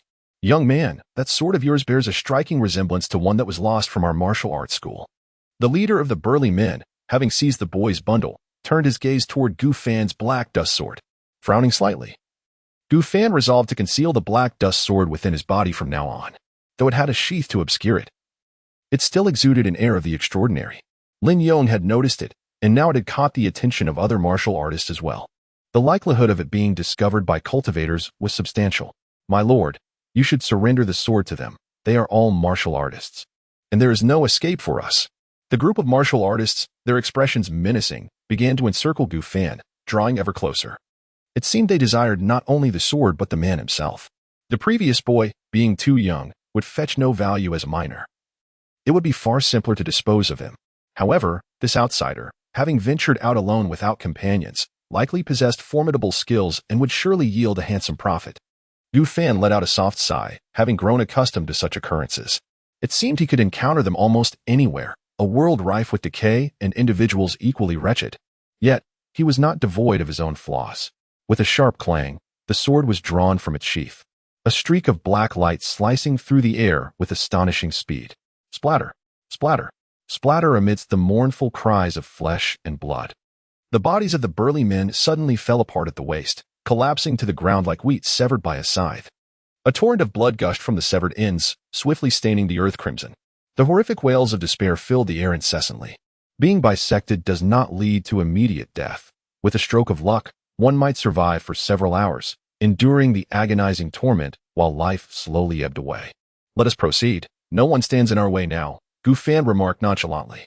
The young guide, witnessing such a gruesome scene, could not help but grow pale. Who exactly was this master, so merciless that he could dispatch an entire group of warriors without so much as a glance? A sense of unease crept over him. If he failed to satisfy this gentleman, would he also meet such a fate? In the treasure mine, the largest mineral trading venue in Tianatown, numerous individuals were engaged in selling various peculiar ores. Gu Fan began to stroll from stall to stall in search of suitable stones. After purchasing some aluminum ore, a cluster of semi-transparent white crystals caught his eye. Upon closer inspection, he concluded that they were indeed dolomite. This type of ore could yield magnesium, enhancing the potency of explosives. It would be prudent to acquire some. The stall owner, a balding middle-aged man, noticed Gu Fan's interest and eagerly exclaimed, "Young sir, you truly possess discerning eyes. This material is perfect for forging and is typically snatched up by those blacksmiths. Fortunately, we have some left today. However, as you know, such fine goods do not come cheap. How much for all of it?" 10 taels of gold. Very well. Seeing Gu Fan readily agree, the stall owner realized he might have undervalued his offering. After concluding the purchase of dolomite, Gu Fan wandered into the gambling stone area, intending to utilize the spirit eye technique to search for any hidden treasures. After a brief exploration, he indeed discovered a brown stone that faintly emanated spiritual energy. Just as he was about to acquire it, a dark-skinned girl rushed ahead to claim it. "I'll take this stone," she declared. Gu Fan chose not to contest her claim. The dark-skinned girl was the very same one who had sold the parasitic insects moments earlier. An immortal cultivator, perhaps? In recent days, he had stumbled upon a method to conceal his aura within Li Tianming's legacy, rendering basic techniques like the spirit eye ineffective against him. In no time, Gu Fan assessed that the girl's cultivation level was not high. She was a rogue cultivator, evidently alone. There was little reason for her to sell common parasites for money unless she had inadvertently come across some form of inheritance, navigating her way through it alone. She was indeed a target worth eliminating to seize her legacy. It would be ideal to track her back to her residence, where he could likely obtain her techniques and spells as well. Such resources were what he sorely lacked, and the more, the better. Curiously, "Young sir, are you also here to gamble on stones?" The dark-skinned girl noticed Gu Fan beside her and revealed a sincere smile, showcasing her pearly white teeth. Gu Fan responded with a smile, remarking, "Indeed, what a coincidence. Are you planning to have that stone processed?" The dark-skinned girl waved her hand dismissively, saying, No. I can handle the processing myself. I intend to take it home. I possess a modest understanding of gambling stones. Would you like me to assist you in selecting a few? If I happen to unearth something valuable, a mere token of appreciation would suffice." "Very well. Then I appreciate your assistance," Gu Fan replied, his lips curling into a smile, exuding a demeanor of kindness, while concealing his murderous intent deep within. As night descended, the dark-skinned girl announced, "Young Master Gu, it is getting late. I shall take my leave now. You may find me at my usual spot next time." She tucked a bulging bag of silver into her bosom and hurriedly departed from the treasure workshop. Gu Fan dismissed the young guide and retrieved a talisman from his sleeve, using it to abruptly vanish from sight as he strode in pursuit of the dark-skinned girl. Within the storage ring of the Blue Moon Viper, there resided numerous auxiliary talismans, such as spirit detection, invisibility, and tracking talismans, all of which would prove quite useful. Chapter 28. Pursuit and fire attack during the gamble on stones. Gu Fan exchanged names with the dark-skinned girl, who introduced herself as Fei He, a local from Tianatown, orphaned at a young age. She lives alone with her elder sister. But wait, this coincidence felt a bit too fortuitous. After following for a while, Gu Fan suddenly had a realization. Fei He might also be bait, deliberately setting up her stall to attract those interested in cultivation and unsuspecting wanderers, only to follow them in secret upon detecting something amiss. It was likely that when he had slain that group of martial artists in the street, they had already been tailing him. Subsequently, they had tracked him to the gemstone workshop, where she had strategically placed the stone as a test to lure him in. There was no such thing as luck. It was merely bait left behind by others. He suspected that his black dust sword had already caught her attention. With these thoughts in mind, Gu Fan began to ponder whether he should continue to follow. The other party had likely set a trap, awaiting his arrival. However, they were probably not foundational stage cultivators. Such individuals would not bother with such complexities and could have simply eliminated him with ease. As long as he remained vigilant, it should not pose a significant problem. Fortune often favors the bold, and he had never truly experienced safety. The journey ahead would undoubtedly be fraught with danger. Thus, he decided to take a gamble. After all, without power, nowhere felt secure. Opportunities must be seized when they arise. Should he fail to reach the foundational stage before the age of 60, a lifetime of regret awaited him. In this world, the lifespan of mortals is roughly 50 years. Qi refining cultivators can live about 20 years longer, while those who reach the foundational stage can extend their lives to 200. After the age of 40, both body and spirit begin a gradual decline, making it increasingly difficult to establish a foundation. Gu Fan understood that with his current spiritual root, he must attempt to break through to the foundational stage before turning 40 to have any hope of success. The original owner was already 19, and in just a month, he would turn 20, a mere 2.5 years away from being buried in the ground. Time was not on his side. How to acquire a foundational elixir was also a pressing concern. The moonlight shone brightly, and a few restless night breezes swept through the street.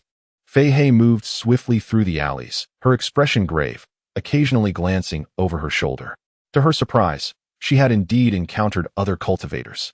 That black sword was undoubtedly a magical artifact. 5 years prior, she had accidentally slain a severely injured cultivator and inherited their legacy. Understanding the precarious position of loose cultivators, she had concealed herself in this area, blending in with mortals to avoid drawing attention. From the very beginning, she had noticed the sword at Gu Fan's waist. After leaving the stall, she had been trailing him, and the Shahu Martial Arts Hall had been a deliberate ruse to lead him there. The subsequent stones had also been part of her design. If she was not mistaken, he should currently be following her. Resources for loose cultivators were scarce, and she had finally stumbled upon an opportunity. As for joining a sect, she had researched this matter. Most sects only accepted children around 5 or 6 years old, who had not yet practiced any techniques. She did not meet either criterion. If she were to join, she feared she would be regarded as a heretic and swiftly eliminated. Before long, Fei He arrived at an area reeking of filth and swarming with mosquitoes. This place was the impoverished district of Tiana Town. The labyrinthine alleyways, narrow and winding, resembled dark serpents lurking in the shadows. The dilapidated houses swayed precariously in the night breeze. Stagnant water pooled in the depressions, emanating a repugnant stench. A multitude of debris and decaying corpses lay scattered about, their bodies grotesquely swollen and rotten, teeming with insects that voraciously feasted upon them. This grim tableau encapsulated the essence of the place, rendering it nearly impossible for any human to endure such an environment. Yet, Fei He was all too familiar with this scene, expertly treading upon the filth and remains as she strode into a small courtyard. Gu Fan, who had been following closely behind, halted at this moment, surveying the conditions of the courtyard.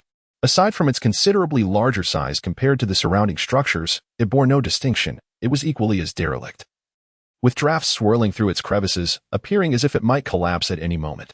If one were to note any anomaly, it would be the greater number of insects surrounding the corpse beside her home compared to those in the vicinity. Poisonous, perhaps? Gu Fan's mind immediately ventured into this possibility. Coupled with the girl's dealings in venomous creatures, it seemed plausible that toxins might linger nearby, potentially ensnaring anyone who approached. Gu Fan pondered whether to set the place ablaze, thereby rendering any traps or arrangements within utterly ineffective. Within the courtyard, Fei He clutched a model bead in her hand, her gaze frequently darting towards the eaves, as if anticipating something. She mused silently. Has no one followed? Should that cultivator dare to approach? She was confident in her ability to ensure their swift demise through lethal poison. Even if the toxins proved futile, she had prepared alternative contingencies. After waiting a while and confirming the absence of any disturbances, Fei He finally stowed the bead away, turned, and pushed open the door, which creaked in protest. "Little sister, you're back. Why are you so late today? Come, eat." Inside, the atmosphere diverged starkly from the outside. Despite its shabby state, it was meticulously clean and exuded warmth. A modest oil lamp and several dishes of appetizing food adorned the wooden table, releasing an enticing aroma. The speaker was a graceful woman, around 30 years of age, with pale skin and a slender physique, marked by a few reddish spots, radiating a gentle and elegant demeanor. "Sister, business was good today. I stayed out longer and earned quite a bit. I'm sure we can find a miracle doctor to cure your illness." As she spoke, Faya poured out the day's earnings onto the table, the clinking of coins echoing against the old wood. The gentlewoman gazed at the glimmering silver, shaking her head with a resigned sigh.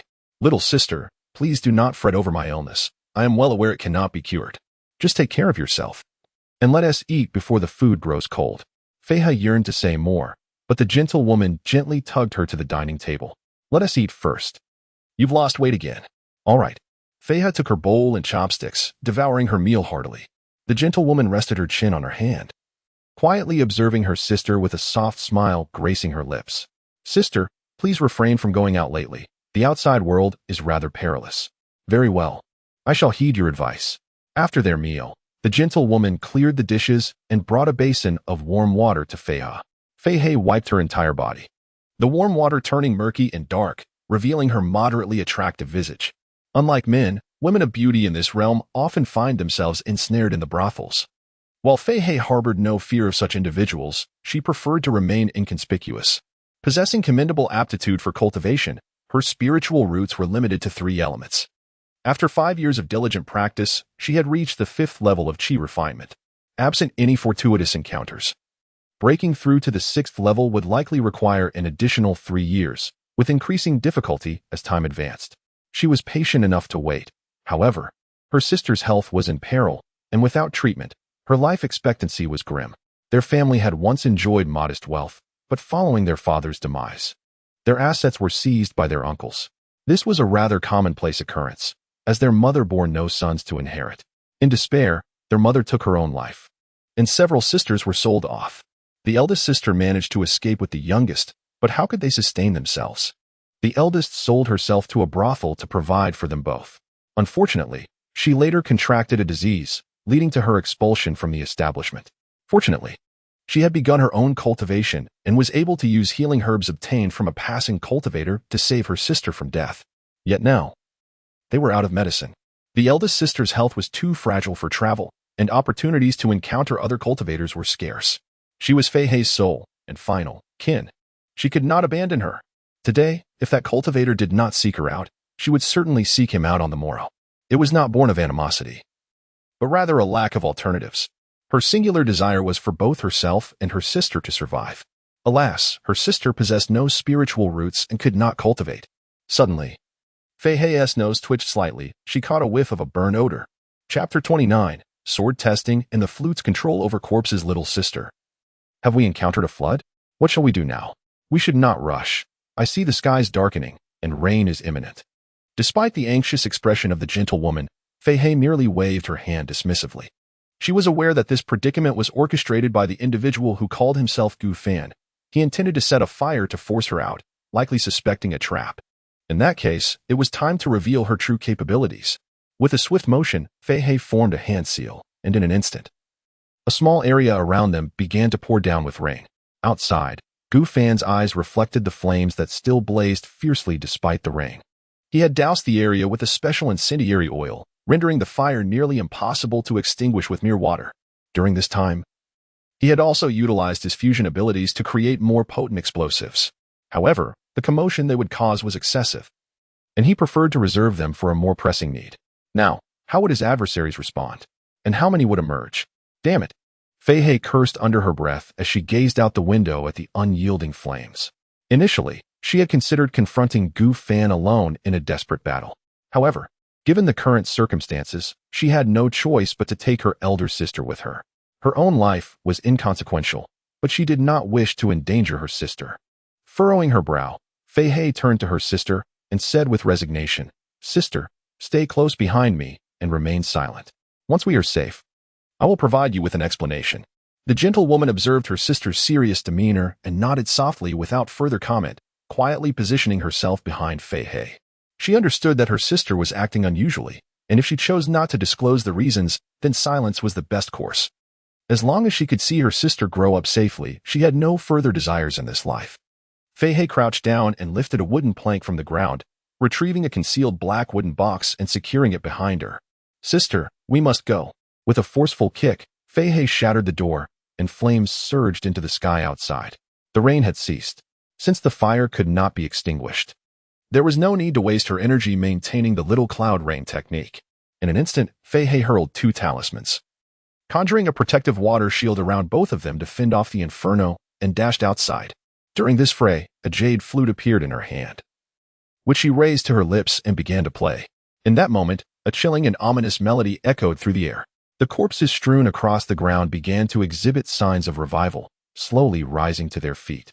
Simultaneously, a decaying arm burst forth from the muddy earth of the courtyard. Gu Fan remained concealed, undetected.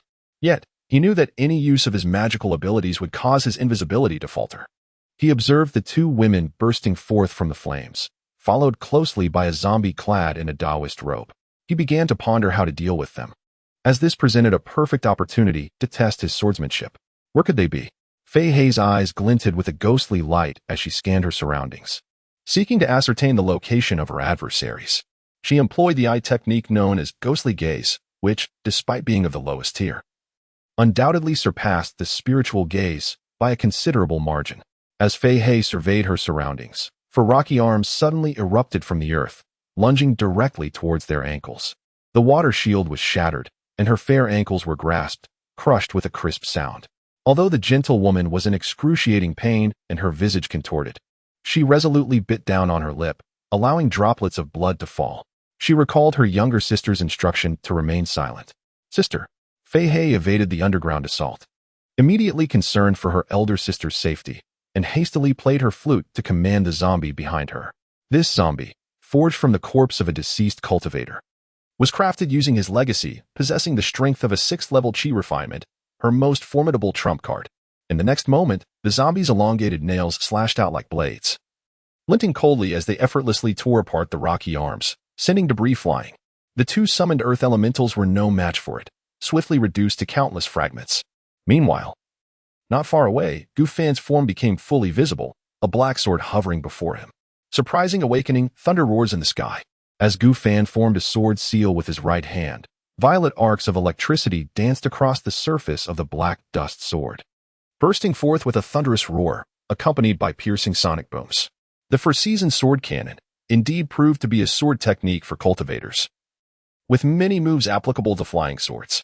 Fei He's countenance hardened as she produced several talismans, transforming them into shields to intercept the flying sword.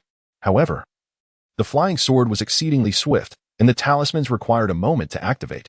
With a sickening sound, an arm soared high into the air, blood gushing forth. Fei He furrowed her brow, glancing at her empty left arm. She had narrowly evaded a fatal strike, yet even so, her arm had been severed. Fortunately, the talismans had now taken effect, forming barriers around her. The opponent was formidable, and she lacked practical combat experience against cultivators. In such a situation, it appeared that only life and death could be determined. "My friend, it seems the person behind you holds great significance for you," Gu Fan suddenly remarked. "What do you mean?" Fei He's expression turned to one of astonishment. "If they are so important, you must protect them well." Beginning of autumn, tiger roars in the golden wind. The black dust sword spun and slashed, golden light swirling as multiple sword beams sliced through the air, tearing it apart as if 100 tigers roared. The target was none other than the gentle woman, firmly guarded by the zombie. Fei He quickly turned back, unleashing all remaining defensive talismans to shield her. Seeing his objective fulfilled, Gu Fan allowed the opposing cultivator to squander their protective talismans on a mere mortal. He was assured of victory in this deadly struggle. Had the opponent not been burdened, the zombie might have offered a slim chance of success. Yet now that he had identified their weakness, their chances had evaporated entirely. The adversary was even reluctant to let the zombie attack him, choosing instead to protect the mortal. This tedious sentiment only served as a hindrance. The black dust sword continued to slice through the air, shattering multiple barriers with each strike, moving with such agility as to resemble an elusive swallow. The zombies made several attempts to intercept him, all of which ended in failure. The nearby zombies also converged upon Gu Fan, only to be met with the frenzied slaughter unleashed by the thousand-armed centipede, which prevented them from getting close. Continuing down this path, Fei He understood that both she and her elder sister were doomed. While her own demise seemed justifiable, she could not bear to endanger her sister. "Little sister, flee. Do not concern yourself with me. I am already near death." Though this gentlewoman was merely mortal, she could discern the gravity of the situation. Unable to contain her emotions any longer, she cried out, "Sister, I am sorry. It is I who have brought you to this fate." With resolute determination in her eyes, Fei He charged fiercely towards Gu Fan, a bead materializing in her hand as she began to unleash a vibrant mist of poison. The barriers formed by the talismans quickly diminished under the onslaught of the Black Dust Sword, rapidly nearing complete depletion. Simultaneously, the colorful poison mist was on the verge of reaching Gu Fan. In a sudden flourish, a silver bell and a white feather fan materialized in his hands. Chapter 30. The Sword Strikes the Sisters. Journey to the Nether Cave. The crisp chime resonated throughout the area, causing Fei He to momentarily freeze in place. In the next instant, Gu Fan deftly waved the wind feather fan, unleashing a powerful gust that sent the encroaching toxic mist spiraling back. The multicolored noxious vapor hurtled toward Fei He's sister, a gentle woman standing behind her. "Sister." Fei He regained her senses and swiftly turned to see her elder sister's position. Hurriedly manipulating the orb to absorb the toxic mist, Gu Fan shook his head slightly, bemused that she had left her back exposed to the enemy. Truly a folly of the highest order. In the next moment, the Black Dust Sword steadied itself in Gu Fan's grasp, raised at an angle toward the moon. White dew, cold moon, congealing frost. Gu Fan swung the sword down, and the desolate moonlight coalesced like a stream upon the blade's edge, transforming into a beam of pure white light, as long as several yards, soaring forth. In an instant, the temperature in the surroundings plummeted. Where the sword light passed, a layer of pale frost formed upon the ground. The protective barrier around Fei He was swiftly dissolved, and the sword light pierced through her back without a hint of crimson staining it. She stood motionless, akin to a marionette, her body encased in a thick layer of frost, devoid of heartbeat, breath, or consciousness, transformed into a human-shaped ice sculpture. "Little sister." The gentle woman's words were cut short as the Black Dust Sword cleaved her in two, her delicate form rapidly splitting apart, blood erupting into the air. A light drizzle of crimson rain began to fall at that location. Upon Fei He's demise, the zombies fell into a dormant state, utterly still. Gu Fan conducted a brief survey of the vicinity, ensuring there were no witnesses that required silencing, before commencing his examination of the corpses. If his conjecture held true, they possessed a considerable inheritance, for only solitary cultivators would carry around such techniques. As for Lan Yuehu, she bore not even a token. Gu Fan suspected she had defected, as both her attack and defense talismans were utterly depleted, indicating she had undoubtedly endured a fierce battle prior. Among the spoils were 2 first-tier magical artifacts, 7 low-grade spirit stones, 2 first-tier techniques, 3 first-tier spells, several first-tier talismans, various tomes, and a sheepskin map. Not a single medicinal pill remained. Clearly, they had all been consumed. In the realm of cultivation, magical artifacts and spells are categorized into 9 tiers, with the first being the least effective and the 9th the most superior. Each tier is further divided into 4 subgrades: inferior, middle, superior, and exceptional. However, there is no fine grading akin to card quality. Gu Fan then proceeded to refine all the spoils into cards, verifying their capabilities. 5 Poison's Pearl. Type: equipment. Quality: first tier, excellent. Description: capable of absorbing and storing toxins, allowing for the manipulation of toxins in the form of poisonous mist for attack. Corpse controlling Jade Flute. Type: equipment. Quality: first tier, perfect. Description: during the process of refining zombies, a unique melody is played, enabling control over them in the future with this flute. These artifacts were quite promising, particularly the 5 Poison's Pearl, as he currently lacked effective means to resist toxins. The acquisition of this artifact would significantly mitigate the threat posed by poisons. Ghostly Eye Technique. Type: skill, quality, first class, good. Description: consumes mana to infuse the eyes with a wisp of ghostly energy, allowing the observer to perceive subtle details, while also granting dark vision. Corpse Refinement Technique. Type: skill, quality, first class, perfect. Description: utilizing various materials as a supplement, infuses ghostly energy into a corpse, transforming it into a zombie, This method can create zombies at the Qi refinement stage. Breath restraining technique. Type. Skill, quality. First class ordinary. Description. Upon mastery. Allows one to conceal their mana fluctuations, making it difficult for others to detect. All of these spells are quite commendable and can prove to be quite useful. The corpse refinement technique particularly ignited Gu Fan's interest, as he envisioned the possibility of merging it with Summon Earth Elemental after mastering it. However, the other two techniques left Gu Fan somewhat disheartened, being limited to the Qi refinement stage and lacking practical application. One technique, Ghostly Energy Infusion Technique, is of first-class perfect quality, allowing the infusion of ghostly energy into the body to enhance physical constitution and significantly increase speed. The other, 5 Poisons Return to Origin Technique, also of first-class perfect quality, accelerates cultivation progress through the absorption of toxins and enhances toxin resistance. Neither of these techniques surpasses the efficacy of his current cultivation methods. Unless a foundational cultivation technique presents itself, Gu Fan had no intention of switching his focus. Subsequently, Fei Hei's corpse was refined into a card, while the gentle woman was designated as food for the 1,000-skeleton centipede. The Xianyu Cave seemed to be the location where Fei Hei captured those cursed insects. Under the moonlight, Gu Fan examined the details on the sheepskin map. This map was remarkably detailed, marking various locations both large and small in the vicinity. A place named Xianyu Cave was emphasized. It was likely teeming with venomous insects and toxins, providing ample resources for Fei Hei to cultivate the 5 Poisons Return to Origin technique. It was worth investigating. If numerous high-grade toxins resided within, it would greatly benefit his endeavors.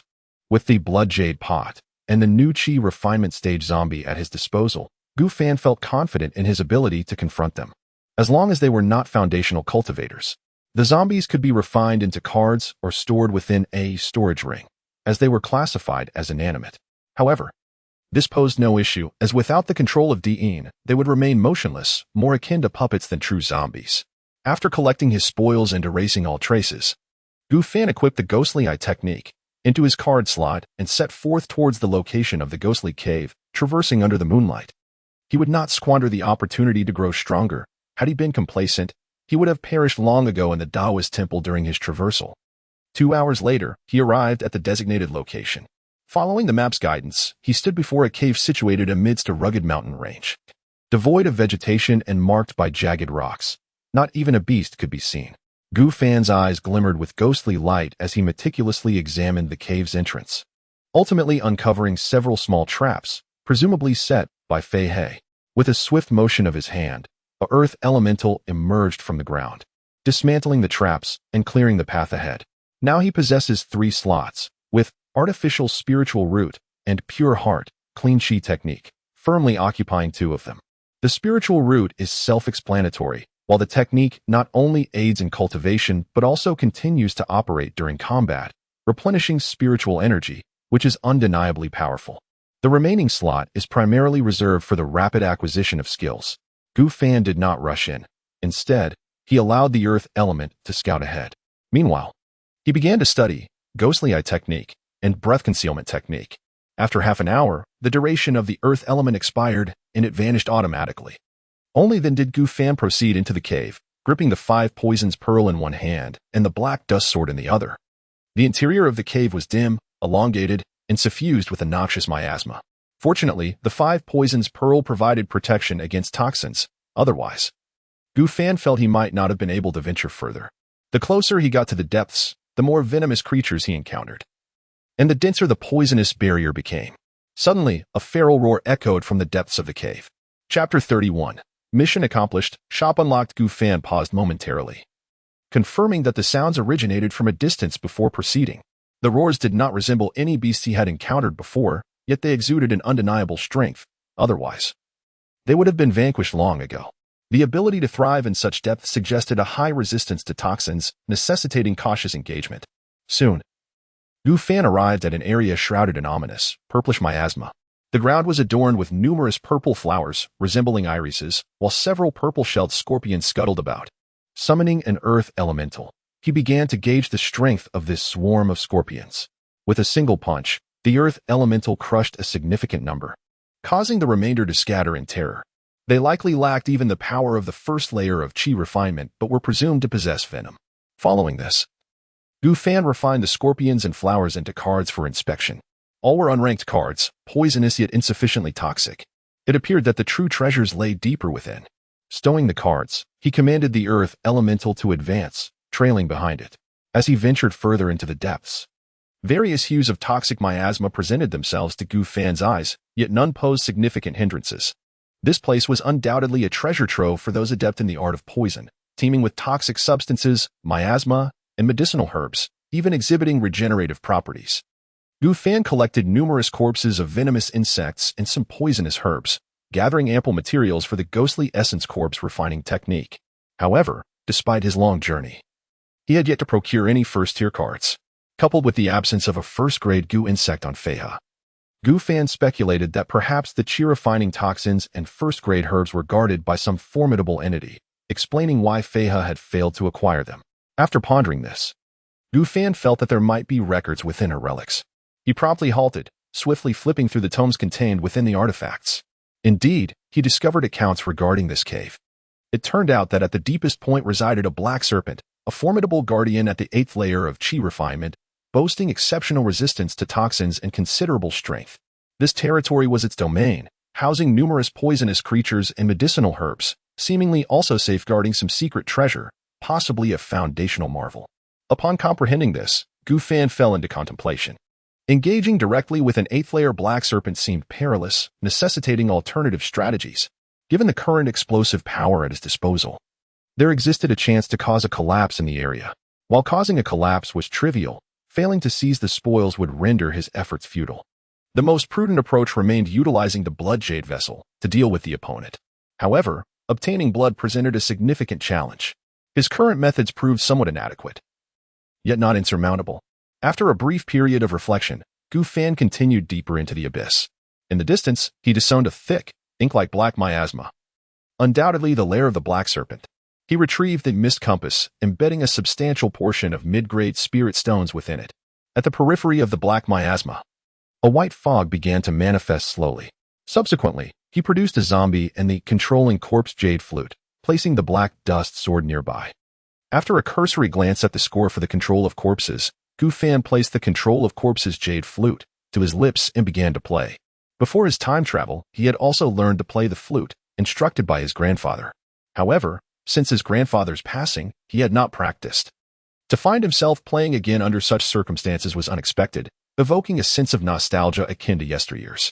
As the mournful and sorrowful notes of the flute resonated, the zombie stirred, seizing the black dust sword and charging forward with great strides into the depths. In an instant, violent tremors and roars erupted from within.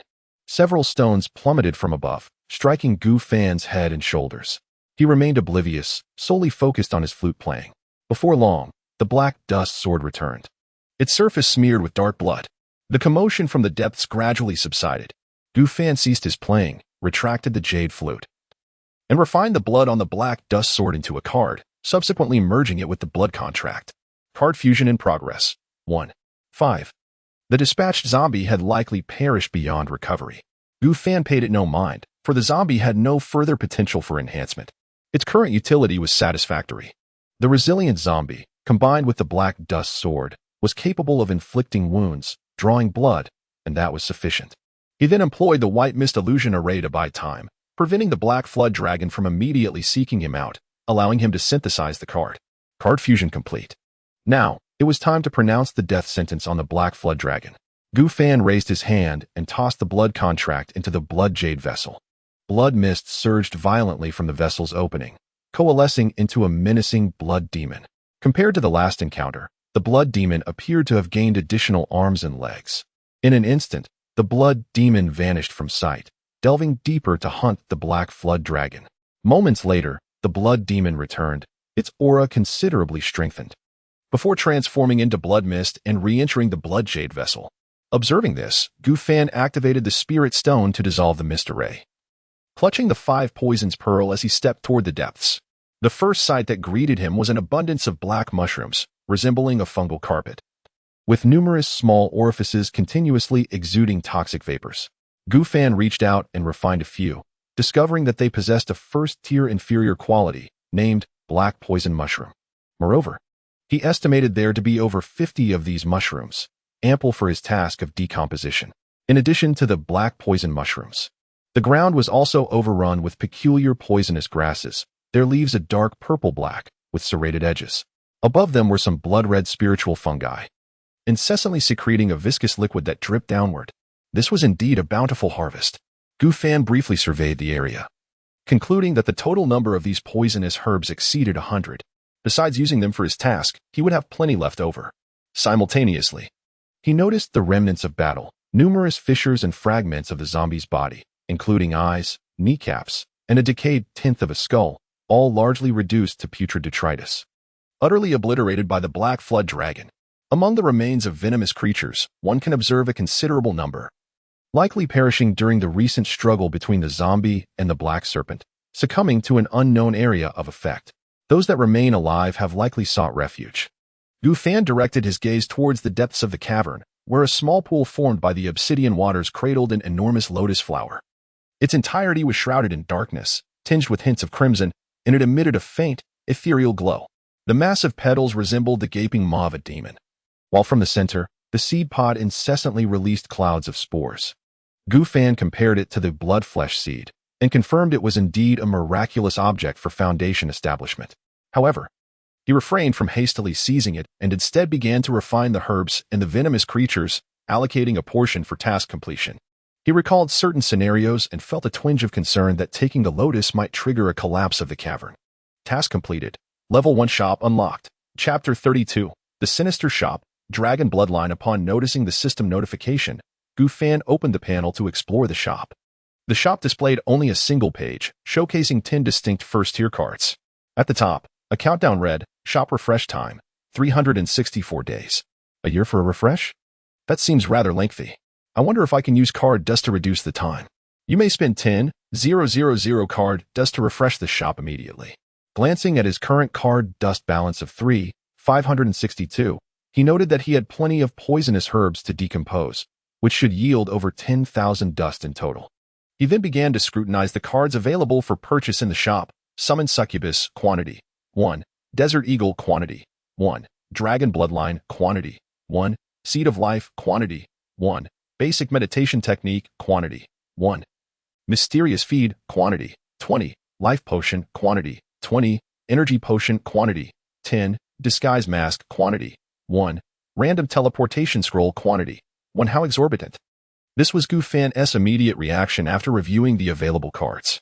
He clicked through them, discovering that the cheapest were the Life Potion and Mysterious Feed. Both were ordinary first-tier item cards, one capable of swiftly healing wounds, and the other designed to nourish pets, enhancing their growth speed and potential, each priced at 1,000 card dust. Typically, decomposing a first-tier subpar card yields 100 card dust, while an ordinary card yields 200. This implies that by decomposing a card, one could only afford 1/5 of a new card. The shop indeed seemed rather unscrupulous. However, Gu Fan was more interested in the Dragon Bloodline and the Seed of Life. Dragon Bloodline. Type, Bloodline, Quality. First-tier Legendary. Description. Upon equipping, you will transform into a Dragonborn, a descendant of the union between man and dragon, significantly enhancing your physical attributes and mental fortitude. Your eyes will become dragon-like, improving your vision and granting you dark vision, allowing you to learn the dragon language and emit a dragon roar with special effects. Price, 100,000. Note: once equipped, Bloodline cards cannot be unequipped, and only one can be equipped at a time. They may be developed, refined, and upgraded, so choose wisely. Seed of Life, Type, Item, Quality. First-tier Legendary. Description. An extraordinary seed brimming with life force. Upon consumption, it slightly enhances your life limit, life recovery speed, poison resistance, and drug resistance. Price, 80,000. One is priced at 100,000, and the other at 80,000, both beyond his current means. As he assessed, it became clear that equipping the Bloodline card would provide the most substantial boost to his strength. However, once equipped, it could not be removed, necessitating careful consideration to select the most suitable bloodline. Gu Fan was indifferent to the notion of becoming a Dragonborn. For him, the paramount concern was simply to grow stronger. Regrettably, there was only one, Seed of Life, which he valued primarily for its enhancement of drug resistance. After consuming an excess of the Blood Spirit pill, Its efficacy has indeed diminished compared to its initial effects. Henceforth, he intends to attempt alchemy himself. Developing a higher resistance to the concoction may yield significant benefits. The disguise mask and the random teleportation scroll are also commendable assets. One facilitates deception, while the other ensures survival. Gufan plans to purchase both once he accumulates surplus dust cards. Other cards do not seem particularly useful. The Summon Succubus and Summon Earth Elemental share the same quality. Yet the Succubus possesses charm abilities, allowing for precise control over targets. However, Gufan feels that such an item would hold little value for a cultivator at the 6th level of Qi refinement, believing it to be inferior to the Earth Elemental, which at least can provide some defense against attacks. The Desert Eagle also appears unnecessary. Currently, his Black Dust Sword surpasses the speed of bullets. The basic meditation technique can gradually enhance mental strength and cultivate magical energy, unlike Bloodline cards, which cannot be removed or exchanged. Only one technique card can be equipped at a time. He attempted to equip a newly acquired technique card, but the effort was futile. This is a world of cultivation. And naturally, cultivation is the foremost pursuit. Whether magical energy would conflict with spiritual power remains uncertain. Thus, it is prudent to refrain from wasting time and courting danger. Yet, the most pressing issue remains poverty. The number of slain cultivators is still too few. Gufan can only wait until he accumulates more dust cards in the future. New quest activated. Unlock soul card. Requirements. Fuse 10 cards of no less than 2nd tier quality. Reward. Unlock special talent. Soul card. He possesses only 3 2nd tier cards. So this quest must be approached gradually. After surveying the shop, Gufan raised his gaze towards the peculiar lotus within the black pond, beginning to contemplate how best to refine it into a card. This foundational extraordinary object clearly possesses toxicity. Direct contact could pose a risk even against the 5 poison pearl. After all, foundational extraordinary items are generally of 2nd tier quality. Since the matter is somewhat complicated, it is best left for another time. Gufan dislikes being obstinate, choosing instead to delegate this issue to his future self. In the next moment, an earth elemental rose from the ground before Gufan. Under his command, the elemental grasped a storage ring and directly extracted the black lotus from the pond, placing it within the storage ring. Once the black lotus was removed from the pond, the cave began to tremble and numerous stones began to fall, creating an impression of imminent collapse. Gufan sighed softly, realizing his suspicions were correct. Without lingering, he turned and fled. Outside the cave, daylight had arrived. Shortly after Gufan emerged, the cave collapsed with a thunderous roar, burying everything beneath the rubble. At this moment, Gufan appeared somewhat disheveled, beads of sweat dotting his forehead, his body covered in dust, and his clothing marred with various tears. The cleansing garment technique could not mend his attire. He removed his black robe and donned a green shirt. He has an aversion to white and overly vibrant colors. And the limited selection in ancient clothing shops led him to purchase numerous black robes and green shirts for wear. In the future, he hopes to acquire robes imbued with defensive capabilities. Taking a deep breath, Gufan gazed skyward, exhaling with relief. After a night of relentless toil, he reaped abundant rewards. However, aside from the unscrupulous merchants, he found himself increasingly accustomed to this perilous existence. Perhaps he was always of such a disposition, merely constrained by the laws, societal norms, and the mediocrity of personal existence prior to his transcendence. His parents still lived, as did relatives and friends, yet Gufan harbored no desire to return. Such ties had become utterly inconsequential. A life as mundane as water, where the end was all too visible, was far too tedious. The aspiration of attaining immortality, even if fraught with the risk of failure and demise, promised a far more exhilarating journey. Gufan incinerated the garments he had shed before embarking on his return to Tianhe Town. In the bustling inn of Tianhe Town, Gufan summoned the attendant to serve several local delicacies along with a pot of tea for his midday repast. Have you heard?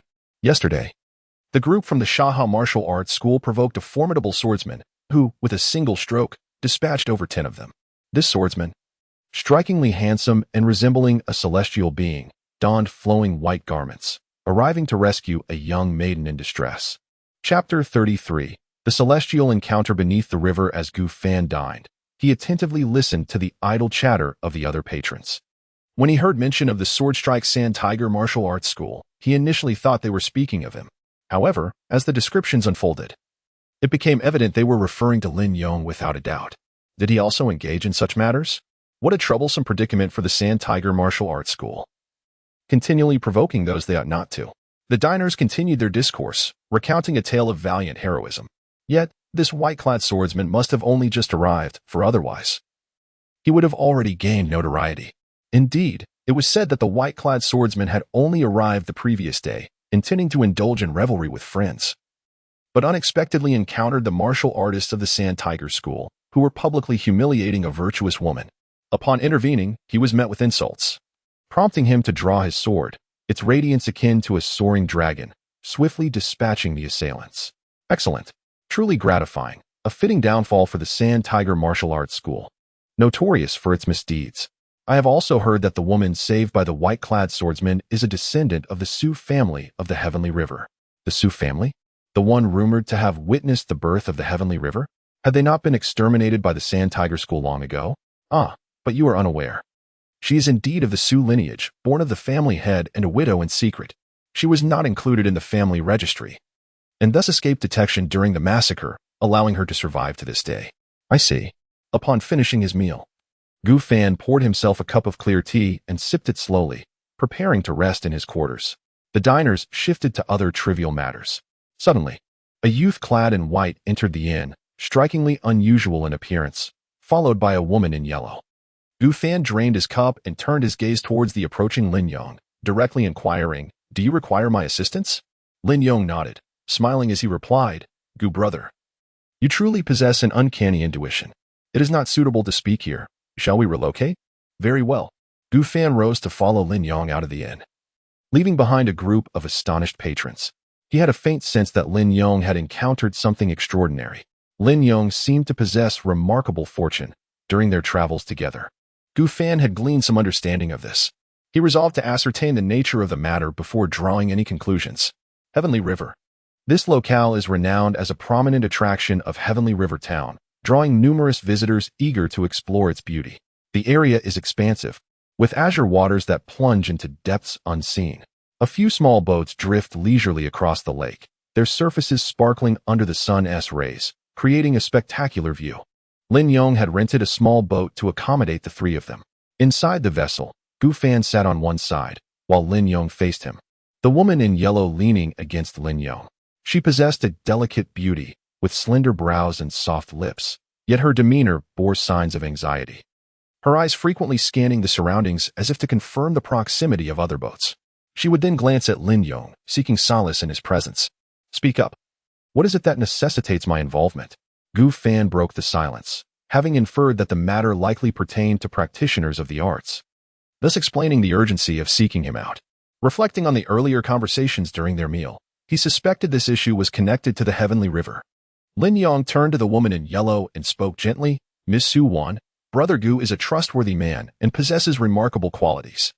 Might you allow him to examine the jade pendant?" I trust you, young Master Lin." Su Wan hesitated for a moment, then slightly nodded and retrieved a jade pendant from her bosom, handing it to Gu Fan. As Gu Fan accepted it, he could still feel a lingering warmth emanating from the pendant. The jade was a deep azure, reminiscent of the river below, intricately carved with a dragon, 5 claws and 4 limbs, soaring amidst clouds as if conjuring rain from the heavens. At first glance, it appeared unremarkable. "Where did this pendant come from?" Gu Fan inquired. Su Wan lowered her gaze, slowly responding, "This is a treasured possession of my father, kept on my person. He had long since the treachery of the Shahu Martial Arts School and resolved to confront them to the death. My father understood that should he fail, his estranged daughter, would be the only one to survive, hence he entrusted it to my care. The master of the Shahu Martial Arts School has been searching for this pendant. A few days ago, my mother was captured and tortured to death, and my existence has been revealed. Thankfully, young Master Lin came to my rescue. This pendant seems to be linked to celestial fates. However, after all these years, I have yet to uncover its mysteries." "Well," Gu Fan refrained from further questioning, his gaze flickering with intrigue as he observed the pendant once more.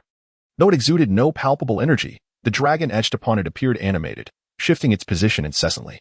"Is this a map?" Gu Fan pondered, contemplating the dragon's movements. He began to mentally construct a route based on its trajectory, attempting to discern its destination. Noticing Gu Fan's prolonged contemplation, Su Wan softly inquired, "Master Gu, have you discerned anything?" "Miss Su, do not disturb Brother Gu. By the looks of it, he seems to have made a discovery, though it may require some time. Lin Yong gently interjected. At his words, Su Wan nodded, indicating her understanding.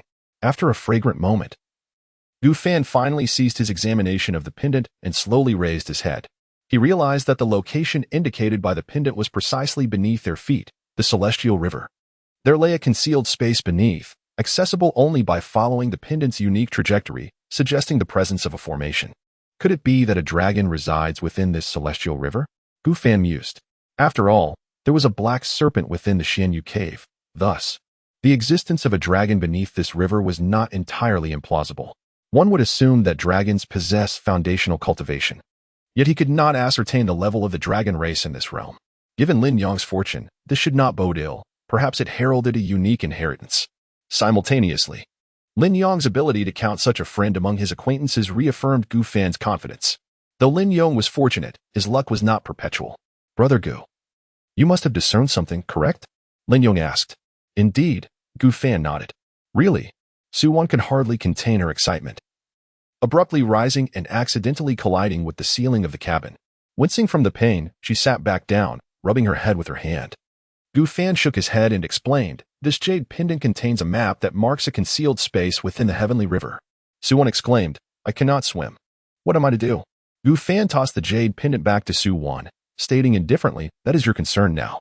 I have memorized the route. This pendant is of no further use. Young Master Lin. Su Wan turned her gaze towards Lin Yong.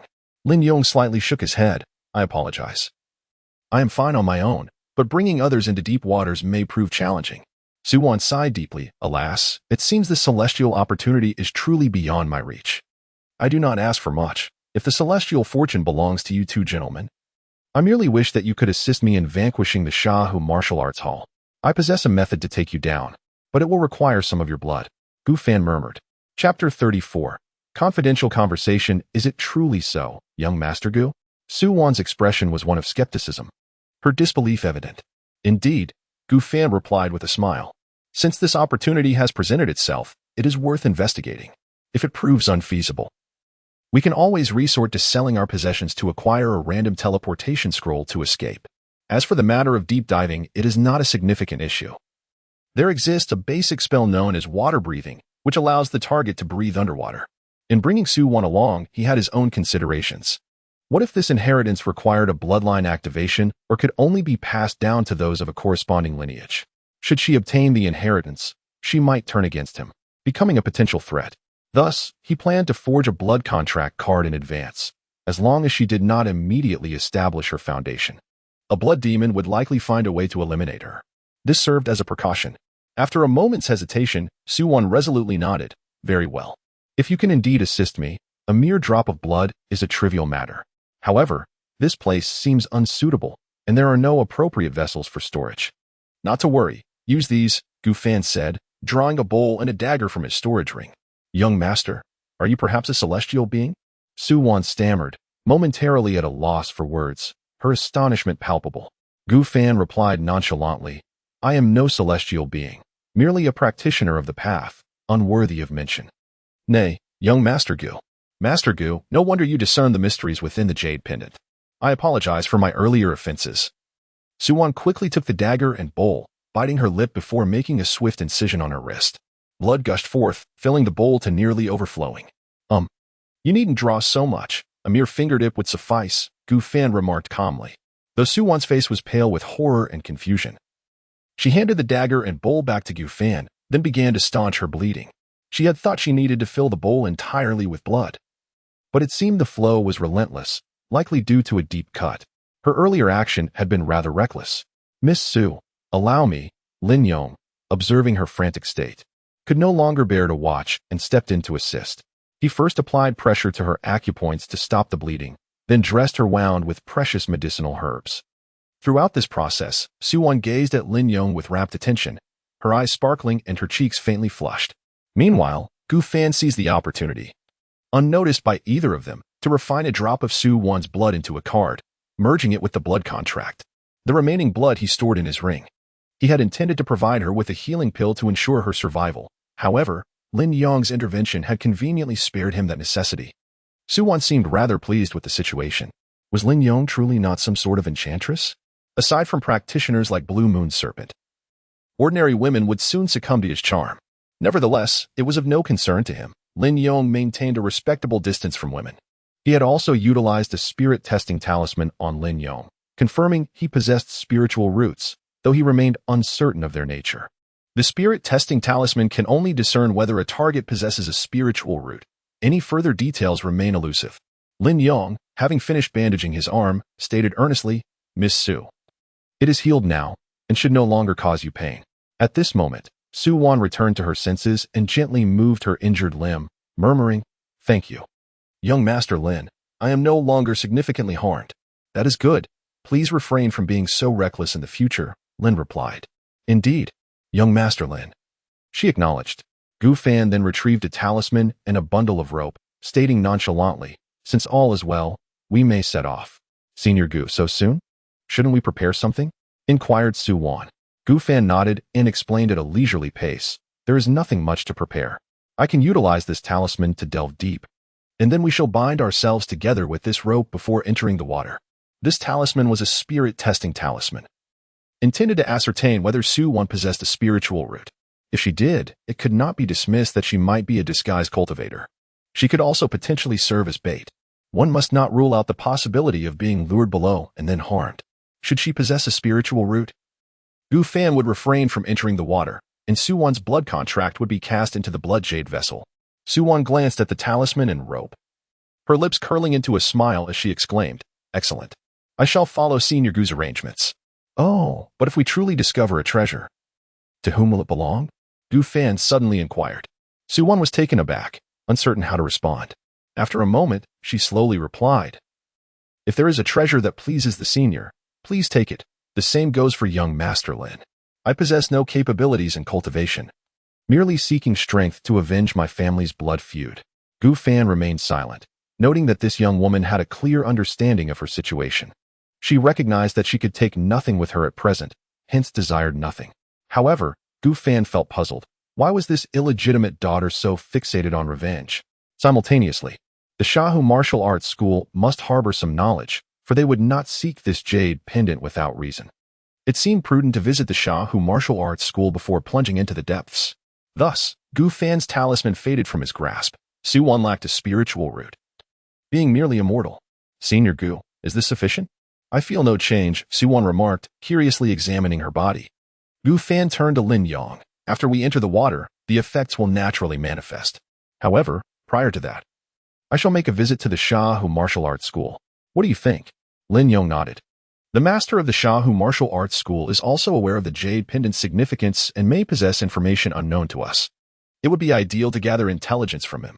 The Shahu Martial Arts School is a considerable threat in this region, known for their oppression and bullying of both men and women, affecting everyone from young children to the elderly.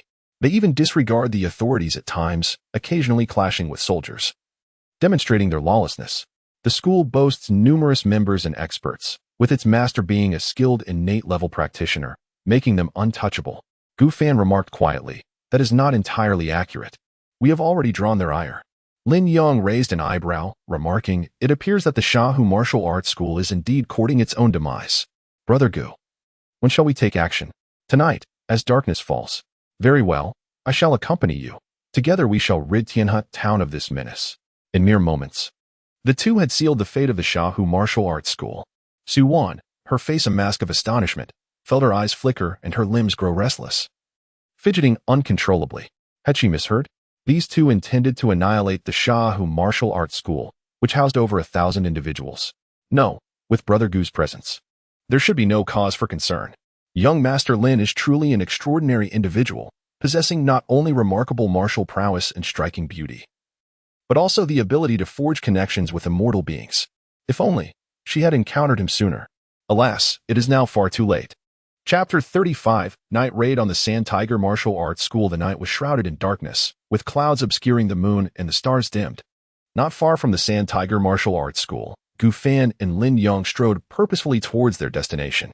Aware of her limitations, Su Wan chose to remain alone, hidden at an elevated spot in a nearby tavern, gazing intently in their direction. "Brother Gu, how about we split the task? Half for you, half for me?" Lin Yong suggested with a smile. his face devoid of any concern. No need. I shall swiftly handle them. A few skilled fighters are likely to remain alive. Lin Yong envisioned a direct assault, while Gu Fan contemplated the use of poison. The 5 Poisons Pearl was already brimming with toxins, necessitating a release. It would serve well against the Sand Tiger Martial Arts School. Since they were merely martial artists, releasing milder toxins would suffice. The impact on the innate and acquired martial artists would likely be significantly reduced, allowing for at least one to be interrogated. Inside the Sand Tiger Martial Arts School, in the main hall, a muscular middle-aged man, his body adorned with scars and eyes ablaze with fury, bellowed at the gathered crowd. What did you say? Our disciples have been ruthlessly slain by various individuals, seated on a throne fashioned from the hide of a yellow tiger. He could scarcely comprehend that such audacity existed within Tianhe Town, where someone dared to brazenly assault the warriors of the Sand Tiger Martial Arts School. Do you not know whose territory this is? Do you not realize that Huang Patian protects the Yellow Sand Martial Arts School? Such audacity is a path to death. If I ever catch those two, I shall tear the flesh from their bones piece by piece. Huang Patian roared, with so many of you here. Are you all merely idle? Why have you not apprehended those 2 audacious rogues? Do you expect me to intervene personally? An elderly man with wispy white hair hastily stepped forward to counsel him. Master, those 2 possess the strength of innate martial artists, and according to my investigations, they are part of a group. Moreover, it was we who first provoked them. We must tread carefully should a confrontation arise. Besides, their companions have indicated that they will depart in 4 days. There is truly no need to escalate matters. Let us endure these few days. They are bound for a desert from which they are unlikely to return alive. With a thunderous crash, Huang Patian smashed the wooden table before him into splinters, the debris scattering and causing the assembled martial artists to recoil. What of innate martial artists? I could single-handedly take one down. Can't thousands of you handle just one? This is my territory. I will not tolerate anyone defiling my space. Damn it, you worthless lot. I provide for you generously. And what do I get in return? Not even a handful of acquired martial artists have I seen. I might as well chop you all into pieces and feed you to the dogs. At least dogs do not exhibit such uselessness as you do. When they see someone entering their home, they will bark a few times. Yet here you are, incapable even of barking. You are, quite frankly, less useful than a dog. Why on earth do I continue to tolerate this group of inept individuals who are inferior to mere dogs? Faced with Huang Potion's wrath, everyone in the hall hung their heads, their gazes averted from his piercing eyes, fixated on the ground. No one dared to provoke his ire under such circumstances. After hurling insults for a while, Huang Patian's fury somewhat abated as he continued, that wretched Su Wan must have been rescued by that young man in white. The elderly man with white hair nodded vigorously. Indeed, master. Witnesses saw Lin Yong and Gu Fan meet up, with Su Wan accompanying them. And they proceeded together to the Tianhe. What the trio was doing in Tianhe remained a mystery. Upon hearing this, Huang Potion's pupils constricted sharply, a flicker of fear crossing his features. You mean to say, Su Wan went to Tianhe? Yes, master. This is a matter of utmost importance. Why was I not informed sooner? Why was I not informed sooner? My subordinates were unaware. Please punish us, master. I had already instructed you to capture Su Wan, she. Huang Potion's words trailed off abruptly. The subsequent details were shrouded in secrecy, knowledge he had not shared with others. This was a confidential matter imparted to him by the previous master, his father, concerning the Su family's secrets in Tianhe and the reasons behind their Tiger Sand Martial Arts School's relocation and the annihilation of the Su family. This information must remain solely with him. With this thought, Huang Patian regained his composure and pressed further. And then, where did they go? What did they do? Relay everything to me. Master, they emerged from Tianhe, but our martial artists who attempted to track them were all captured and killed. Their whereabouts are now unknown. Then go find them at once. Huang Patian restrained his wrath, fighting the urge to eliminate this ineffectual group. Master, we... Suddenly, the door was flung open. A martial artist, his face ashen and steps unsteady, stumbled in, collapsing to the ground, breathless as he exclaimed, Master, someone has poisoned us, the brothers. They are all incapacitated. With that, the martial artist bled from his orifices and fell silent. Before anyone could comprehend the situation, a cloud of purple toxic mist surged through the doorway, enveloping the entire hall. The martial artists instinctively held their breath to avoid inhaling the noxious vapor. However, they soon realized this was futile. The purple mist would take effect regardless of inhalation. Their faces began to darken, mirroring the fate of the previous martial artist. And they soon collapsed, bleeding from their orifices, succumbing to a swift death. In mere moments, aside from Huang Patian and 5 postnatal martial artists, no one remained alive. Recognizing that holding their breath was ineffective, they hurriedly rushed towards the exit, frantically consuming detoxification pills. Suddenly, the purple toxic mist vanished. The martial artists who had rushed to the entrance were all forcefully kicked back. Apologies, but this path is impassable. Gu Fan and Lin Yong had already arrived at the doorway and proceeded to step into the grand hall. You must be the master of the venue, Gu Fan remarked, casting a sweeping glance before ultimately fixing his gaze on Huang Patian. The reason was simple. At present, he was in the best condition. Such despicable tactics, you wretched creature. If you possess any skill, wait until I am recovered, and we shall face each other directly. Huang Patian protested vehemently, his face a mask of defiance.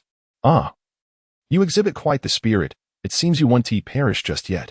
Gu Fan responded nonchalantly, then casually advanced and delivered a heavy kick to Huang Patian's abdomen. Thud. Huang Patian was sent flying several meters, colliding with a nearby pillar and landing on one knee, coughing up a mouthful of blood. As he attempted to lift his head, Gu Fan had already placed his foot firmly upon it. Your head seems to be held a tad too high. Bang. Chapter 36. The interrogation of Huang Patian. Huang Patian's head met the ground with a dull thud, blood and fragments of stone scattering about. Gu Fan pressed down firmly with his foot, preventing Huang Patian from raising his head even slightly. You dog. Huang Patian protested defiantly, attempting to shout. But Gu Fan increased the pressure of his foot, rendering him utterly speechless. Lin Yong, you may step outside. I can handle him, Gu Fan said softly. All right, brother Gu. I will guard the door for you, Lin Yong replied with a nod, quickly exiting the hall. Before leaving, he closed the door behind him. Kid, I have nothing to silence. Bang, bang, bang. Gu Fan lifted his foot and brought it down repeatedly. The ground, already stained with blood, now bore additional fragments of teeth. Cough, cough. What do you truly wish to achieve? A soldier may be killed but must not be humiliated.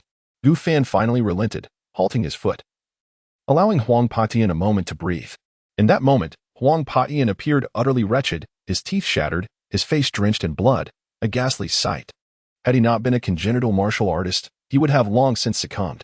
Gu Fan averted his gaze, offering no response to Huang Patian's words. Interrogation was not his forte. He would need to find a soul-searching technique in the future. He glanced at the unranked poisonous herb cards. A few descriptions indicated they could induce excruciating suffering. Coupled with the small pills he had concocted, the effects should prove substantial, worth a try. Observing his opponent's steadfast demeanor, Gu Fan decided to wait until Huang Patian sought his assistance to inquire further. Without delay, Gu Fan seized Huang Patian by the hair, lifting him as one would a lifeless dog. Crack! Huang Patian's jaw was forcibly dislocated by Gu Fan, who then cruelly stuffed the herbs and pills into his mouth. You. What do you want? Huang Patian's words trailed off before he was unceremoniously thrown to the ground. The effects of the herbs manifested rapidly. Huang Patian writhed in unbearable agony, veins bulging, rolling on the floor in torment. Had he still possessed teeth, he likely would have bitten them to pieces. Concerned that Huang Patian might take his own life, Gu Fan gently but decisively broke his limbs, ensuring the possibility of self-destruction was eliminated. Once these measures were taken, Gu Fan settled into the main seat, leisurely preparing a cup of tea while observing Huang Patian's continuous suffering, writhing like a worm, as he simply savored his drink. After a significant period of silence, Huang Patian could no longer endure and finally exclaimed, "What do you truly desire from me?" Gu Fan's gaze was as frigid as an ice cavern as he replied coolly, "You must understand what I seek. Speak, and if your words satisfy me, I shall grant you a swift end.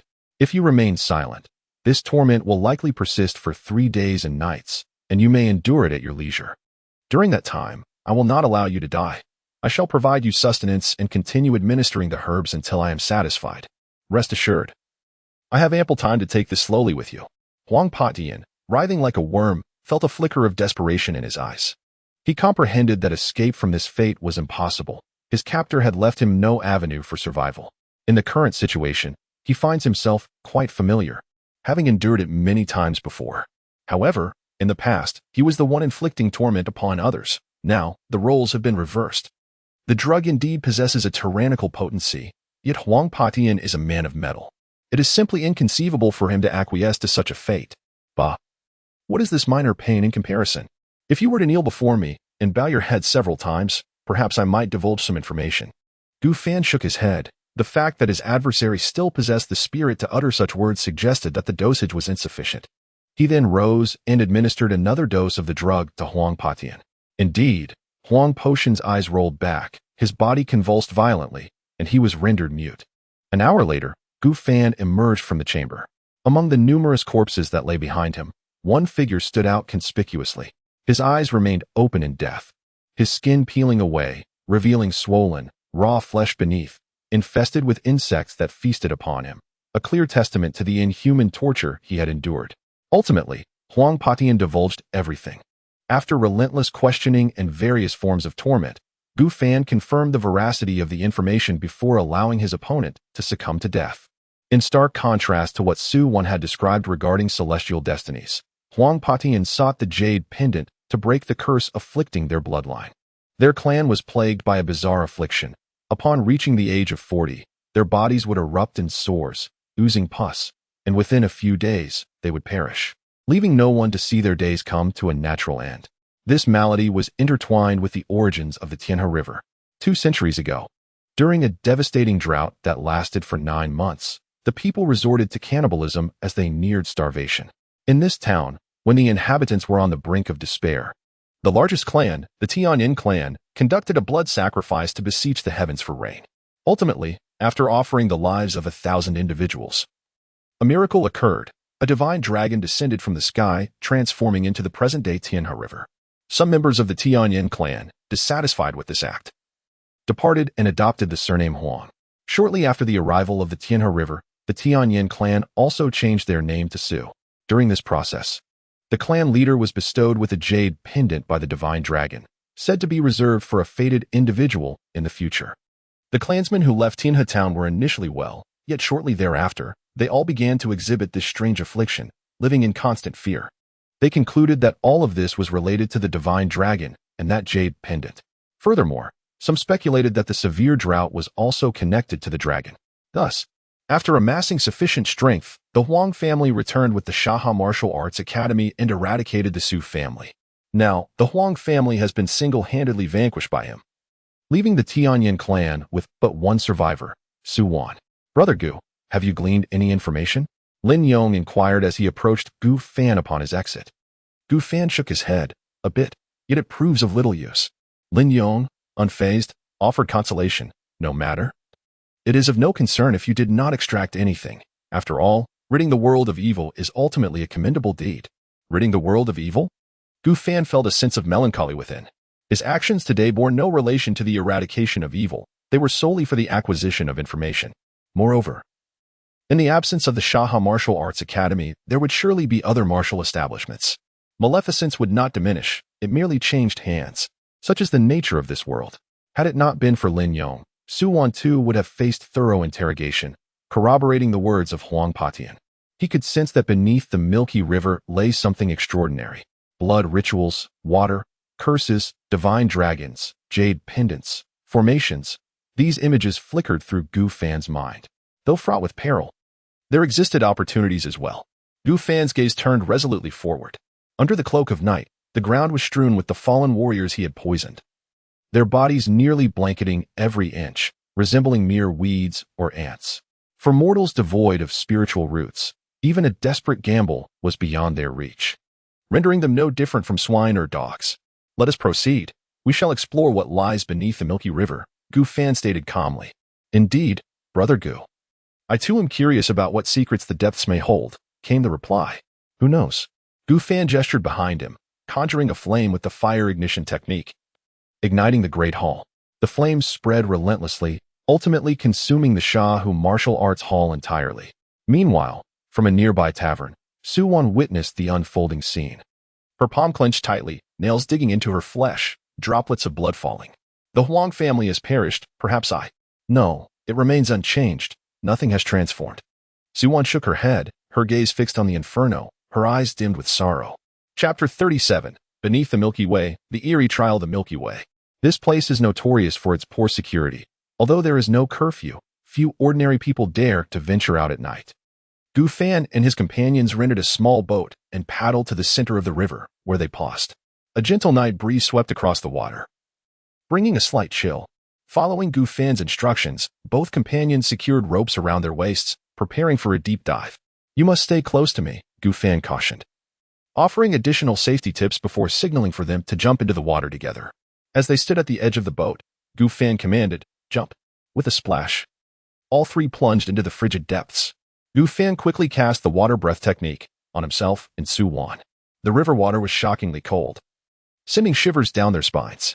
As Gu Fan slowly opened his eyes underwater, he beheld a vast expanse of azure, though visibility was limited. Thanks to the water breath technique, he could breathe freely, a sensation akin to wearing an oxygen mask. After ensuring that Lin Yong and Su Wan were all right, he led them downward in a specific pattern. The river seemed endless. Gu Fan lost track of time, but he swam for at least half an hour, the water growing ever colder. Despite his robust physique, he felt discomfort. Su Wan, lacking martial training and spiritual roots, was the weakest among them. She trembled incessantly, her complexion as pale as parchment.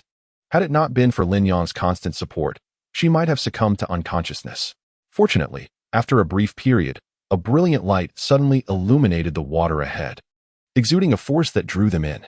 Gu Fan confirmed that this luminous orb marked the end point of their journey, nodded to his companions, and allowed himself to be pulled into its embrace. With a whirlwind of sensation, moments later, they found themselves no longer submerged in the river. Gu Fan untied the ropes and surveyed their surroundings, murmuring, "What an extraordinary realm this is." Upon entering the light, they had been transported to a peculiar area. Above them, the sky shimmered a vivid blue, with rippling water currents. Below lay a dark patch of soil, faintly glowing with traces of blood, surrounded by numerous jagged bones scattered about. The air was damp, carrying a foul stench, devoid of any visible landmarks or boundaries. "Miss Su, are you all right? I will lend you my internal energy and help dry your clothes," Gu Fan offered. Su Wan, already in fragile condition, struggled to stand after being submerged for so long. Relying heavily on Lin Yong for support, she managed to part her pale lips, whispering, "Thank you, young Master Lin and Immortal Gu." Gu Fan invoked the cleanse garment technique and then activated spectral vision to assess their surroundings. The more he observed, the more peculiar the situation appeared. His brow furrowing in concern, he summoned the black dust sword from within, grasping it tightly, ever ready for battle. The magical fluctuations emanating from the bones intensified, hinting at a potential revival. "Brother Gu, what troubles you? Is something amiss?" Lin Yong also noticed Gu Fan's unusual demeanor and directly inquired. It seemed a fierce battle was imminent. Were these bones not peculiar? Lin Yong astutely perceived the source of the issue. Indeed. Gu Fan nodded slightly and subsequently released the 1,000-skeleton centipede to discern its thoughts regarding the bones. Lin Yong turned to Su Wan. "Miss Su, are you familiar with this place? If a confrontation occurs, stay put. My brother Gu and I will ensure your safety." Su Wan shook her head. Yet a barely perceptible flicker of unease crossed her eyes. "I apologize, young Master Lin. My father has not spoken of this location, and I fear I may become a burden instead of a help. There is truly no need to concern yourselves with me." Lin Yong patted her shoulder earnestly. "What words are these? My brother Gu and I possess kind hearts. How could we abandon you, a delicate maiden? Rest assured." Upon hearing this, Su Wan's eyes glistened with moisture as she nodded deeply. "Thank you both. Not only have you avenged my family's demise, but you also care for me so tenderly. Should the opportunity arise, I shall serve you both with utmost devotion." "Miss Su, you overstate," Gu Fan interjected, sensing something amiss in her demeanor but lacking the time to ponder further. The 1,000-skeleton centipede appeared quite content with the bones. It swiftly moved through the mud, incessantly absorbing the nearby remains and integrating them with the external white bones. Before long, the 1,000-skeleton centipede underwent a tremendous transformation, evolving into a colossal white-boned python, adorned with a long, sharp, bony spine atop its head. Gu Fan sensed that its current strength might rival that of a fifth-layer Qi refinement practitioner. If it were to absorb all the bones here, reaching the sixth layer was not out of the question. Suddenly, the ground began to tremble slightly, and the scattered bones levitated, contorting and merging into dragon-headed skeletal figures. Concurrently, a gigantic hourglass manifested in the heavens, its upper chamber filled with azure river water, which dripped continuously downward. A trial, perhaps? Gu Fan speculated as he gazed at the hourglass above. If they could endure until the water within the hourglass had completely dripped, they should pass this trial. One could only wonder how many trials lay ahead. judging by the rate of the droplets.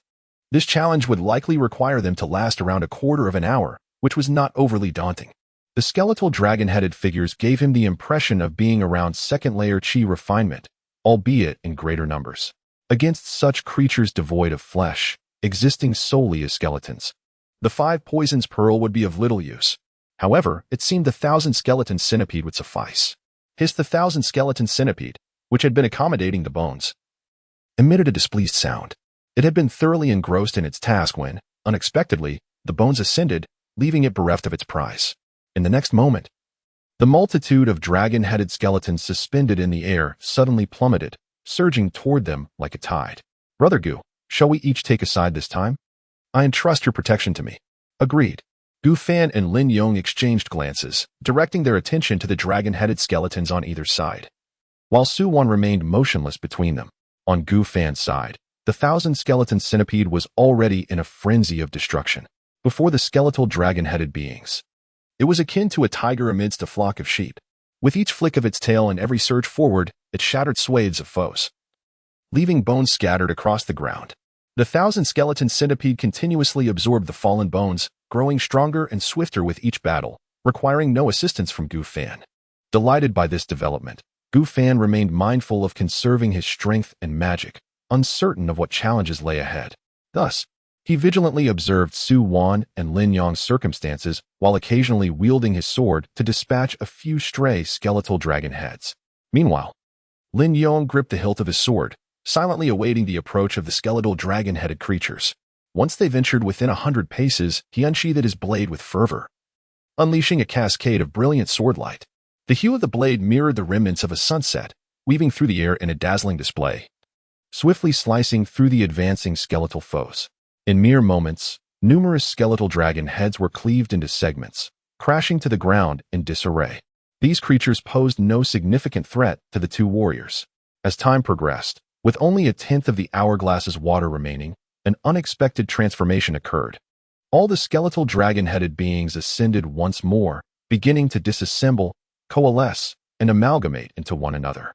Ultimately, they morphed into a colossal bone dragon, hovering ominously in midair. Roar. Chapter 38, The Transformation of the Dragon's Secret Art. The misguided Su Guan. The aura emanating from this entity appears to rival that of the 1,000-corpse centipede. Gu Fan contemplated as he gazed at the skeletal dragon hovering above. Hiss. The 1,000-corpse centipede lifted its gaze toward the heavens, fixating intently on the skeletal dragon, clearly perceiving it as a formidable adversary. The skeletal dragon, in turn, cast a disdainful glance down upon the crawling creature below. In an instant, the bony spikes atop the centipede's head erupted forth, producing a thunderous sonic boom as the surrounding air swirled into layers of white waves. The speed of the spikes was astonishing, akin to a bolt of lightning flashing through the air. The skeletal dragon had scarcely formed a defensive bone shield when the spikes pierced through it, shattering a significant portion of its frame, sending a cascade of bone shards tumbling from the sky. Impressive indeed. Gu Fan observed the unfolding scene with a sense of satisfaction towards the 1,000-corpse centipede. Truly, as a creature ranked over 700, it had the ingenuity to devise its own techniques. Perhaps its previous volleys of bone spikes, though numerous and widespread, had yielded little effect, prompting the centipede to refine its approach, concentrating its strikes to achieve mastery. Brother Gu, your spirit companion has grown significantly stronger. It seems capable of single-handedly overcoming that skeletal dragon, Lin Yong remarked, watching the centipede engage fiercely in battle, gaining the upper hand. Gu Fan remained calm and replied nonchalantly. Perhaps. It is indeed beneficial for the 1,000-corpse centipede to be stronger. However, it faces a notable issue in its solitary confrontation with the skeletal dragon. The dragon possesses the ability to fly, while the centipede does not. Having suffered a few setbacks, the skeletal dragon recognized this disadvantage and began to ascend, soaring to great heights. Here, it found sufficient distance to evade the bone spikes launched from below, rendering them a minor threat. Nevertheless, it posed little threat to the 1,000-corpse centipede below. The multitude of bone spears it conjured plummeted downward, either dodged or resulting in only minor damage to the scattered bones. Meanwhile, the sands within the hourglass continued to trickle down. Time was swiftly running out. The skeletal dragon, growing increasingly agitated, abruptly abandoned its pursuit of the centipede and hurtled toward Gu Fan and Lin Yong. Without exchanging a word, Gu Fan and Lin Yong instinctively raised their swords in unison, pointing skyward. The arrival of spring, the awakening of the dormant dragon. In that fleeting moment, the sky transformed into a celestial tapestry woven from river water, as two streams of azure cascaded down, morphing into two fearsome water dragons. As the sword blades descended, the azure dragons roared, one to the left and one to the right, intercepting the charging skeletal dragon and engaging it in a fierce struggle. A deluge of water splashed violently, and moments later, the azure dragons enveloped the skeletal dragon, swiftly tearing it apart and reducing it to a multitude of irregular bone fragments that cascaded downward like rain. The thousand-corpse centipede adeptly caught the bone fragments, assimilating them into the skeletal remains it currently controlled. It endeavored to construct a pair of wings from the gathered bones, but ultimately failed. This aerial encounter solidified the centipede's resolve for its subsequent transformation plan. At that moment, the hourglass in the heavens had completely emptied. Consequently, the hourglass shattered, fracturing into countless minute azure crystals that coalesced into a blue stone tablet, plummeting to the ground and causing a gentle tremor. Gu Fan gazed at the contents inscribed upon the tablet from a distance, which appeared to delineate a set of martial arts techniques. The first challenge tests one's combat strength, while the second assesses one's insight. Lin Yong sheathed his dragon-patterned sword and addressed the two. Brother Gu, Miss Su, let us investigate what lies before us. Neither of them declined. As they approached, the inscriptions on the stone tablet became distinctly visible. Indeed, it detailed a martial art capable of cultivation up to the foundation establishment stage, named the Heavenly Transformation Dragon Technique. Gu Fan discerned the latter part, revealing that this technique could indeed be cultivated to the pinnacle of foundation establishment. However, it seemed that one must possess dragon blood to practice it.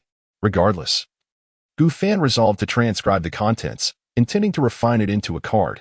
Even if he could not use it himself, it could be broken down into card dust.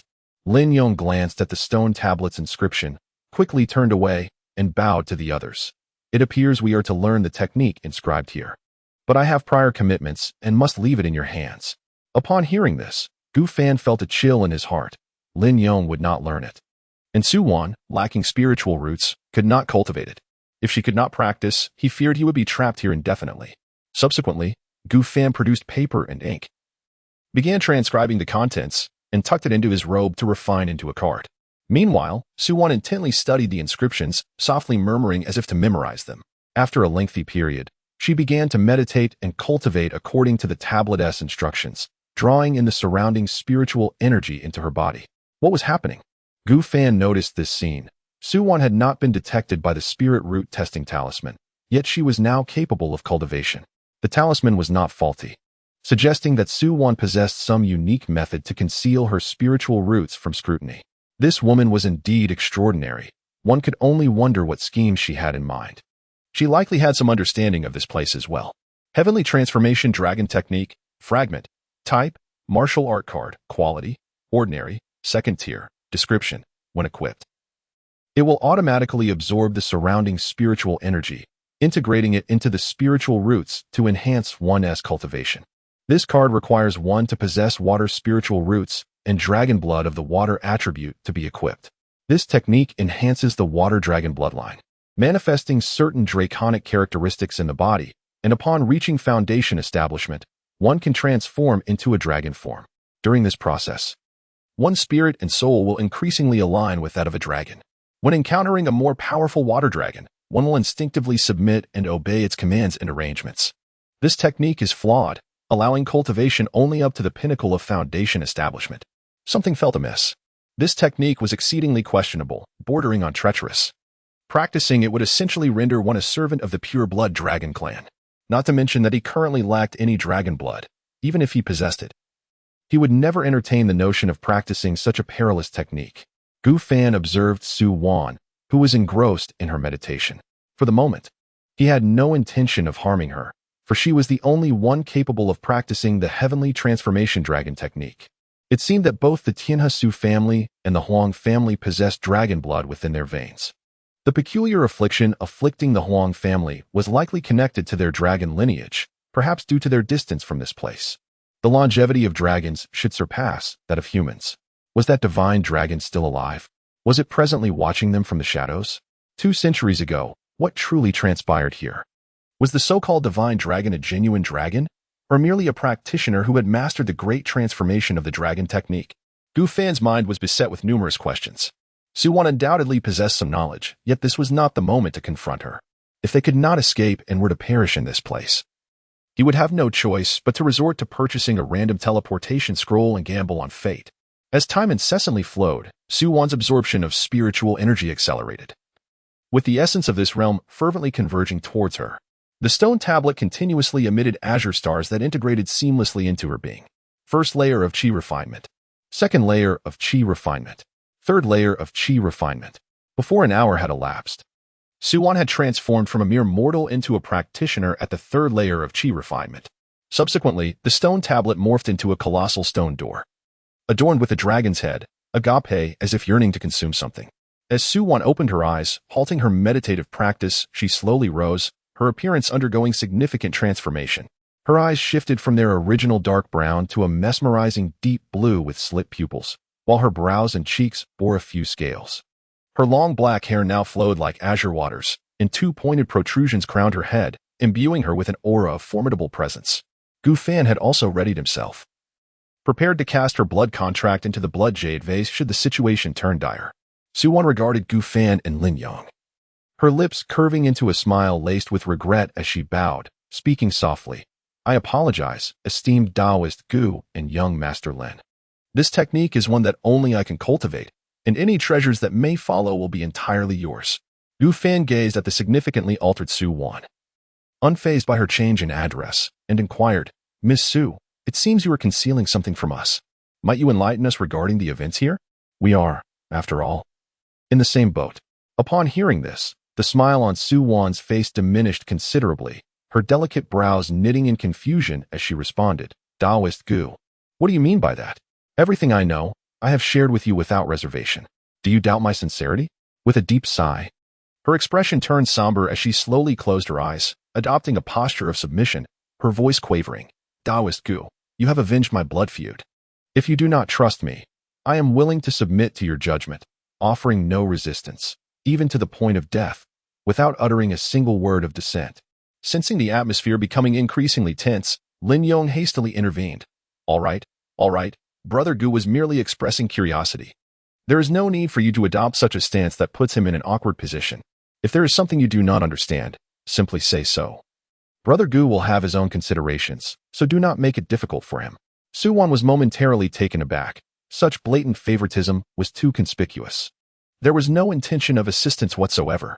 She had hoped to exploit this opportunity to sow discord between the two men. Yet it seemed that neither harbored any interest in her. These two were unlike any men she had encountered before. Though she was already strikingly beautiful, her allure had now taken on an even more captivating dimension. Yet the hearts of these two seemed as cold and unyielding as stone. Gu Fan said lightly, There is truly no need for such measures, Taoist Su. I am not a remorseless demon cultivator.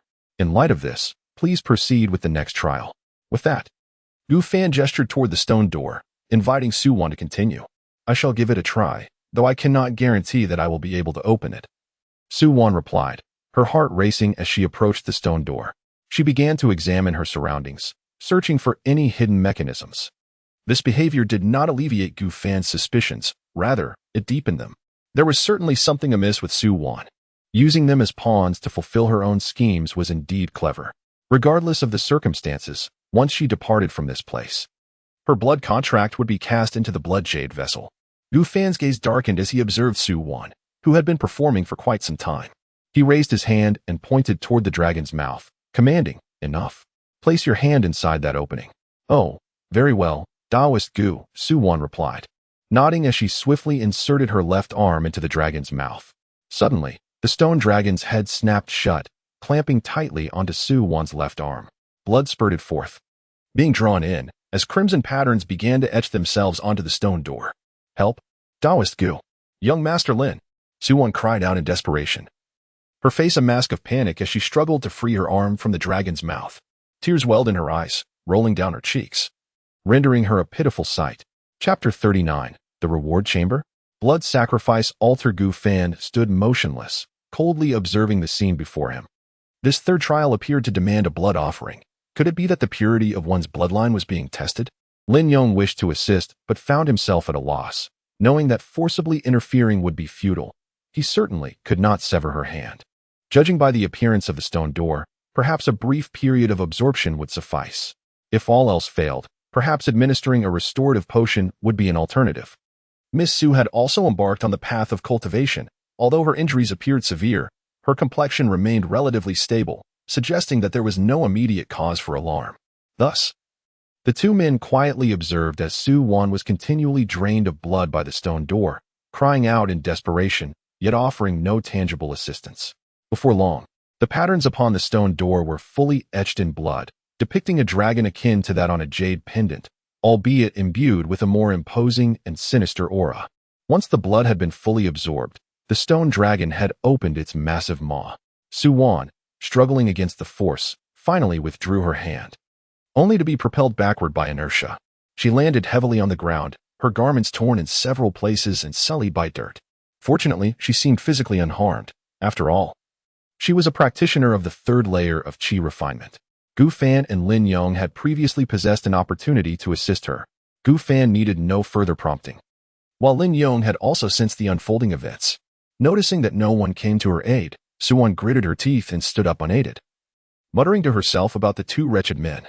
With a thunderous sound, the stone door gradually opened, revealing a dazzling, resplendent light emanating from within. Peering inside, they beheld a modest chamber, its edges enveloped in a blue luminescent barrier, shrouded in a thick mist that exuded an unusual humidity.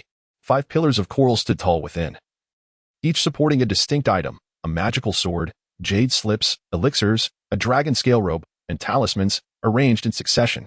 This was a reward chamber, or perhaps a trap. Gu Fan regarded the contents without haste, opting to leave any risky endeavors to the earth elementals. Halt!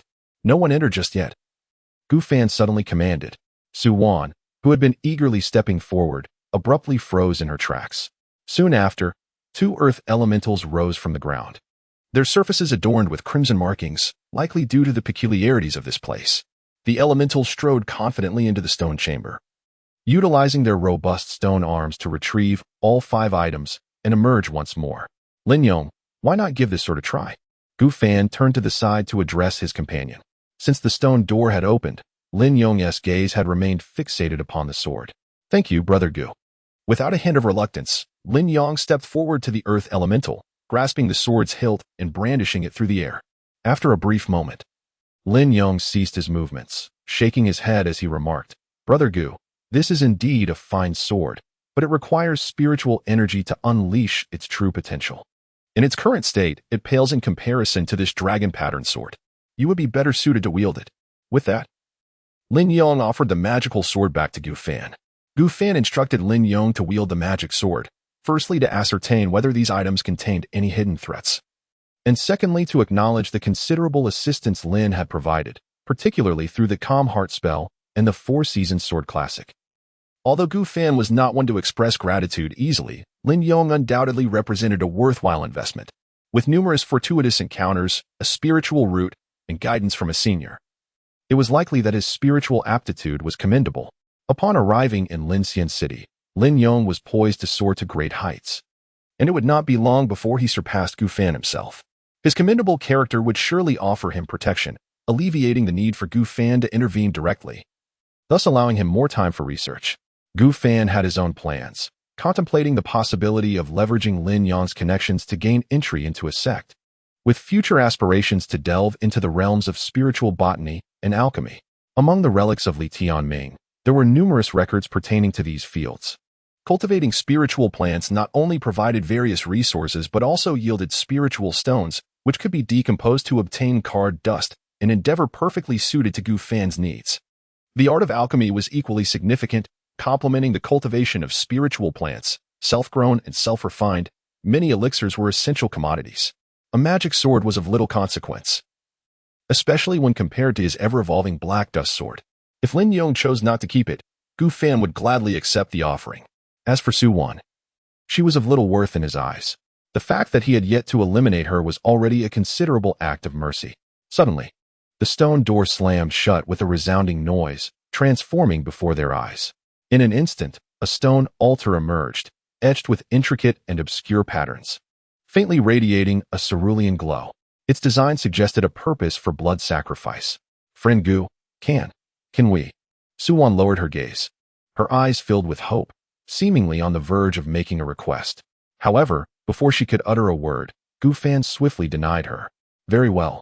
Suwon sighed in resignation, realizing that her plea for the elixir was likely futile. This friend Gu is indeed a formidable opponent. She pondered how much power remained within her after the dragon had usurped her form. Yet, the situation had unfolded beyond her expectations.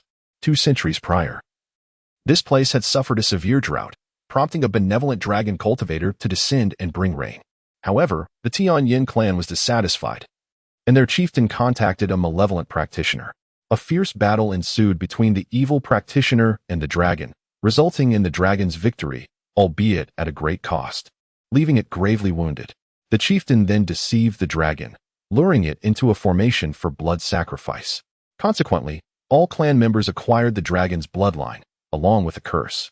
The dragon's soul became imprisoned beneath the celestial river, enduring endless suffering, gradually fading into oblivion, with no hope of reincarnation.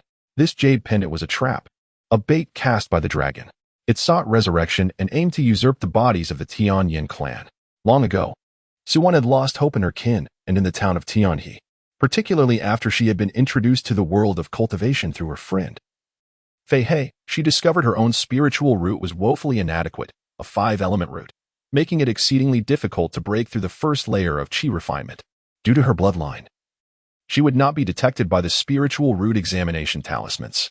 The day before yesterday, upon receiving news from Fei He, she immediately set out to investigate the whereabouts of Gu Fan and his companions.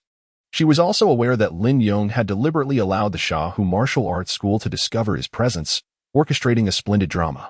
Fei He and she had exchanged talismans that would enable them to learn of each other's demise at the earliest opportunity. With Fei He now deceased, she felt no lingering attachments. She had slain her ailing mother, creating a chance encounter to draw closer to Gu Fan through Lin Yong.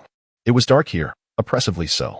The experiences she had endured throughout her life were excruciating for Su Guan. Her father had only inflicted harm upon his daughter, a veritable beast. Her mother merely indulged her father, even compelling her to earn money, which led to her acquaintance with Fei He's sister. Men were indeed wicked. She no longer wished to proceed or to continue living, for all was shrouded in darkness ahead. The Tianyin clan ought not to exist. Antiana town should never have come into being. Gu Fan deserved to die? Lin Yong. Alas, it was unfortunate they had not crossed paths sooner. Everything was far too late. Let the divine dragon seize her body, allowing all that transpired to shatter beneath the weight of fury. This was the only means of reconciliation for the broken her and this wretched town. Step by step, she moved towards the altar. Chapter 40. The disappearance of the heavenly river and the success of possession. As Su once steadily approached the altar, Gu Fan harbored no intention of intervening. Instead, he quietly refined the items he had recently acquired. Although he suspected that this might not bode well, he realized that preventing Su Wan from proceeding would likely hinder their escape from this place. He decided to let her be. Before long, the card refinement was complete. Water Spirit Wave Sword. Type, Equipment, Quality. Second Order Excellent. Description. This sword can channel mana to manipulate and create water. When employing water-based sword techniques, its power is significantly enhanced. Water Dragon Scale Robe. Type, Equipment, Quality, Second Order Excellent. Description. Crafted from the scales of a water dragon. This robe boasts excellent defensive capabilities, unrestricted movement in water, and a boosted speed. When transforming into a dragon, it further fortifies the defensive properties of the scales. Infusing mana can enhance its defense and generate a protective water barrier. Dragon Essence Pill. Type, Item, Quality, Second Order Legendary. Description. Consuming this pill can elevate one's realm and substantially purify the dragon bloodline. Dragon's Grace Technique. Type, Skill, Quality, Second Order Perfect. Description. A technique devised by dragons, it exhibits remarkable versatility, applicable in both human and dragon forms, allowing for soaring through the skies or swimming in the seas. Dragon Spirit Talisman. Type, Item, Quality, Second Order Perfect. Description. Upon use, it randomly summons a dragon spirit to bolster one's defenses and enhance physical and magical strength, while granting a unique ability from the summoned dragon spirit. Lasting for 3 minutes. Remaining uses, 3-3.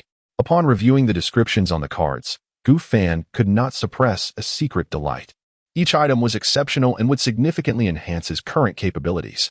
In particular, he found the Dragon's Grace technique quite appealing.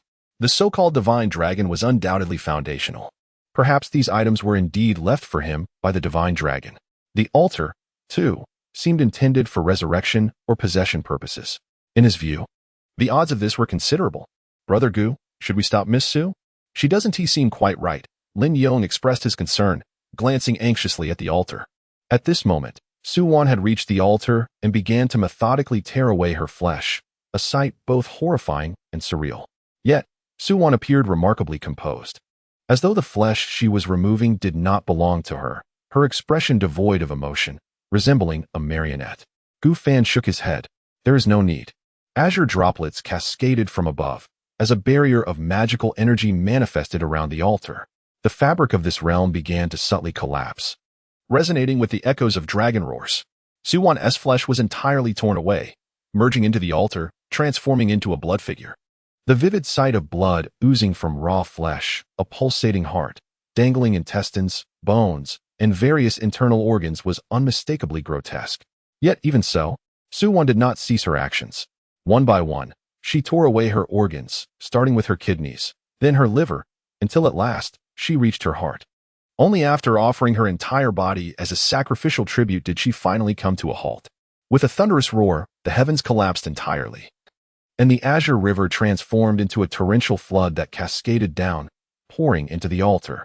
The mud beneath Gu Fan and his companion began to levitate towards the altar. Parts of the skeletal structure of the thousand-corpse centipede trembled, seemingly drawn towards the altar as well.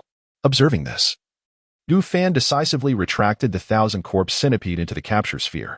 Su Wan's battered body began to undergo a process of reformation. The celestial river flowed as blood, while the mud coalesced into flesh.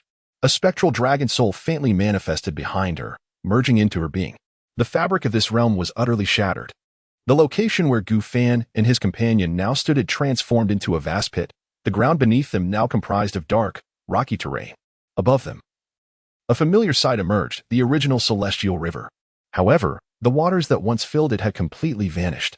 The lifeblood upon which Heavenly River Town relied was no more. At that moment, the sky began to brighten, and numerous residents emerged from their slumber, heading out to work. They soon noticed the anomaly of the celestial river.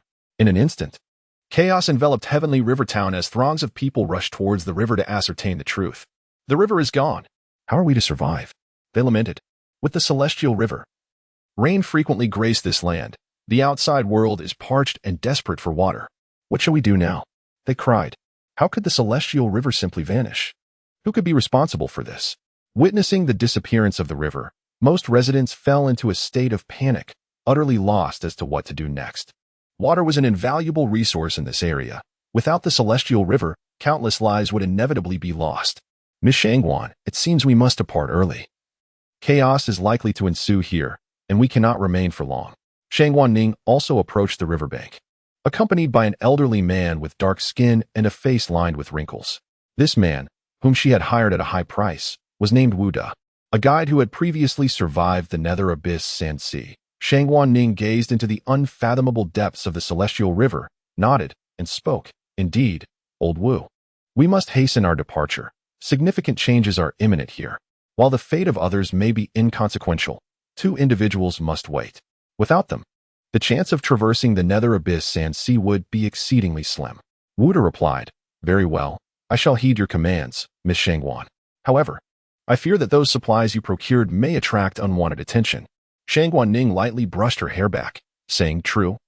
But the warriors I brought along will likely follow us if they learn the river has dried up. The most formidable Sand Tiger martial arts school has already been destroyed. Thus, we shall be the strongest force here. Should anyone dare to seize our belongings, they shall face death. We have neither the time nor inclination to concern ourselves with others. Well said, Miss Shangwan. Let us proceed to the inn where we agreed to meet. Gu Fan and Lin Yong will come. Beneath the celestial river, a triumphant laugh erupted.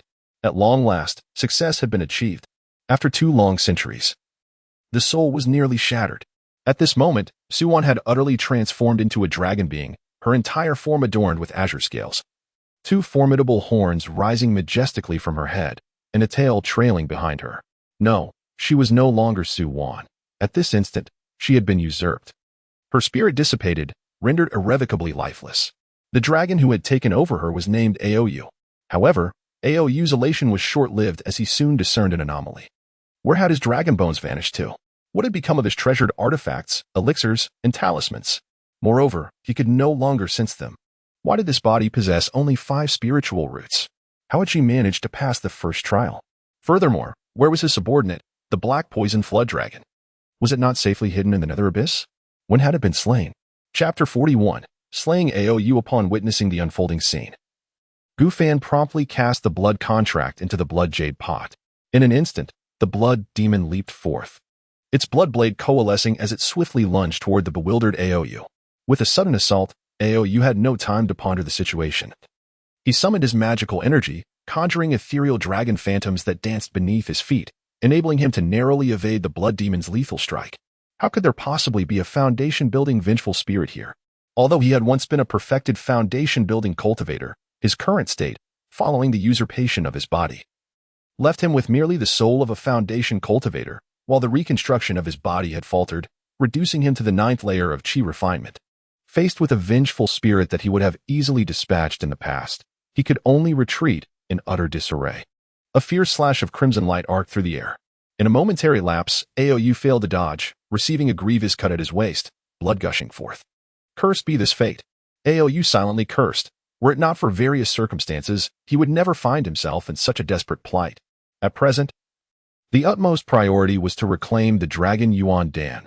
Otherwise, he feared for his very life. He had also noted the summoner of the blood demon and the ordinary mortal by their side. Memories of Su Wan flashed through his mind. He had not anticipated the Tianyin clan to possess such meager talents, with only a single individual bearing spiritual roots, and even that being the weakest of the 5-element roots. This cultivator named Gu Fan was quite remarkable. He had initially deceived Su Wan and subsequently absconded with all his possessions. Blood demons, gu worms, sword techniques, puppetry, his cultivation was remarkably eclectic. Was he a rogue cultivator? Yet, it seemed improbable for a chi-refining rogue to possess such formidable strength. The restrictions on his magical artifacts had also vanished. Could it be that this Gu Fan intended to seize his treasures and strike him down? This dragon shadow technique was indeed impressive, allowing him to evade even the blood demon's blade. Gu Fan observed Aoyu entangled with the blood demon, contemplating deeply. He increasingly found the blood jade pot to be exceptionally useful. Despite its limitations, it could summon a foundation-level expert to assist in battle, a truly formidable advantage. With suitable cards, he could even contemplate fusion. Consequently, Gu Fan retrieved the water dragon scaled garment, donned it, and grasped the water spirit wave sword. Second-tier magical artifacts typically bore a restriction. One must refine this restriction to establish a contract and confirm ownership, thus unleashing their full potential. While cardification could eliminate restrictions, he had yet to master the techniques for refining them. Nevertheless, this posed little impact for him. As a chi-refining cultivator, he inherently could not wield the full might of a second-tier artifact. Such artifacts were predominantly utilized by foundation-building cultivators. Once he attained Card Master level LV2, he could then nurture this sword, though doing so now would be somewhat unwise. Observing the battle, Gu Fan recognized his difficulty in intervening directly, especially since the blood demon would not be cooperative. Acting rashly could grant the enemy an opportunity. In any case, the blood demon currently held a significant advantage. He merely needed to spectate. As time progressed, Aoyu's wounds multiplied, blood soaking his form. Were it not for the protective scales, he would surely have perished beneath the blade of the blood demon by now. In stark contrast, the blood demon grew even stronger after absorbing the blood generated from battle. Is this spirit not unjust? Aoyu, relying on his agility and spiritual awareness, managed to buy himself some time, yet he soon realized the futility of his efforts. Logically, a chi-refining cultivator should find it immensely taxing to control such foundational spirits, unable to sustain it for long. However, he discovered his assumption was erroneous. The artifact in Gu Fan's possession resembled a type akin to the 10,000 Souls banner, rendering any delay pointless.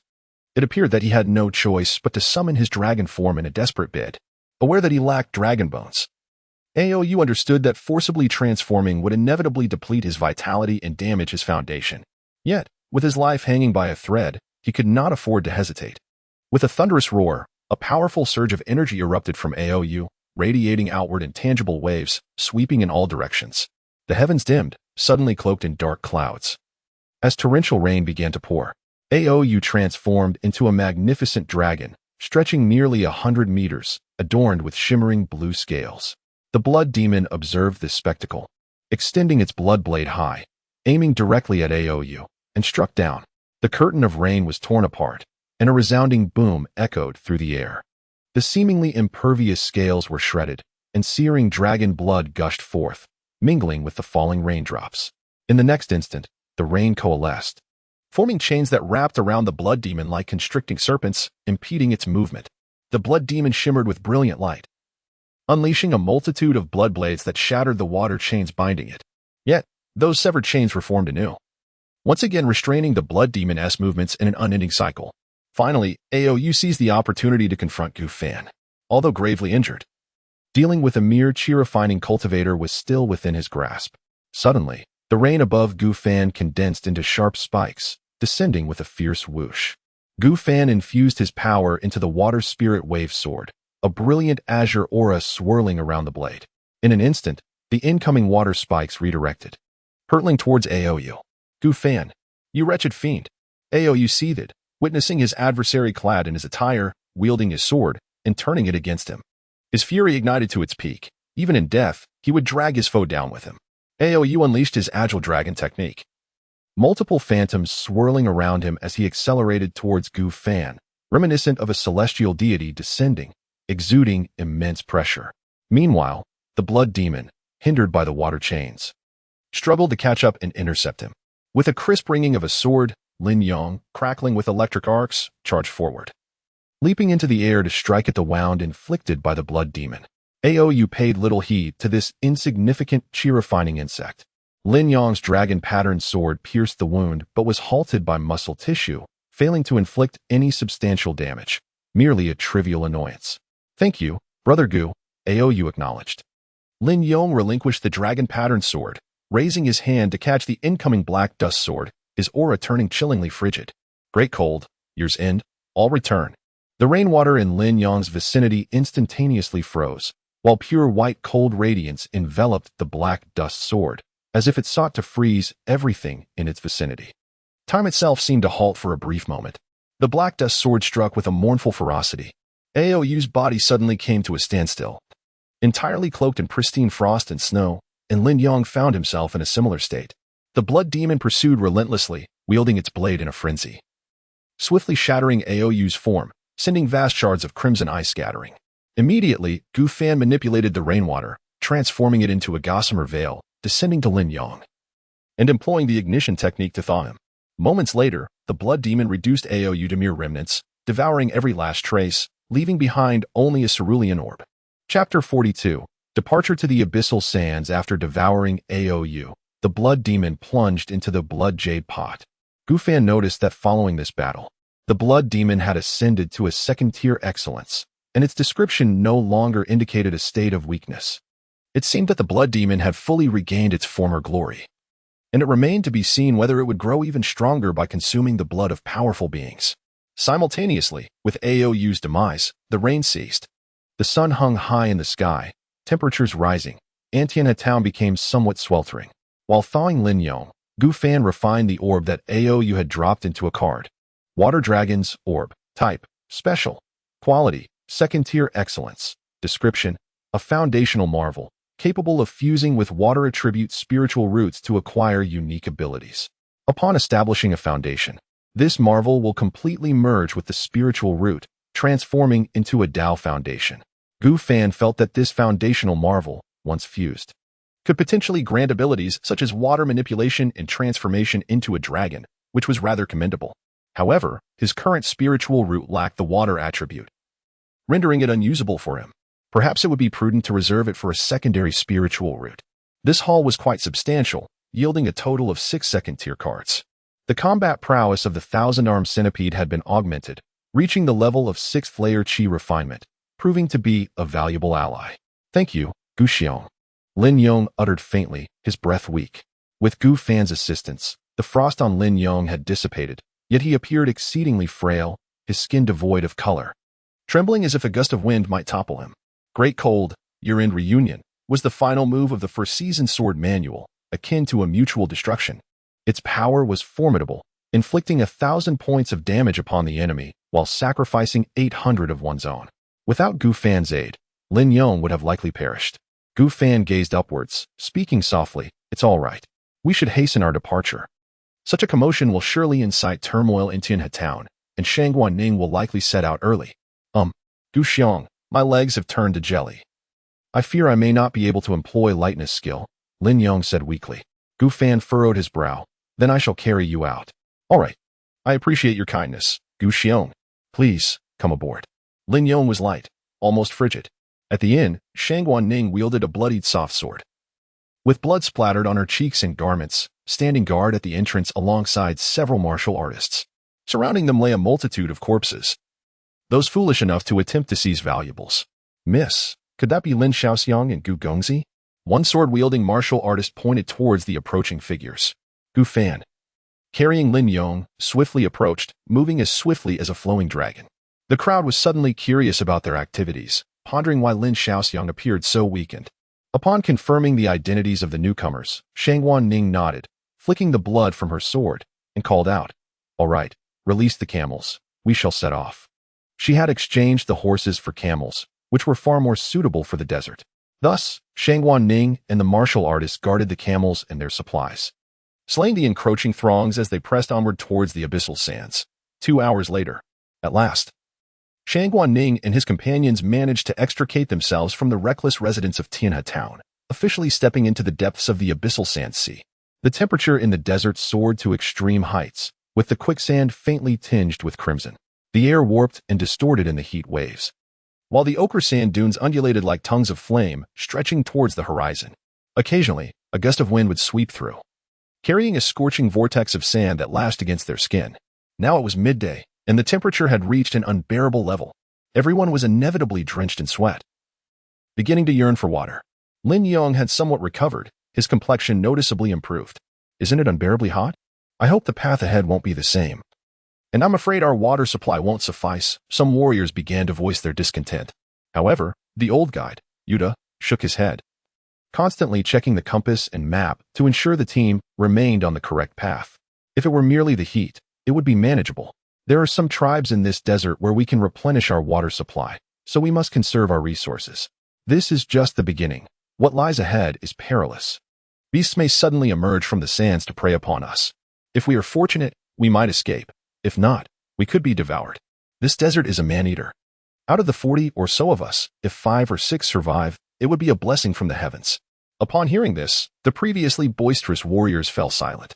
Gu Fan rode atop a camel, engrossed in his books, absorbing the knowledge contained within, seemingly indifferent to the events unfolding around him.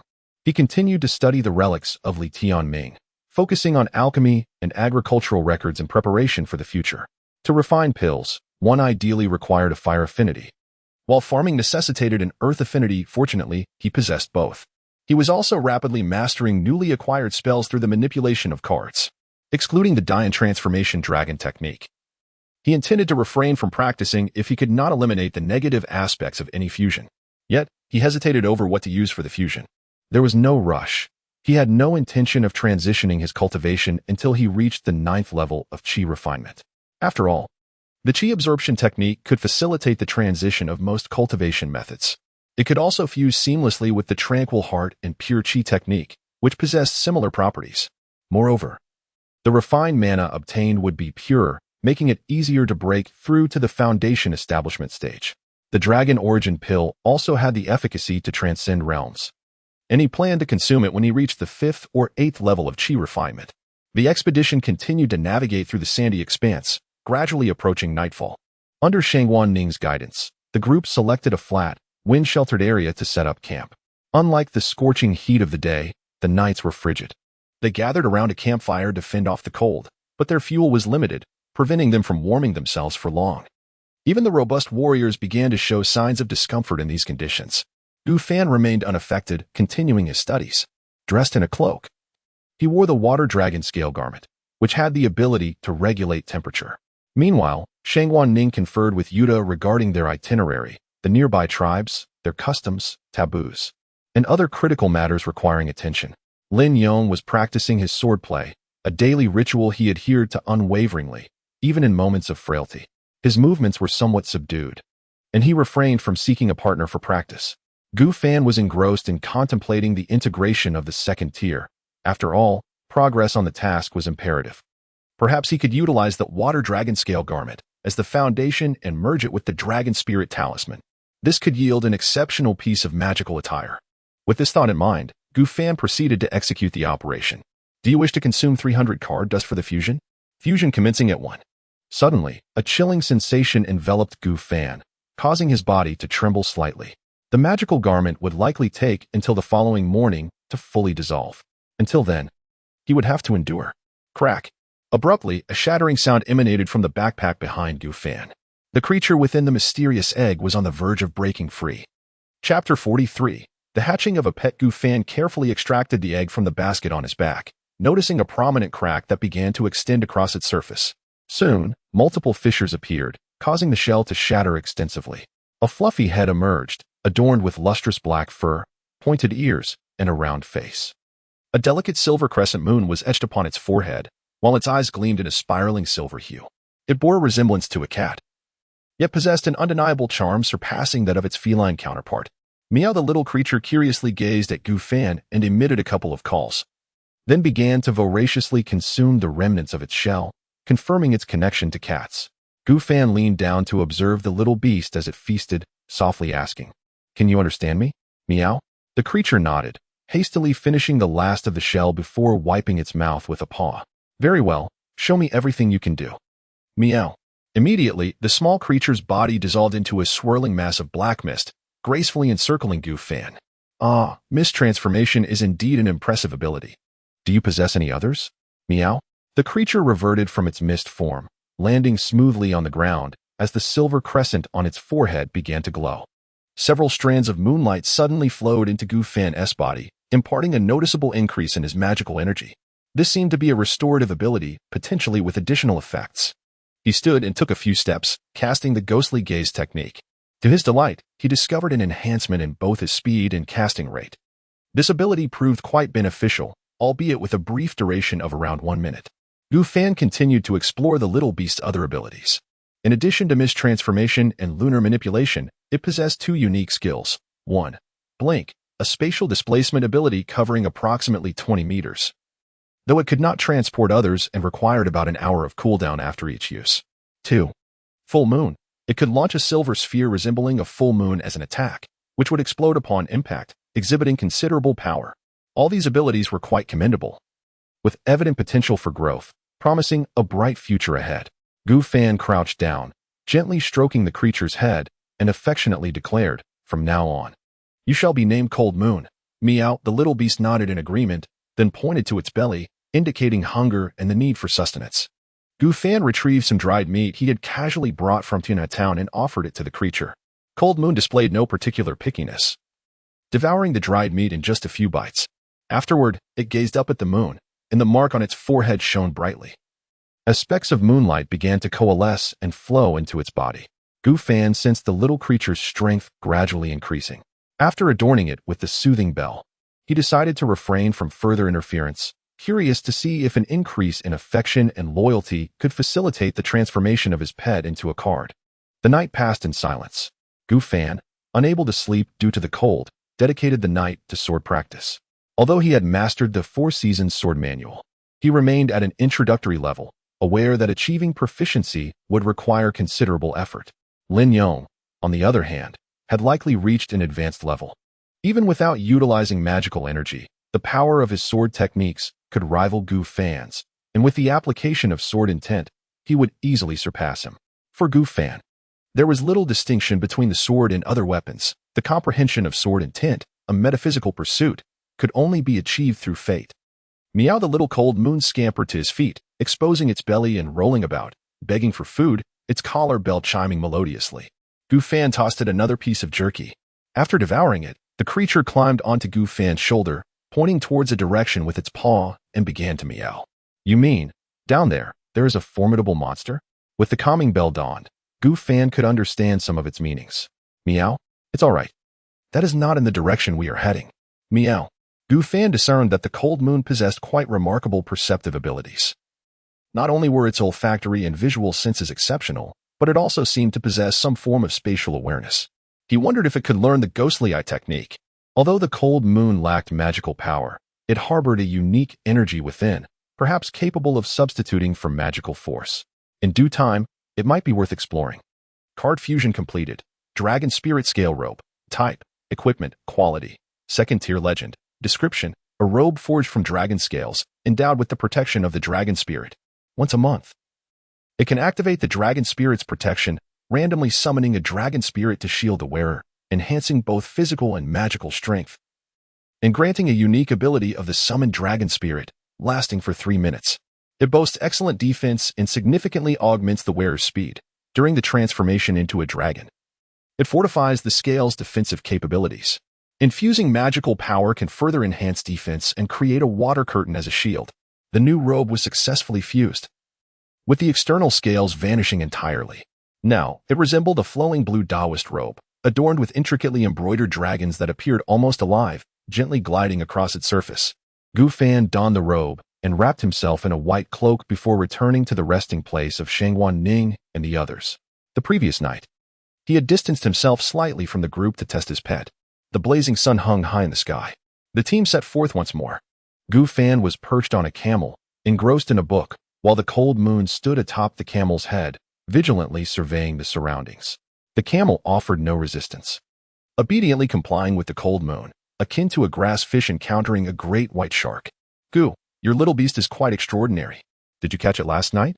Be cautious. If it turns out to be a cunningly disguised monster, it could spell trouble. Lin Yong leaned closer, his gaze fixated on the cold moon, unable to restrain himself from offering a warning.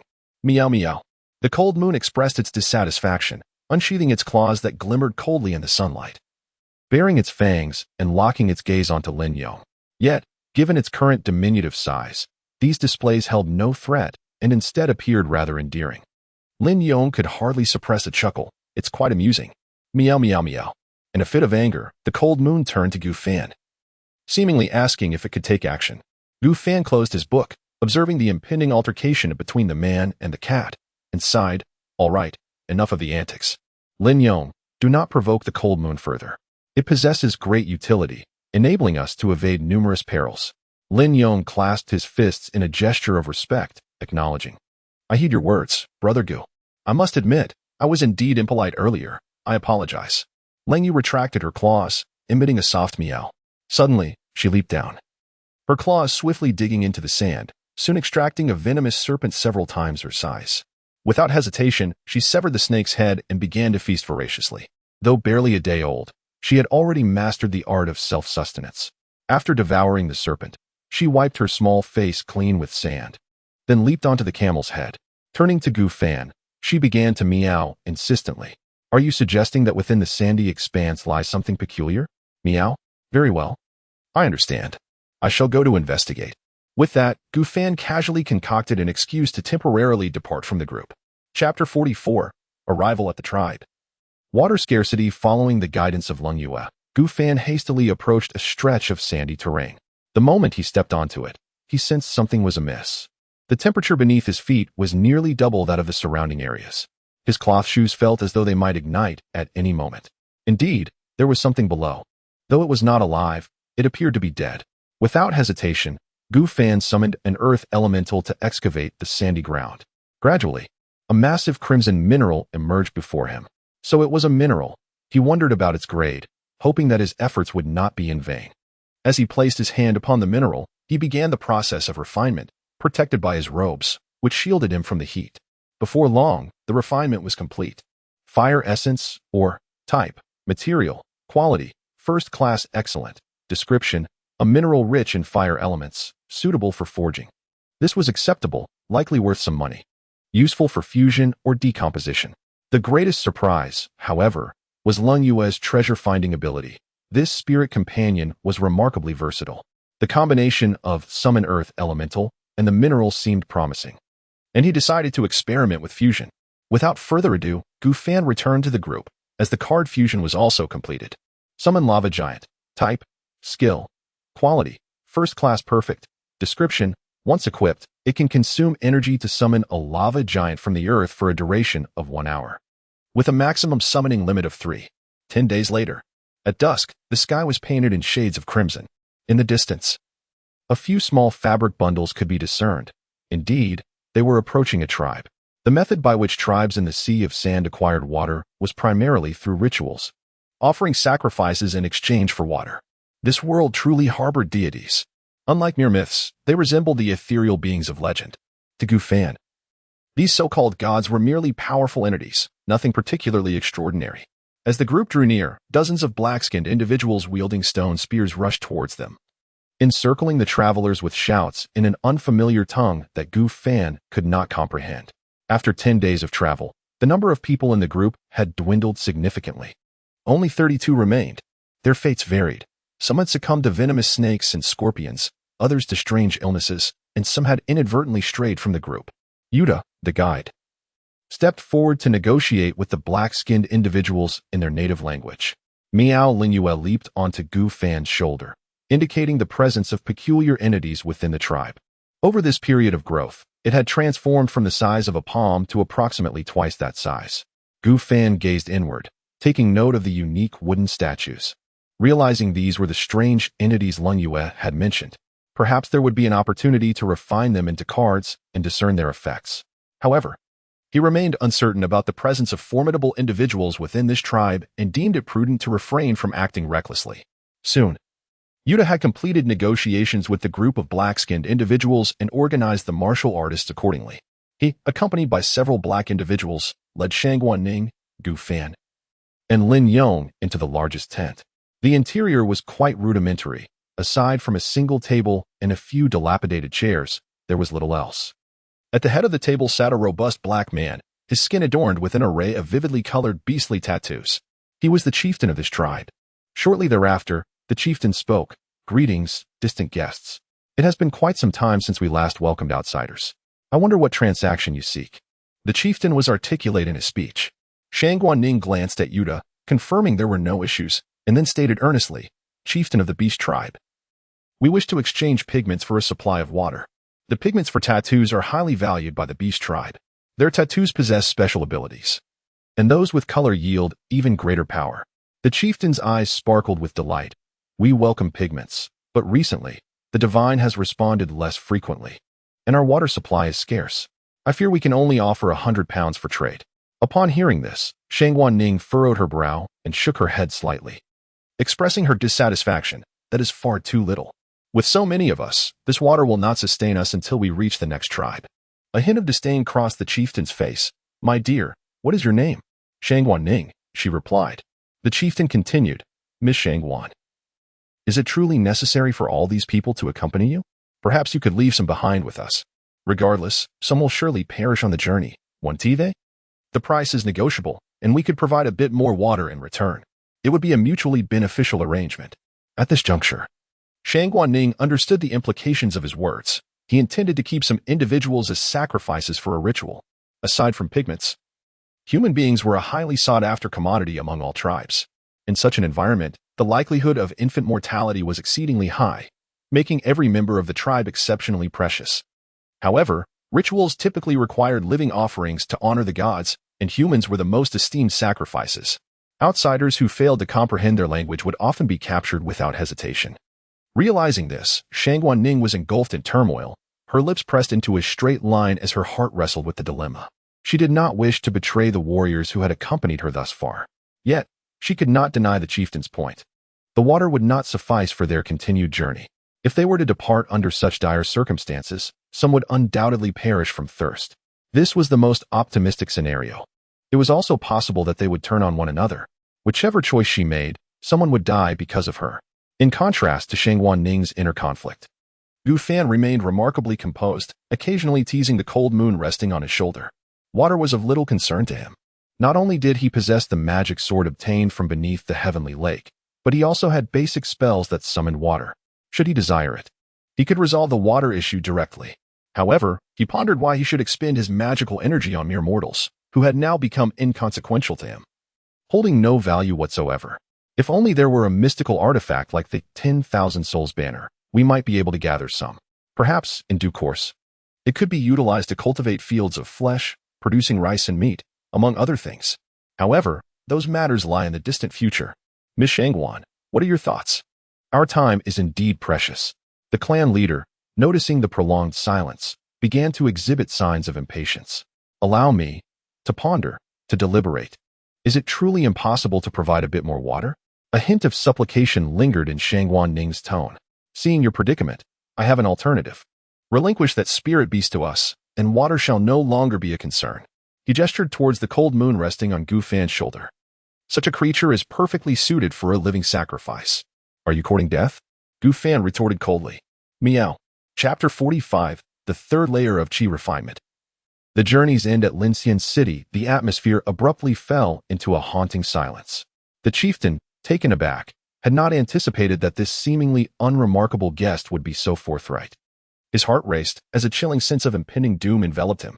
It was akin to a beast encountering its nemesis, a profound terror, deeply rooted in his bloodline, erupted forth. The chieftain suddenly rose, kneeling before Gu Fan with great reverence, his demeanor exceedingly humble as he implored, "Esteemed sir, I was indeed disrespectful. Be it water or any other matter, let us speak amicably. I beseech you to quell your wrath."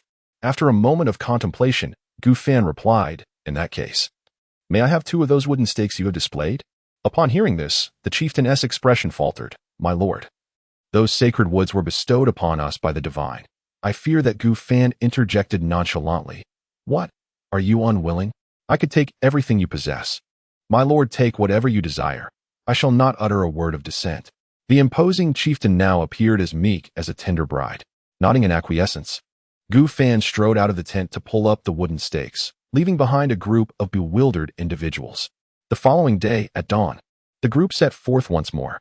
Thanks to Gu Fan, the supplies procured by Shangguan Ning were ample, ensuring that no one would suffer from thirst for the time being. Gu Fan also transformed 2 wooden stakes into cards, their quality unranked. Otherwise, he would have uprooted all of them. Their effect was akin to acceptance, facilitating divine positioning while simultaneously channeling the faith of the believers. Gu Fan decisively dismantled them. It seemed that in this world, there indeed existed entities akin to the god of offerings, where the faith of followers served as a resource. However, it was certain that there were corresponding drawbacks, which he could explore further when the opportunity arose. A month later, only 9 remained in the party. They were nearing the end of the sandy expanse. With the foresight of Lang Yu, they had encountered minimal mishaps along the way. Most of the deceased were lost due to carelessness or illness. Gu Fan had also broken through to the 3rd layer of Qi refinement, yet the medicinal pills required for cultivation were nearly depleted. His advancement was considerable. If his previous magical power could be likened to a cup of water, it was now akin to a basin, with a significantly higher purity. Furthermore, Gu Fan had recently celebrated his 20th birthday, though it passed without fanfare. No one had informed him, and he simply marked the day as another year gone by. Much like before his crossing, void of friends, his birthday served only as a reminder of his aging. Another month elapsed. The group finally arrived at the outskirts of Linxian City. With 3 more individuals lost, only 6 remained. The old guide, Wu De, succumbed to illness during the final stretch of the desert, his eyes reflecting a mixture of regret and acceptance before he departed. Regret for having been so close to escaping the sandy abyss, and acceptance that he had long been destined to remain there. The skin of the remaining members had darkened considerably, bearing the marks of hardship, save for Lang Yu. Their arrival at Linxian City was met not with elation, but rather a sense of numbness and relief. "We have finally arrived." As Shangguan Ning could not help but cry out, tears glistening at the corners of her eyes. She reflected on the arduous journey that had claimed the lives of so many. From an original group of over 100, only 6 remained. Had it not been for the company of young Master Gu and young Master Lin, she feared that not a single soul would have survived. Her gaze turned towards the distant Linxian City, where towering walls constructed from massive black stones loomed, their surfaces engraved with obscure incantations that shimmered faintly. At regular intervals, square arrow towers emerged, each manned by archers poised for vigilance. Above the city gate hung a grand plaque inscribed with the bold and powerful characters Linxian, exuding an aura of magnificence. Before the city gate, a lengthy queue stretched far and wide, comprising individuals from various walks of life. Unlike the towns they had previously encountered, entry to Linxian City necessitated rigorous inspections to confirm one's identity and legitimacy. The gatekeepers were no ordinary soldiers, each was a martial artist. At the very least a practitioner of the acquired realm, donned in exquisite armor and wielding fine weapons. Above, within the misty clouds, ethereal lights flickered occasionally, suggesting that encounters with cultivators here would likely not be a rare occurrence. The three fortunate survivors of the ordeal curiously surveyed their surroundings, overwhelmed by the marvels presented by both the sky and Lincian City. Gu Fan discreetly began to channel the concealment technique, masking his own magical fluctuations while converting his treasures into card form, tucking them away securely. Even the storage ring was stored within the confines of the system space.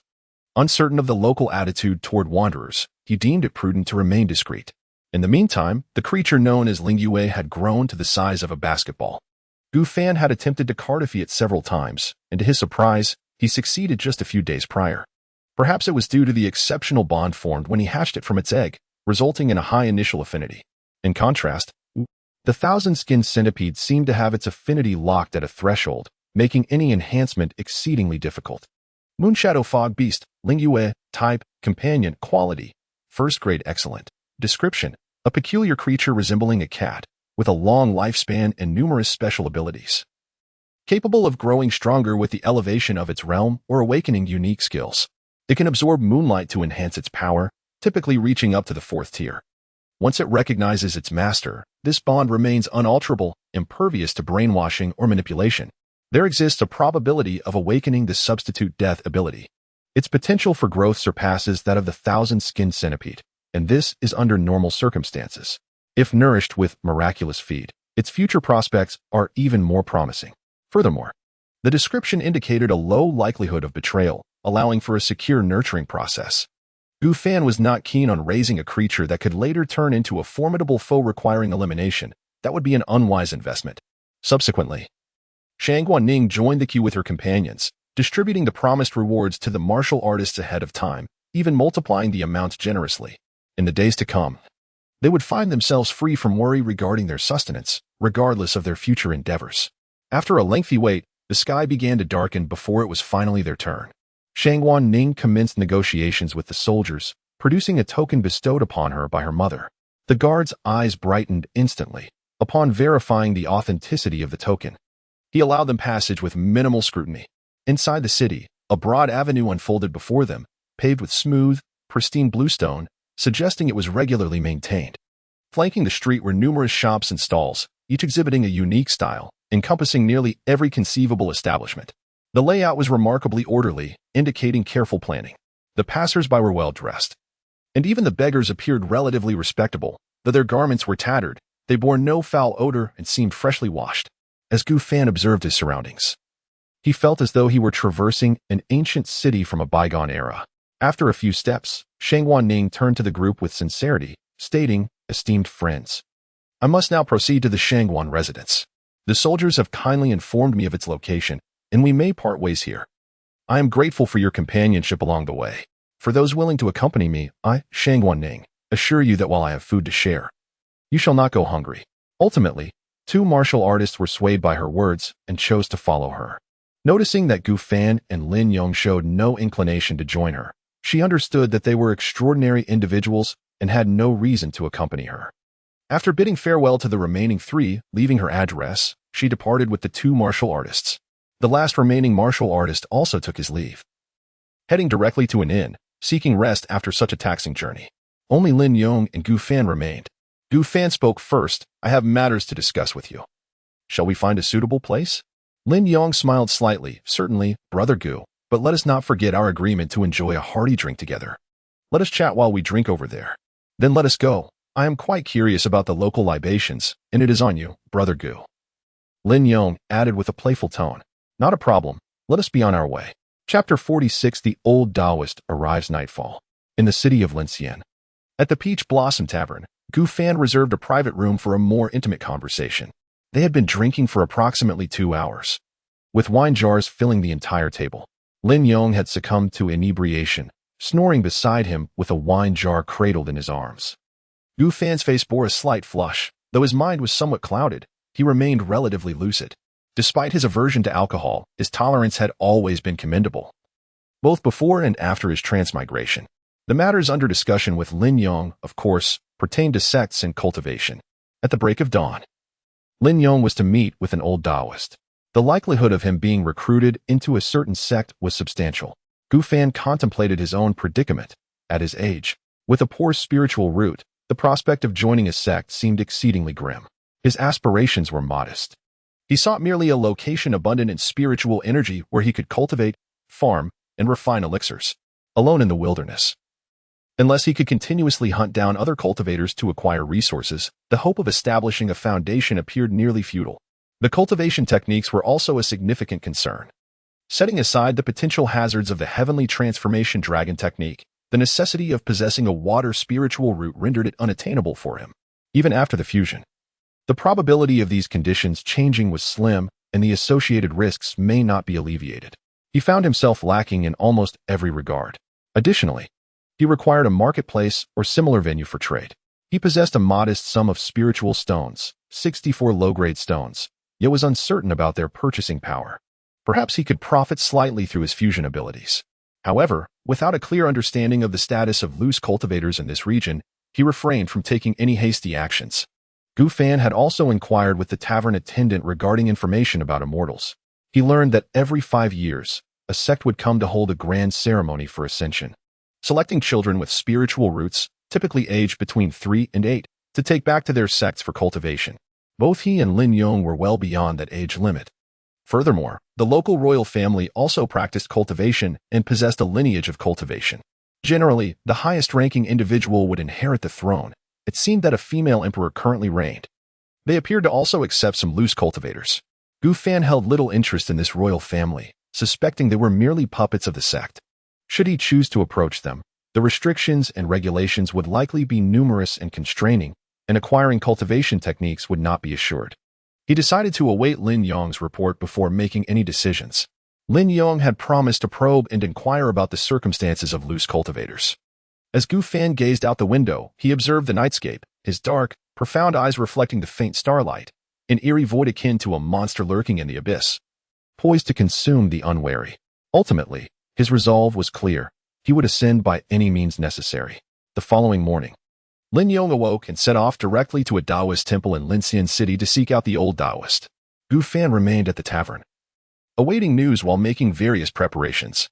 By midday, Lin Yong returned, accompanied by an old Taoist and a beautiful young woman clad in a blue Taoist robe.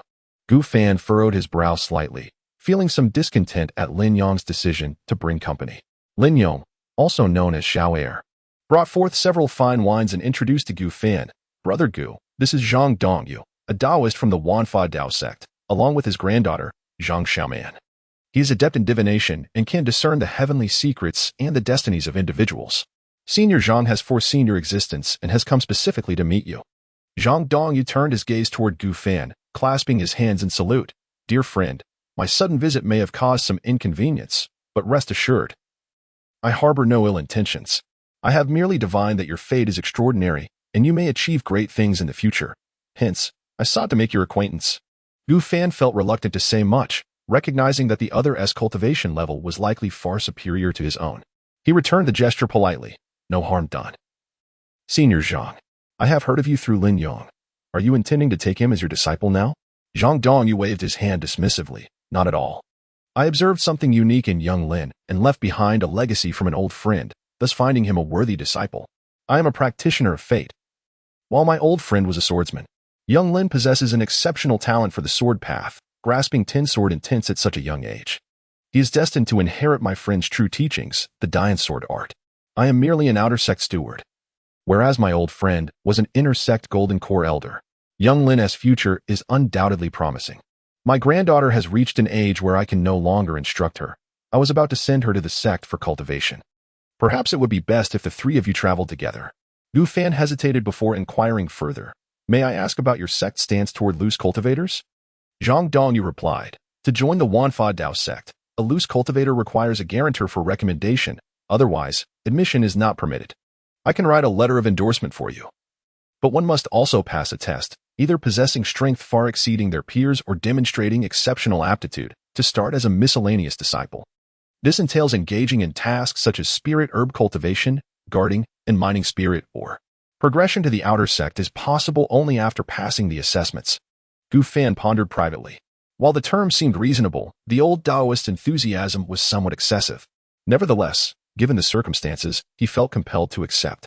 After discussing some details, Zhang Dongyu finally instructed the trio on various matters, writing each a letter of recommendation.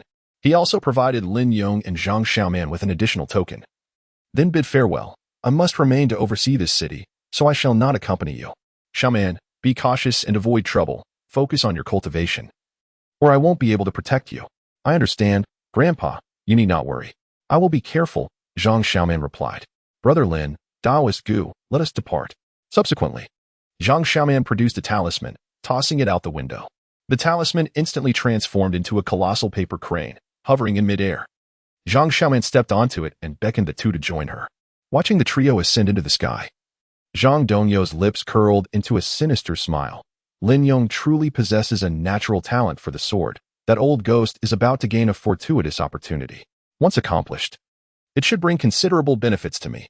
Regrettably, despite possessing commendable qualifications and disposition, his unfortunate fate has been sealed by an ancient curse cast upon him by the old Taoist since childhood, leaving him bereft of any opportunities.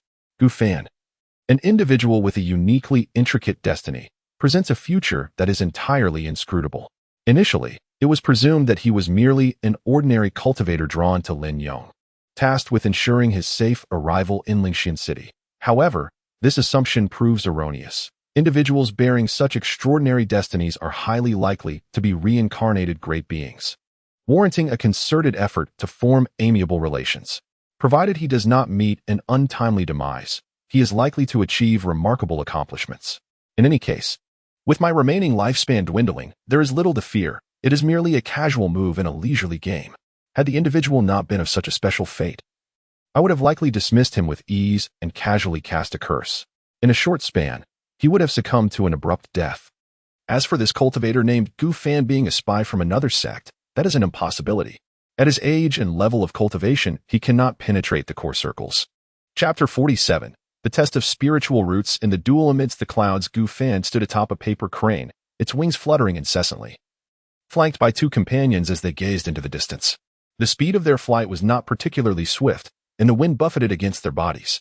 Suddenly, Zhang Xiaoman spoke. Brother Lin, it has been ages since we last met. You remain as extraordinary as in our youth. Soon, we shall be fellow disciples. Lin Yong, gently caressing the hilt of his sword, shook his head slightly. Miss Zhang, you flatter me. I am but an ordinary mortal now. Whether I can enter your esteemed sect remains uncertain. Zhang Xiaoman's hair, cascading like a waterfall, danced in the wind, sometimes entangled, sometimes flowing freely. A few strands clung chaotically to her fair cheek as she confidently declared, Since my grandfather has spoken thus, it surely foretells your success in joining. So there is no need for concern. While my divination skills may not match my grandfather's, I can still perceive that you are favored by fortune, Brother Lin. Lin Yong nodded gently, not overly concerned, and replied placidly, That is good to hear. Brother Gu possesses exceptional strength. Entrance into the sect will undoubtedly pose no issue. Noticing Lin Yong's indifference, Zhang Xiaoman's eyes flickered with a hint of dissatisfaction, and she remarked softly, You two share a remarkable bond. Your names are so well matched. Lin Yong replied candidly, Miss Zhang, there is no need for elaboration. Brother Gu and I are sworn brothers. Without his assistance on this journey, I might have perished long ago.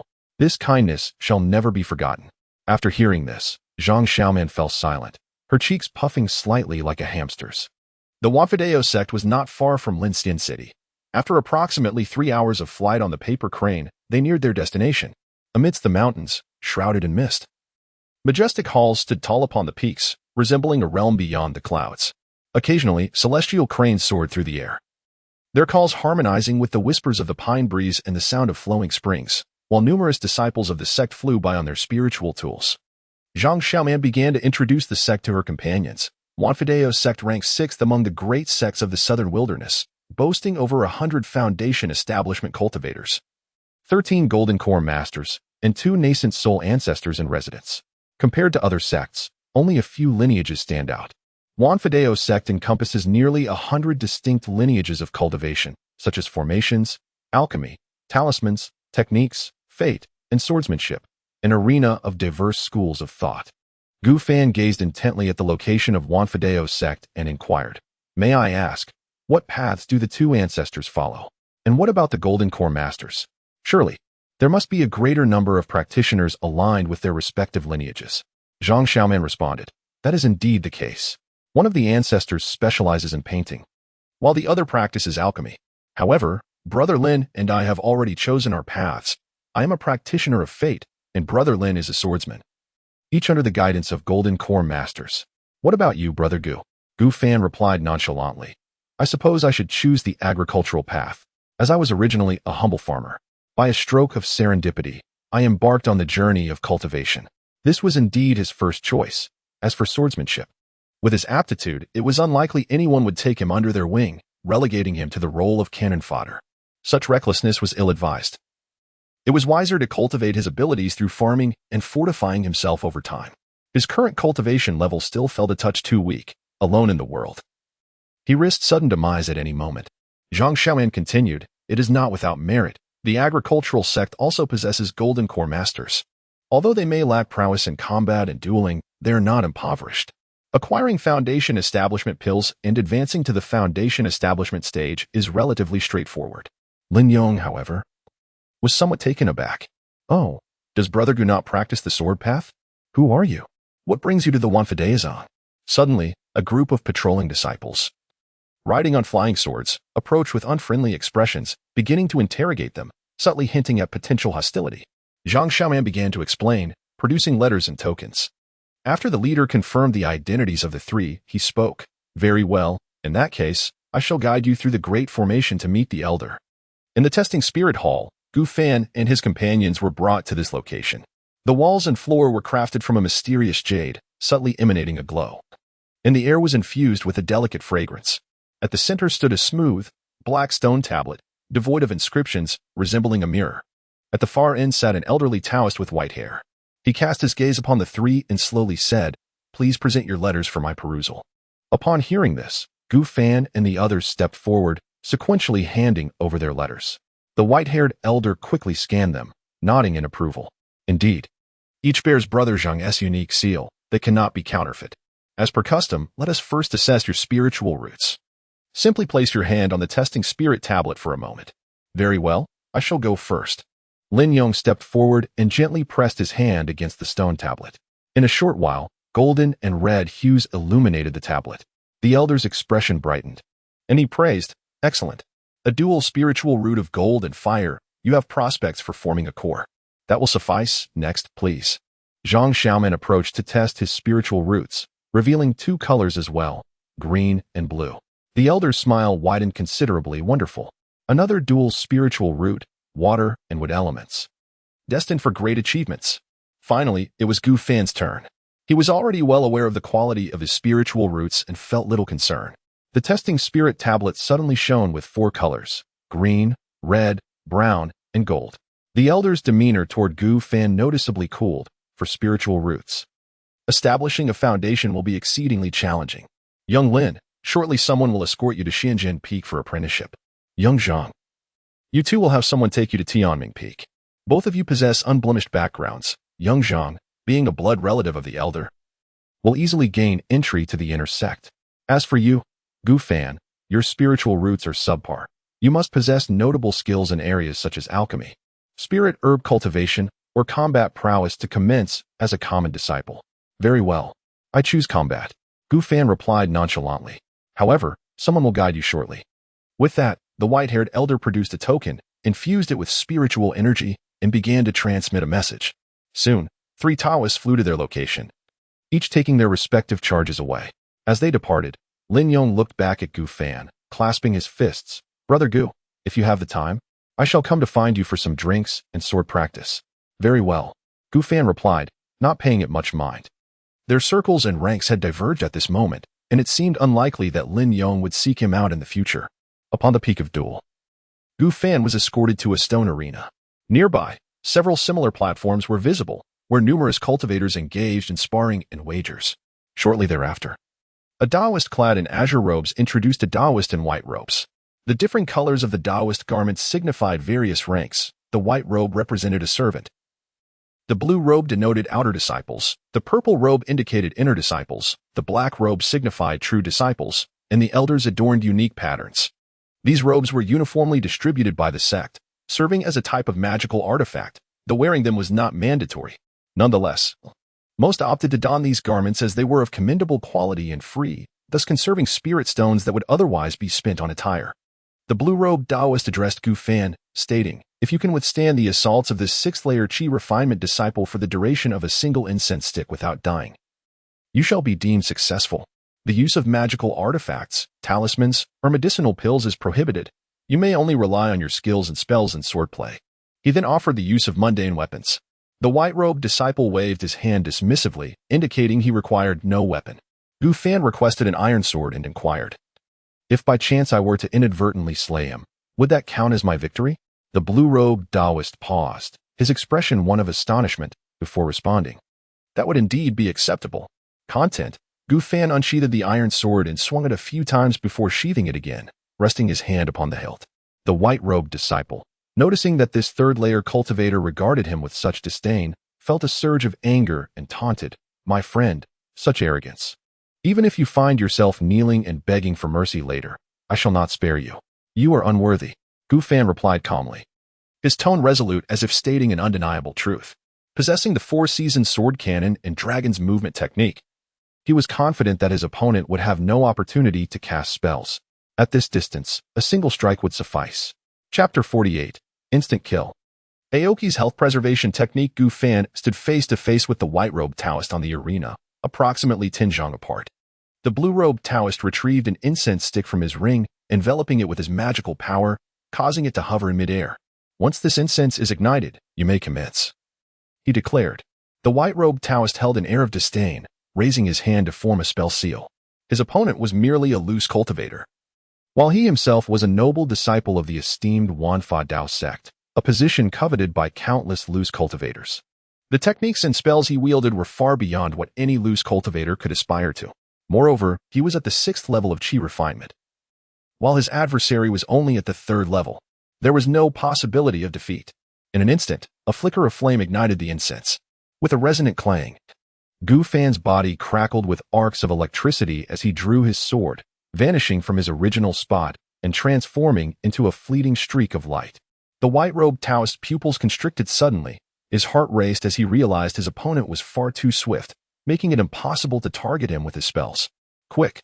Just unleash the golden light spell. That mundane sword cannot possibly harm me." Yet, time was fleeting.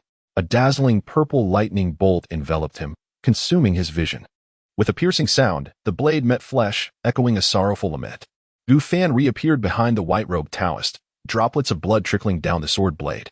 A crimson line materialized at the Taoist's neck, his gaze lost and vacant. He was already decapitated. In the next moment, his head fell to the ground, rolling several times before coming to a rest. Vivid crimson blood gushed forth from the severed neck like a fountain erupting, drenching the ground in a swift downpour of blood. The headless corpse collapsed heavily, splattering blood in all directions, staining much of the white robe. With a flick of his wrist, Gu Fan performed a flourish with the iron sword, shaking off the blood. Suddenly, the surface of the sword was riddled with numerous cracks before it erupted into a multitude of fragments. That last maneuver had indeed proved too much for the ordinary iron. Gu Fan turned to the blue-robed Taoist, displaying the bare sword hilt and inquiring, "Shall I compensate you for a new one?" The blue-robed Taoist was still somewhat dazed from the recent spectacle. A 3rd-level Qi refinement cultivator had effortlessly killed a 6th-level one.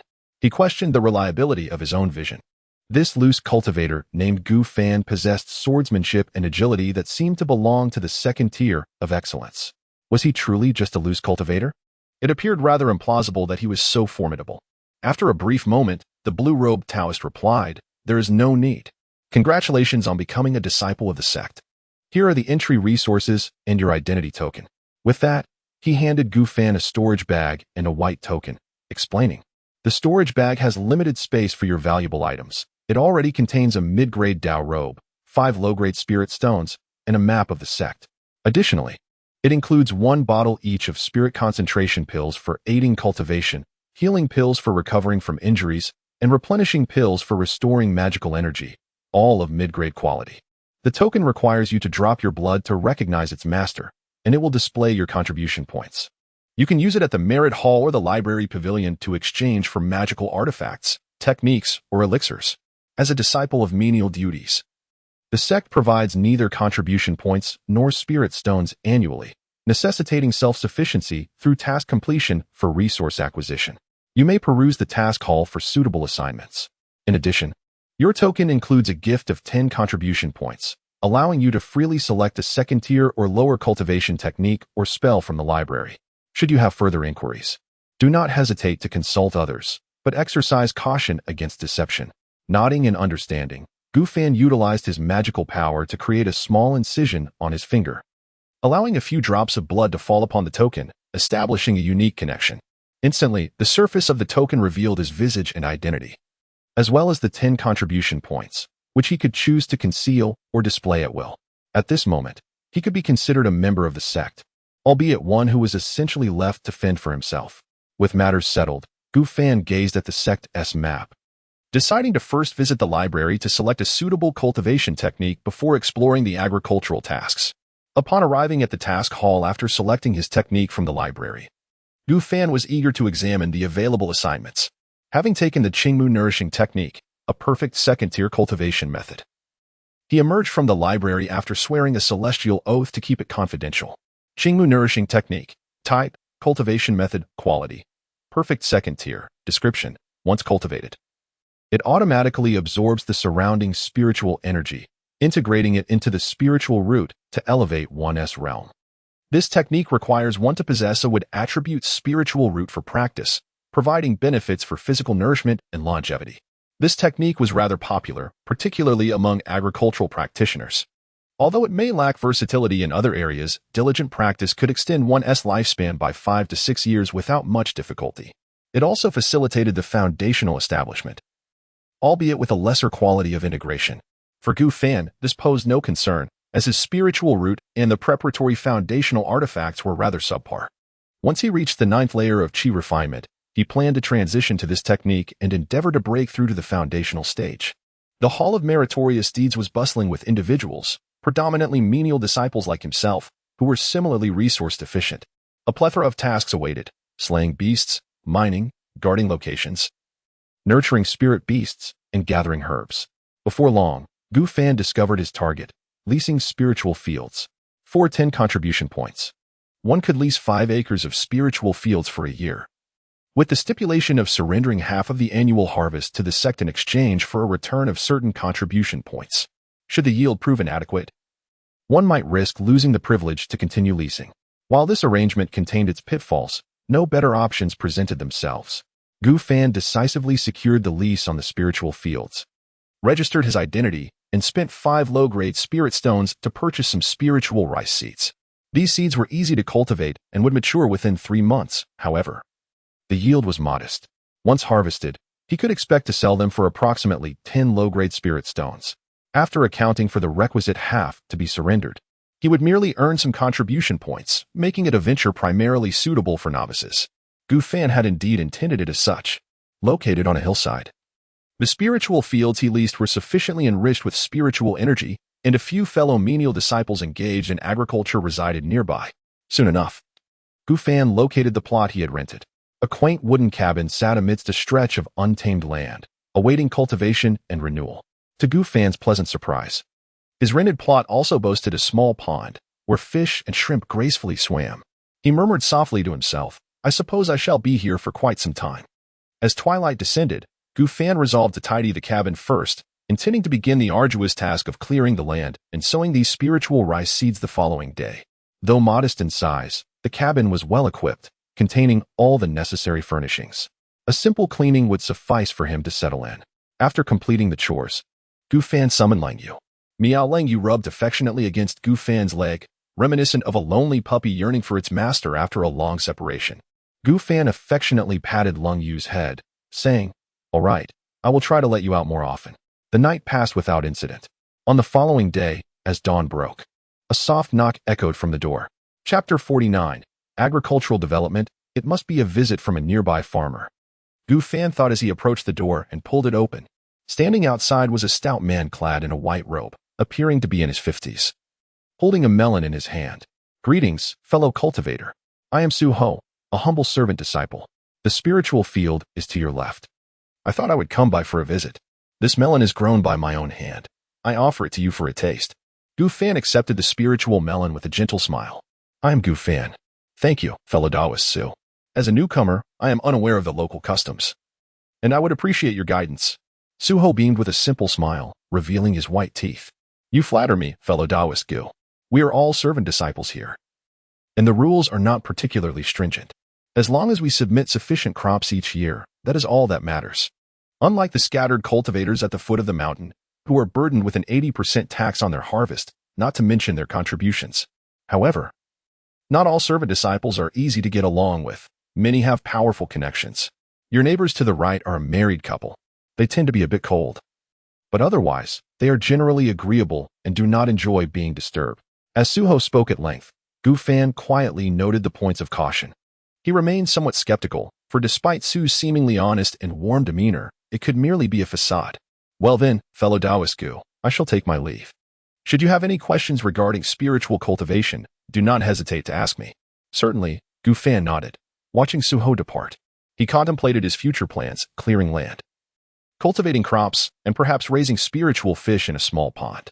Su-ho's mention of the minimum required spiritual plants was not overly demanding, with some effort. It should pose no problem. He also began to experiment with alchemy, as he still possessed some toxic herbs. The creation of poison pills would not be a major issue, as the only risk involved would be uncontrollable toxicity. He considered excavating a basement beneath his wooden house for alchemical purposes. The spiritual energy here was abundant, nearly 3 times that of the outside world, and as one ascended, the concentration of spiritual energy increased, reaching approximately 5 times at the peak. Under such conditions, he was confident he could cultivate to the 6th layer of qi refinement within 5 years, aiming to break through to the 9th layer before the age of 40. After all, he possessed a dragon essence pill that could facilitate this breakthrough. In the system shop, the price for Seed of Life was 80,000. Gu Fan entertained other thoughts. Since it was a seed, perhaps it could also be planted. He could experiment with merging it with other seeds. He proceeded to blend a small quantity of spiritual rice seeds with the remaining rice flesh, knowing that the quality would be of no rank.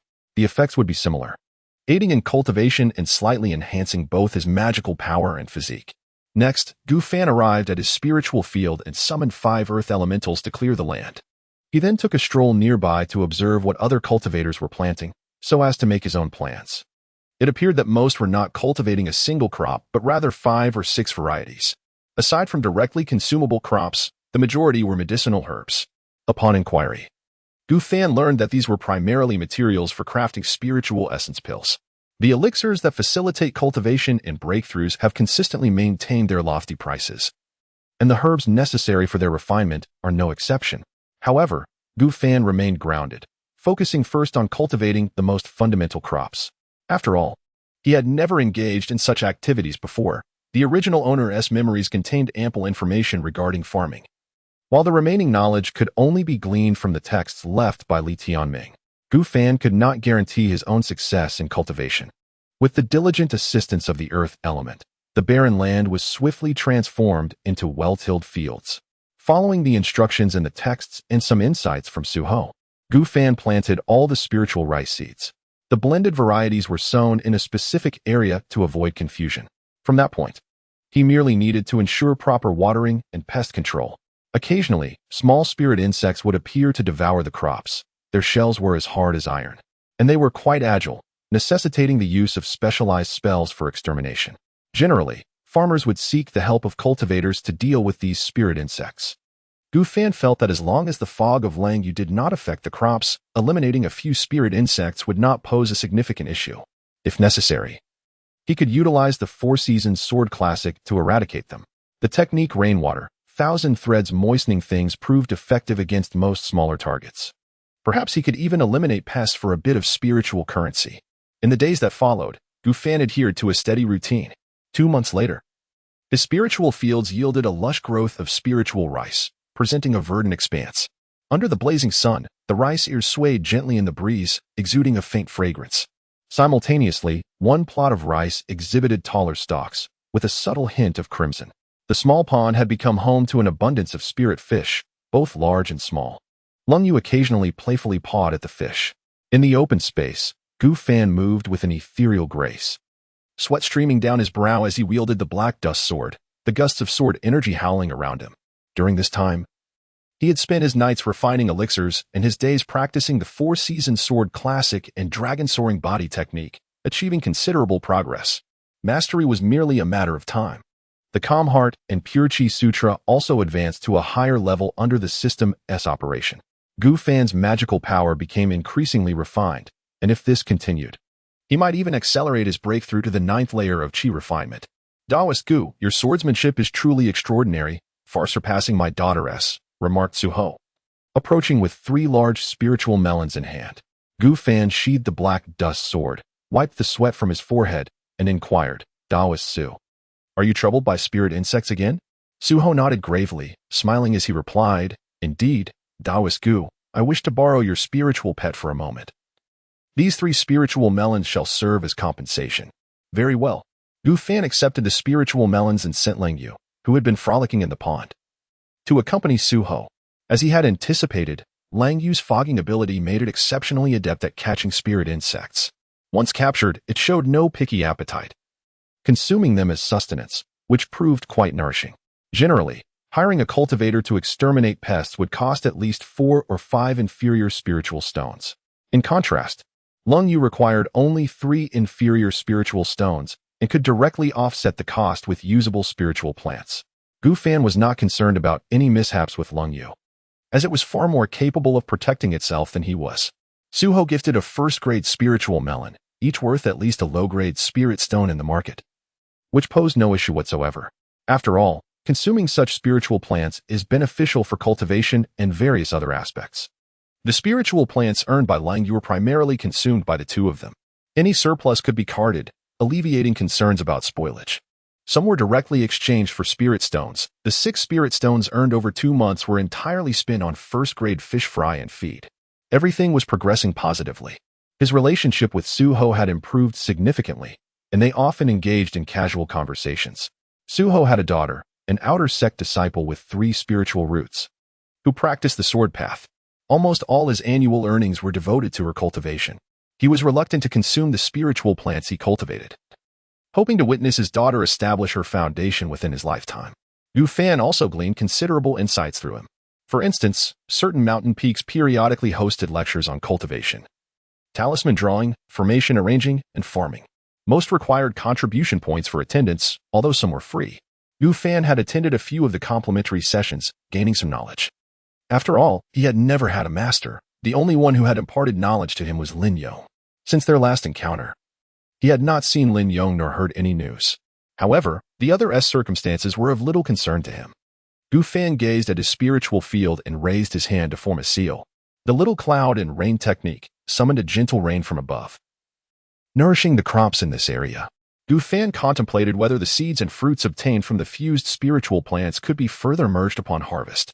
If so, he could continuously amalgamate them to breed higher-grade seeds. Chapter 50. The 4th layer of Chi refinement. Lin Yong's visit 3 months later. Night. Gu Fan sat cross-legged on a meditation mat, engrossed in his cultivation. This mat, procured with 20 low-grade spirit stones, was an artifact designed to calm the mind and aid in the practice of cultivation. The Wanfa Dao sect operated a dedicated marketplace for the exchange of various items, accessible to both loose cultivators and disciples from other sects, albeit with an entrance fee of 1 low-grade spirit stone. As a mere servant disciple, Gu Fan was exempt from this fee.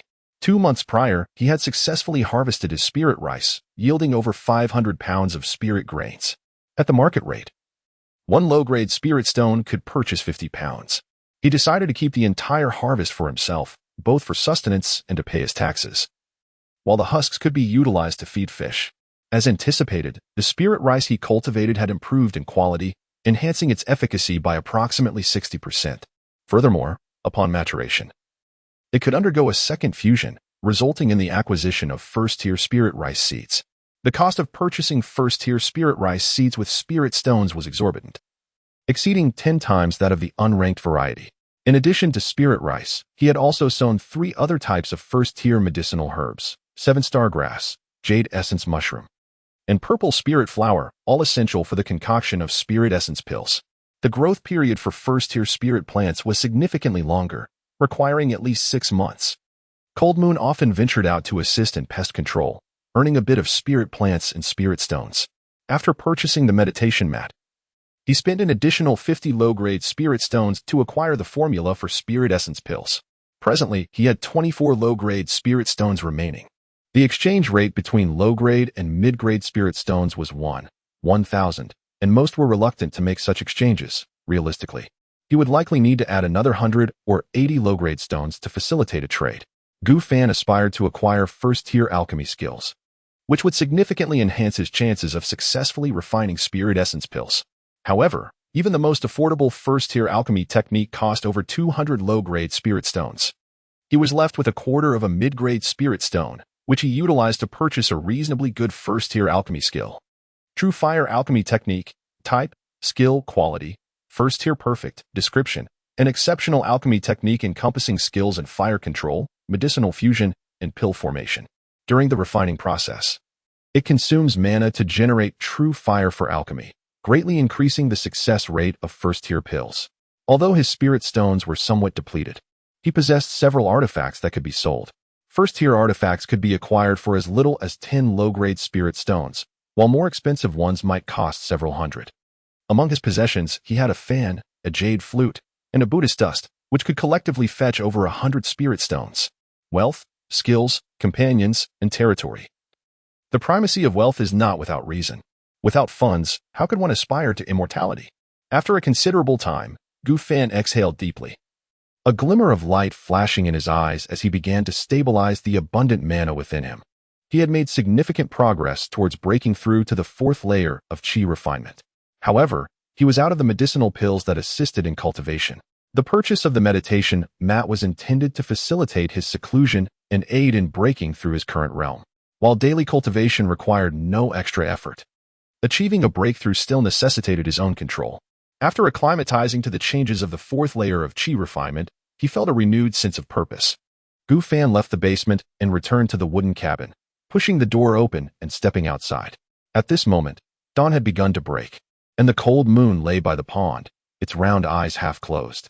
The ethereal fish within had now become its sustenance, and it took on the daily task of feeding them. Meow. Upon seeing Gu Fan, the cold moon joyfully greeted him, leaping to his feet and wagging its tail with enthusiasm. Now the creature had grown to the size of a leopard and could easily serve as a mount. Its strength had reached the 6th level of Qi refinement, even without considering any special abilities. Gu Fan affectionately patted the cold moon's head, acknowledging its diligent guardianship. He then proceeded to inspect the growth of his spiritual plants, casting a spell to water them. "Good morning, Taoist Gu," Suho approached from the side. "Good morning." Gu Fan was accustomed to Suho's frequent visits, where they would engage in casual conversation and discuss the care of spiritual plants. Gu Fan had greatly benefited from these exchanges, as his plants had rarely encountered any mishaps. Suho continued, "Taoist Gu, next month marks the annual sect competition. Your swordsmanship is extraordinary. You are bound to secure a notable rank. If you claim first place, there will be an opportunity to enter the secret realm." At these words, Gu Fan began to ponder. Each year, disciples of various ranks participated in the sect competition, open to those under the age of 40. The outer disciples were also included, though they were often overlooked, receiving the least rewards. Nevertheless, the first prize would still amount to a considerable sum for him. Furthermore, securing first place could potentially catch the elder's attention, leading to an assessment for advancement to the outer sect. The rewards included 200 low-grade spirit stones, a selection of second-tier spells from the library, 5 bottles of spirit essence pills, and a chance to explore the secret realm. The secret realm was akin to a miniature world where foundational treasures were primarily acquired.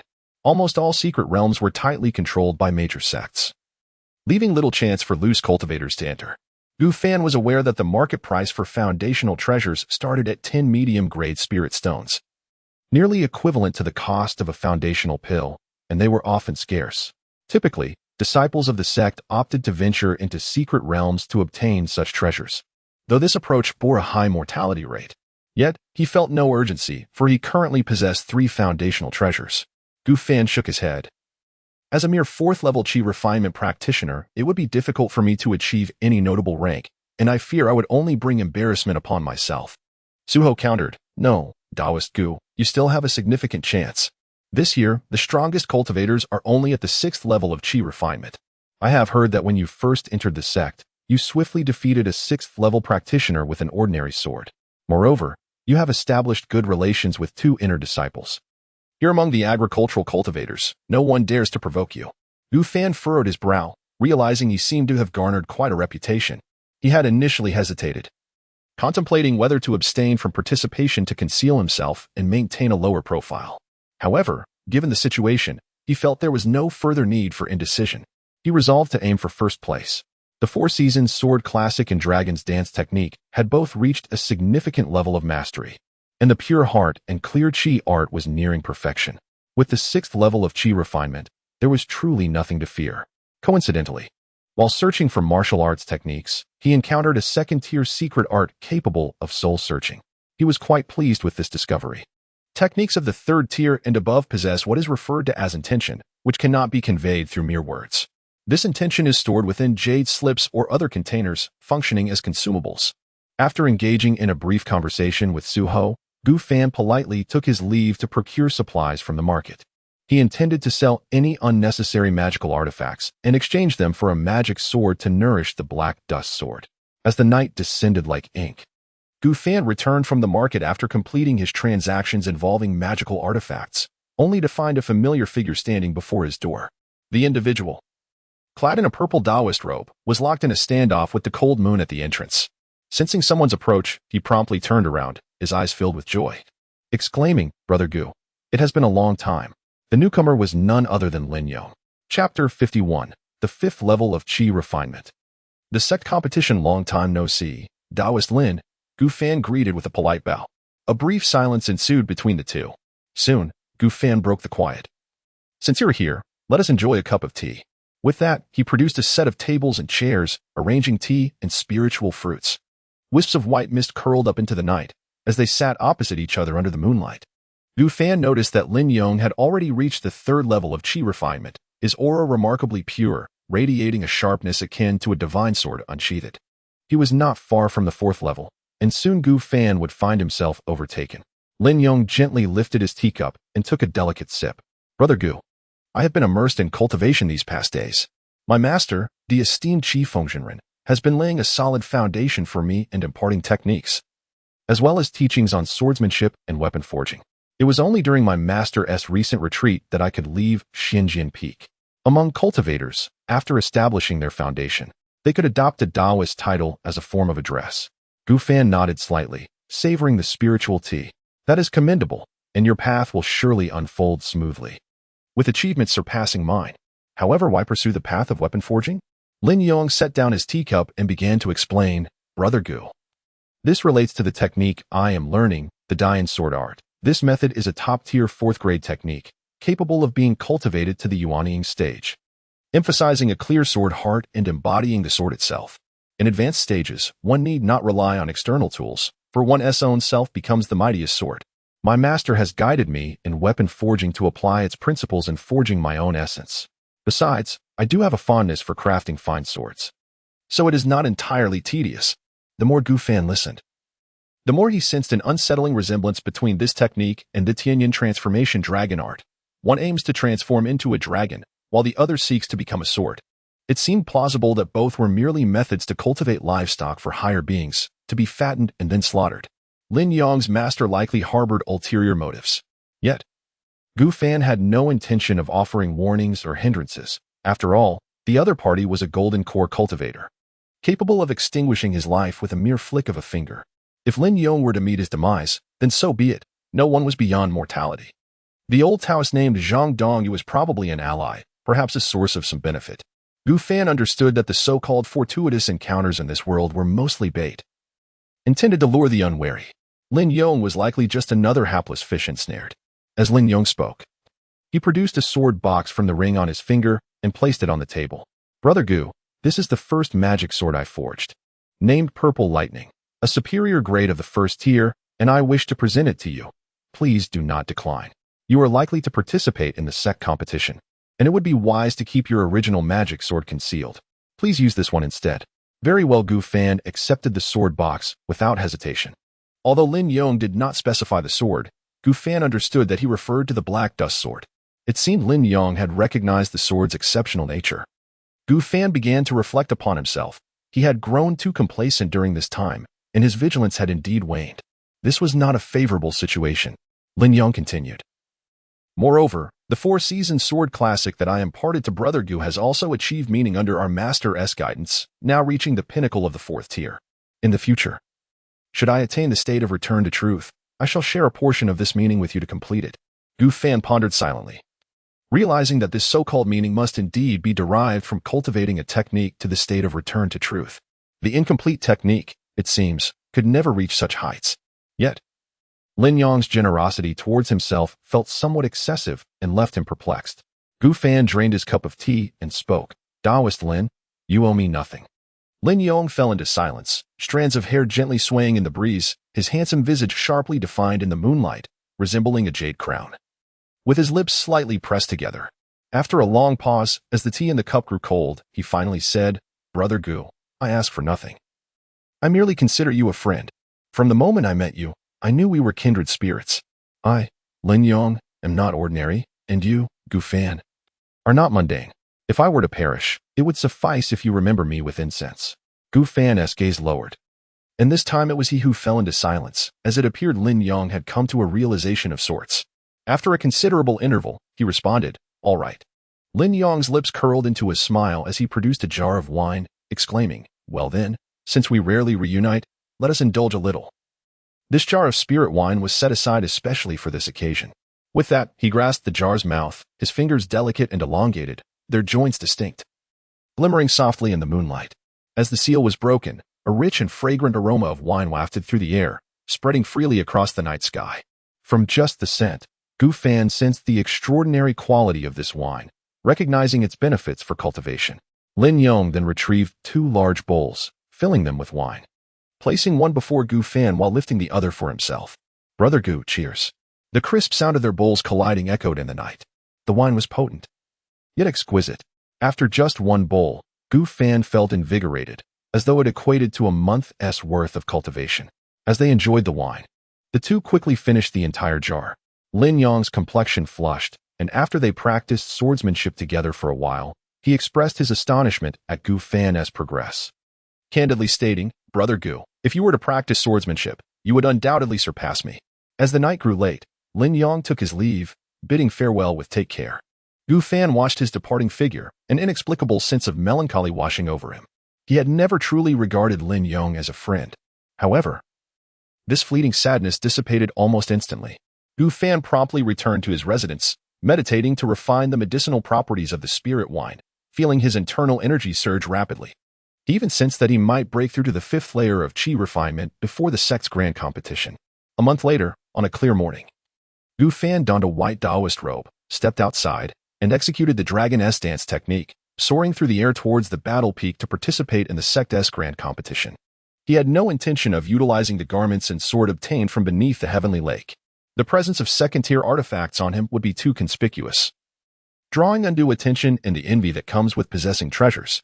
The Black Dust Sword has also been elevated to a first-tier perfection level. However, it may be discerned by Foundation establishment cultivators, hence it remains unused. Should the opponent be too weak, he harbors no qualms about concealing his true capabilities. The identity of an outer sect disciple holds little allure for him. He is wary of those who might wish to take him as a disciple, as declining such offers would pose a dilemma. Gu Fan is acutely aware that he harbors numerous secrets. Presently, he has reached the 5th level of Qi refinement. The jar of spirit wine he possesses is of at least second-tier quality. At the foot of the fighting method peak lies the arena for the Outer Sect Disciples Grand Competition, overseen by 2 Foundation establishment cultivators to prevent any unforeseen incidents. While it is permissible for competitors to severely injure one another during the contest, deliberate fatalities are frowned upon, as there will be Foundation establishment cultivators present to intercept any potentially lethal blows. Nevertheless, this largely depends on their disposition. Approximately 500 Outer Sect disciples, primarily at the 3rd level of Qi refinement, have gathered to witness the event. In the first round, Gu Fan's opponent is a robust Qi refinement cultivator at the 4th level. The man, tall and muscular, bellows with vigor. You are Gu Fan, correct? Gu Fan nods slightly. Indeed. The man continues to exclaim, excellent. I concede. Chapter 52. Vengeance and Pursuit. Upon witnessing the scene, Gu Fan furrowed his brow, choosing not to voice his thoughts. It appeared that he had garnered a modicum of fame among the servant disciples, perhaps becoming a subject of idle chatter. However, on the day of his initiation, he too had faced peril. Had his opponent unleashed their spells, the outcome might have been uncertain. His technique, the breath-concealing technique, was rather common. While it proved somewhat effective against chi-refining cultivators, it was utterly useless against Foundation establishment practitioners. It seemed imperative to acquire a more sophisticated concealment spell, which must be prioritized. Simultaneously, he needed to seek opportunities to practice his fate-altering skills, while not aiming to pry into others' affairs. He at least wished to ensure that others could not easily pry into his. After the first round concluded, Gu Fan took a half-hour to rest before it was his turn once more. This time, his opponent was a woman in her 20s, a talisman practitioner at the 3rd level of chi refining. As she stepped onto the stage, she trembled, pleading, "Please, do not strike me, I concede." Gu Fan remained silent. The subsequent rounds unfolded similarly, with most opponents conceding swiftly. A few brave servant disciples, upon witnessing Gu Fan brandish his exquisite sword crackling with lightning, quickly realized their folly after a few exchanges and opted to surrender. There were not many among the servant disciples who were adept at combat. Most were farmers, talisman practitioners, alchemists, or artifact smiths, all seeking to earn spirit stones to sustain their cultivation resources. The prospect of possessing 4 spiritual roots, though slim, still offered a faint possibility of Foundation establishment, and if unsuccessful, they could at least leave some assets for their descendants. However, those with 5 spiritual roots were deemed unworthy by the myriad sections. This cohort, facing someone like him, were disinclined to engage in combat, fearing for their lives and potential injuries. Moreover, Gu Fan's notorious reputation, compounded by the influence of Zhang Xiaoman and Lin Yong, meant that most servant disciples recognized him. Although Gu Fan currently led a stable life, he understood that the path of cultivation demanded competition. Talismans, pills, techniques, everything necessitated contention. While he could afford to recuperate and enjoy a period of stability, such a state must be predicated on the ability to make advancements and harbor hopes of ascension. Without any progression, his existence would merely be one of survival. The evening sky was painted crimson. The day's duels concluded, leaving fewer than 100 servant disciples remaining. After tending to his spiritual plants, Gu Fan descended to the basement to practice the true fire alchemy technique. His opponents that day lacked skill, leaving him to ponder whether the following day would present greater challenges. The sect competition would last 3 days, with the final day reserved for the championship. A night passed in silence. On the second day of the sect competition, Gu Fan declared, "I concede." After shattering his opponent's magical barrier with a single strike, the adversary immediately called out. He had grown accustomed to such occurrences. He had deliberately held back. Although the arena of the sect competition was considerably larger than that of the initiation assessment, Gu Fan was no longer the same individual. His swordsmanship and movement techniques had reached remarkable proficiency. Moreover, the sword gifted by Lin Yong, when wielded with the Thunderous Awakening technique, provided a notable enhancement. Next opponent. This time, he faced a woman in her 30s, adorned in a flowing purple robe, her figure graceful and her beauty striking. A practitioner at the 6th level of chi refining. She was fierce, her eyes filled with murderous intent, seemingly eager to devour Gu Fan alive. With a furious roar, she declared, "Gu Fan, today I shall avenge my brother, Zhang Hong." Gu Fan tilted his head, genuinely unable to recall having crossed paths with anyone named Zhang Heng. He replied, puzzled, "My dear friend, who is this person you speak of? Am I acquainted with him?" Upon hearing this, the woman in purple intensified her murderous aura. Gritting her teeth as she said, "It was my brother you faced during the entrance examination. The entrance assessment was deemed an easy, safe task with generous rewards.